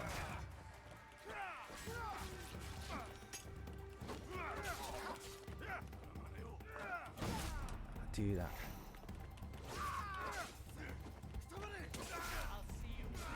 Oh, what the fuck? Okay. I think I had that, like, yeah, I had that, like, for a while, didn't I? I think I had a couple streams named that. Congratulations, Morgan, for winning BB27.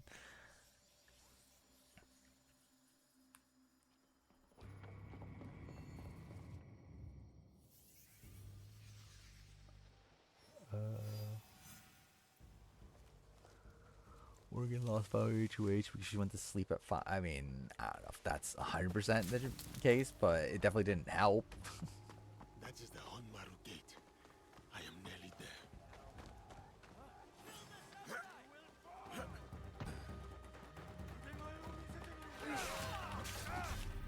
What the fuck? How the fuck that one elk? What the fuck was that?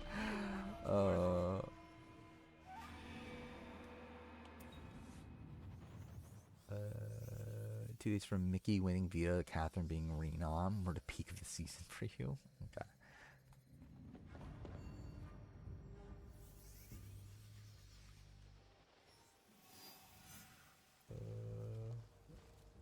Okay. Yeah, I'm well aware of how poorly she did.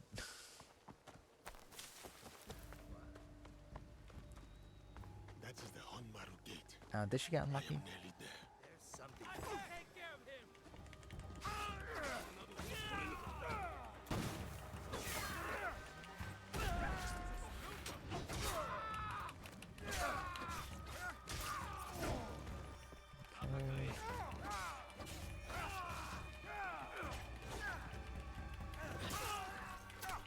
God damn it.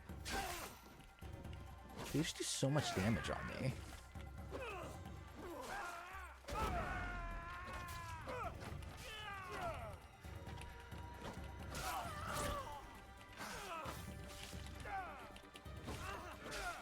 Where the fuck did this guy come from?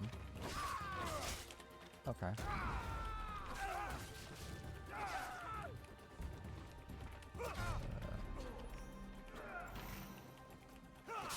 I think it'd be interesting to see if, like, how bad Keanu is on the... Dude, what the fuck?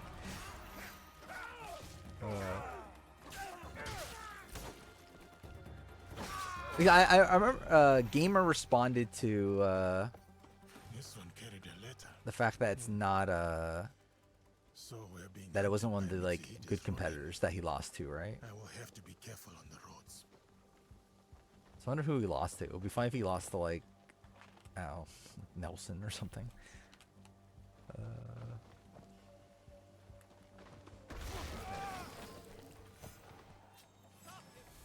God damn it.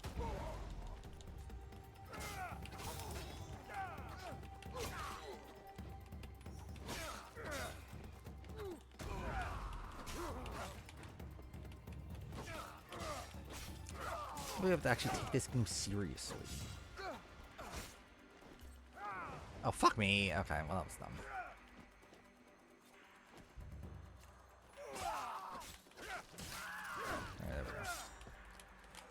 No. God damn it. No! Fuck off! Ugh. Oh, and Nisa lost the big T. That wasn't like... I mean, like, when you look at what the actual elimination is, it makes sense, right? But yeah.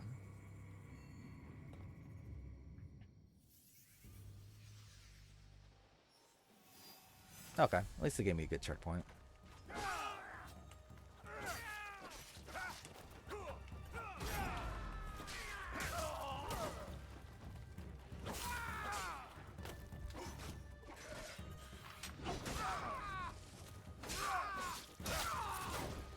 Okay. Yeah, Vince eviction, or Vince, not eviction week. Vince HOH week. It puts up Lauren. It is funny how like Lauren doesn't even go home that round, only for her to just go home during the double anyway. It would have been a lot more glorious if she did go home during Vince's HOH. Damn it.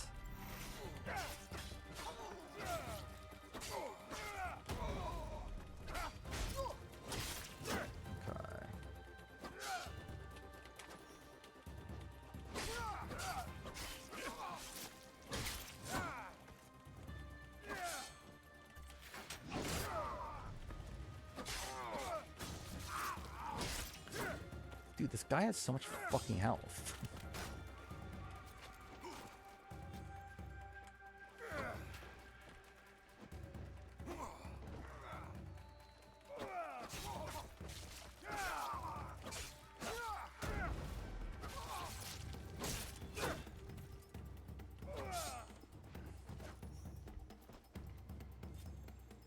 Oh, fuck off. You can heal.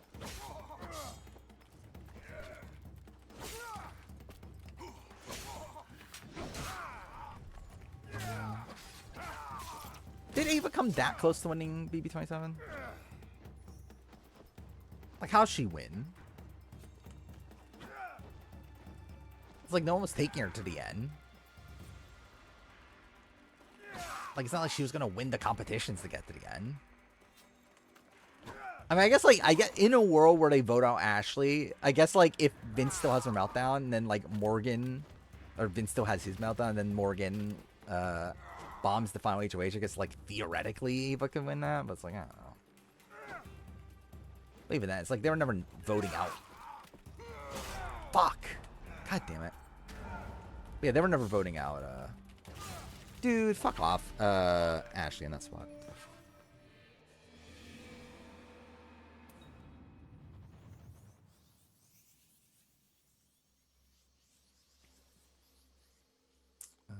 Vince was a go after he voted out Kelly.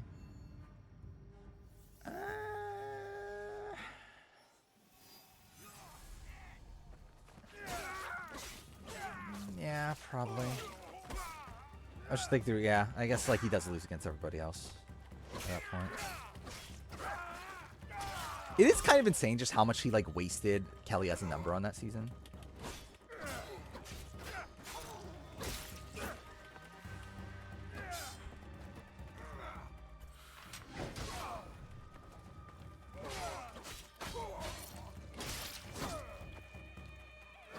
I love how I'm gonna do this attack like 8 times to kill this guy.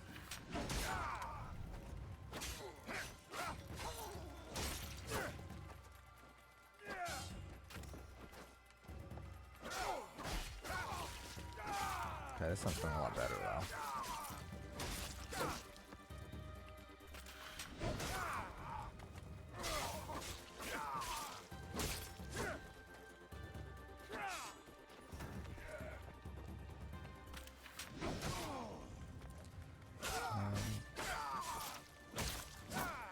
I wonder if Vince has a job now.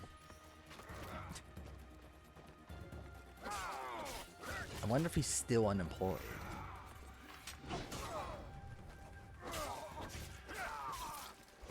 I wonder what Kelsey, was that her name is? I wonder what she's doing nowadays. No, no, no, no, no, no, no, no, no, no. Okay. I almost fucked that up again.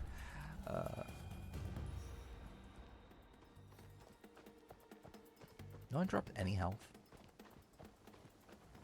Yeah, whatever.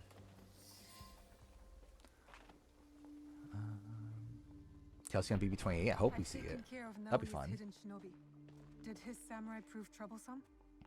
Nothing I could not handle. Now, we have to get to Lord Kanbei before something happens to him. Maybe Lord Kanbei has already talked Naoya to death, and all his men prowling the area. I forgot how insane Vorgan was. I mean, yeah. I guess I'll keep as Yasuke. I'll keep watch here and let you do what you need to do. Good. Find me at the meeting. It is actually kind of insane, just like how long the Morgan deep dive was, only from to not even actually talk about some of the like major like plot points of it.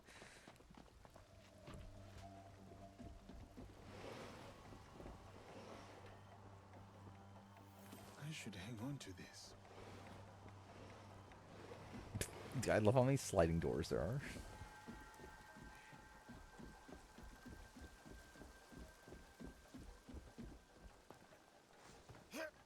What am I meant to be doing? Am I just like killing everybody? I am here. More up ahead.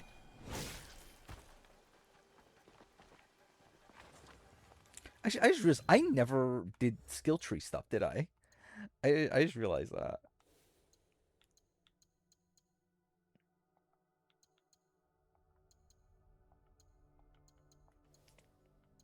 Okay, then again, is there anything to even do anyway?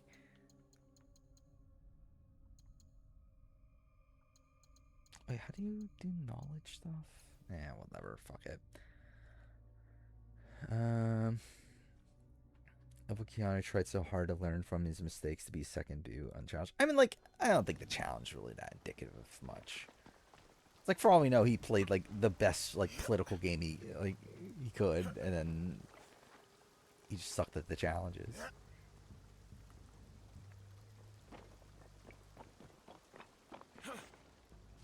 Better be nothing there. I hope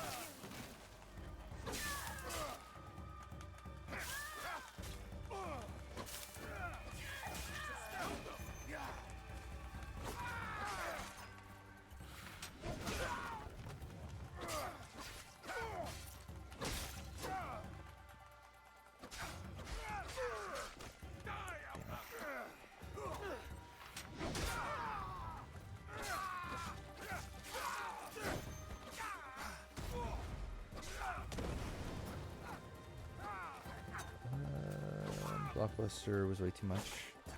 I mean, I think it. Okay, fuck me, dude. Like, I think Blockbuster should end at like final 11 or so. Dude, okay.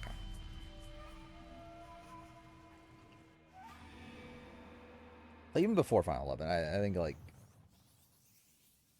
for what the old pre-jury used to be. Yeah, Zack was on pace to win the season. It is insane that Zack had that power and just didn't use it. Like, that is pretty insane in retrospect. I should hang on to this.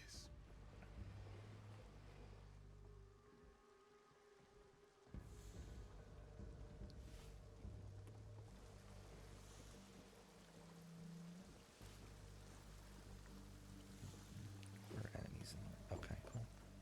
Okay, all the wrong buttons.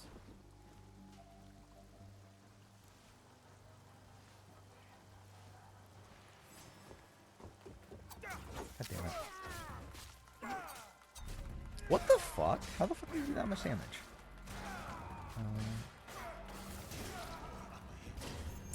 You understand, it would have meant that Morgan would be in danger. He's not gonna put Morgan in danger. Why would he do that? We ever talk about Aubrey never told Angelina that she was her number one? What? Oh, we're talking about like in in the game, like actually in the game, like not in the edit. Yeah, where did that even come from? I remember I heard that. Where did Angelina say that?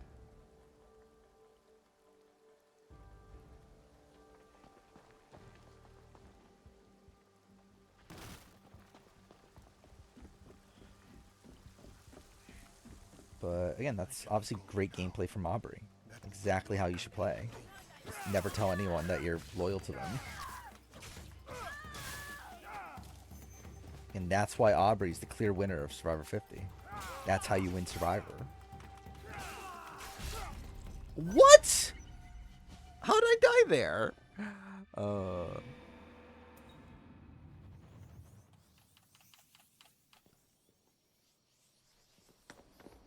Dumber move, Marcellus or Zach? Probably Zach is a dumber move. Like Marcellus's was like more costly. Because Marcellus was actually like fairly close to the end or whatever at that point. But it definitely Zach's was dumber to not do it at the time. Because at least with like Marcellus, it was like the first ever time that was even available as an option, and like there's no precedent set before it and whatever.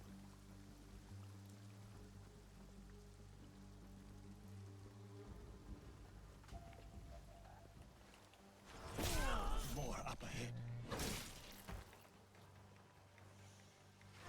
Fuck. What is the eagle? I keep on forgetting the eagle vision button in this game. It's not that. It's not that.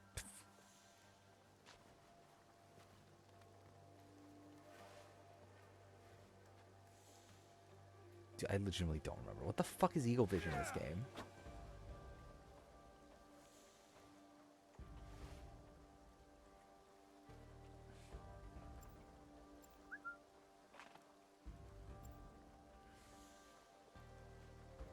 Yeah, whatever.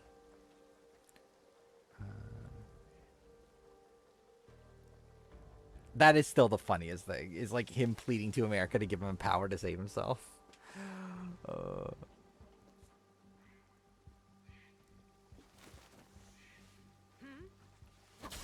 okay. Damn it.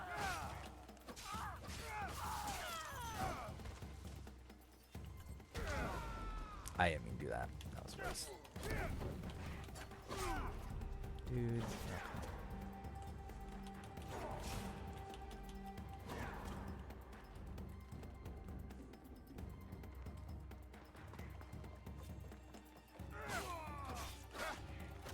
What? I hit the thing. Okay, well, that's fine.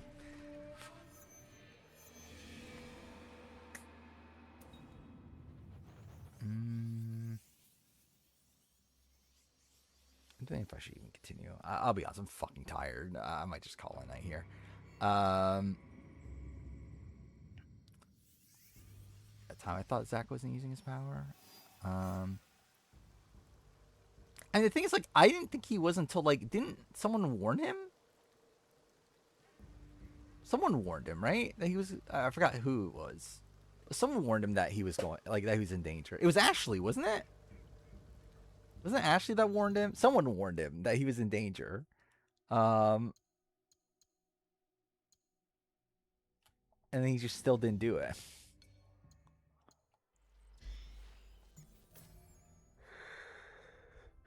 Oh my god.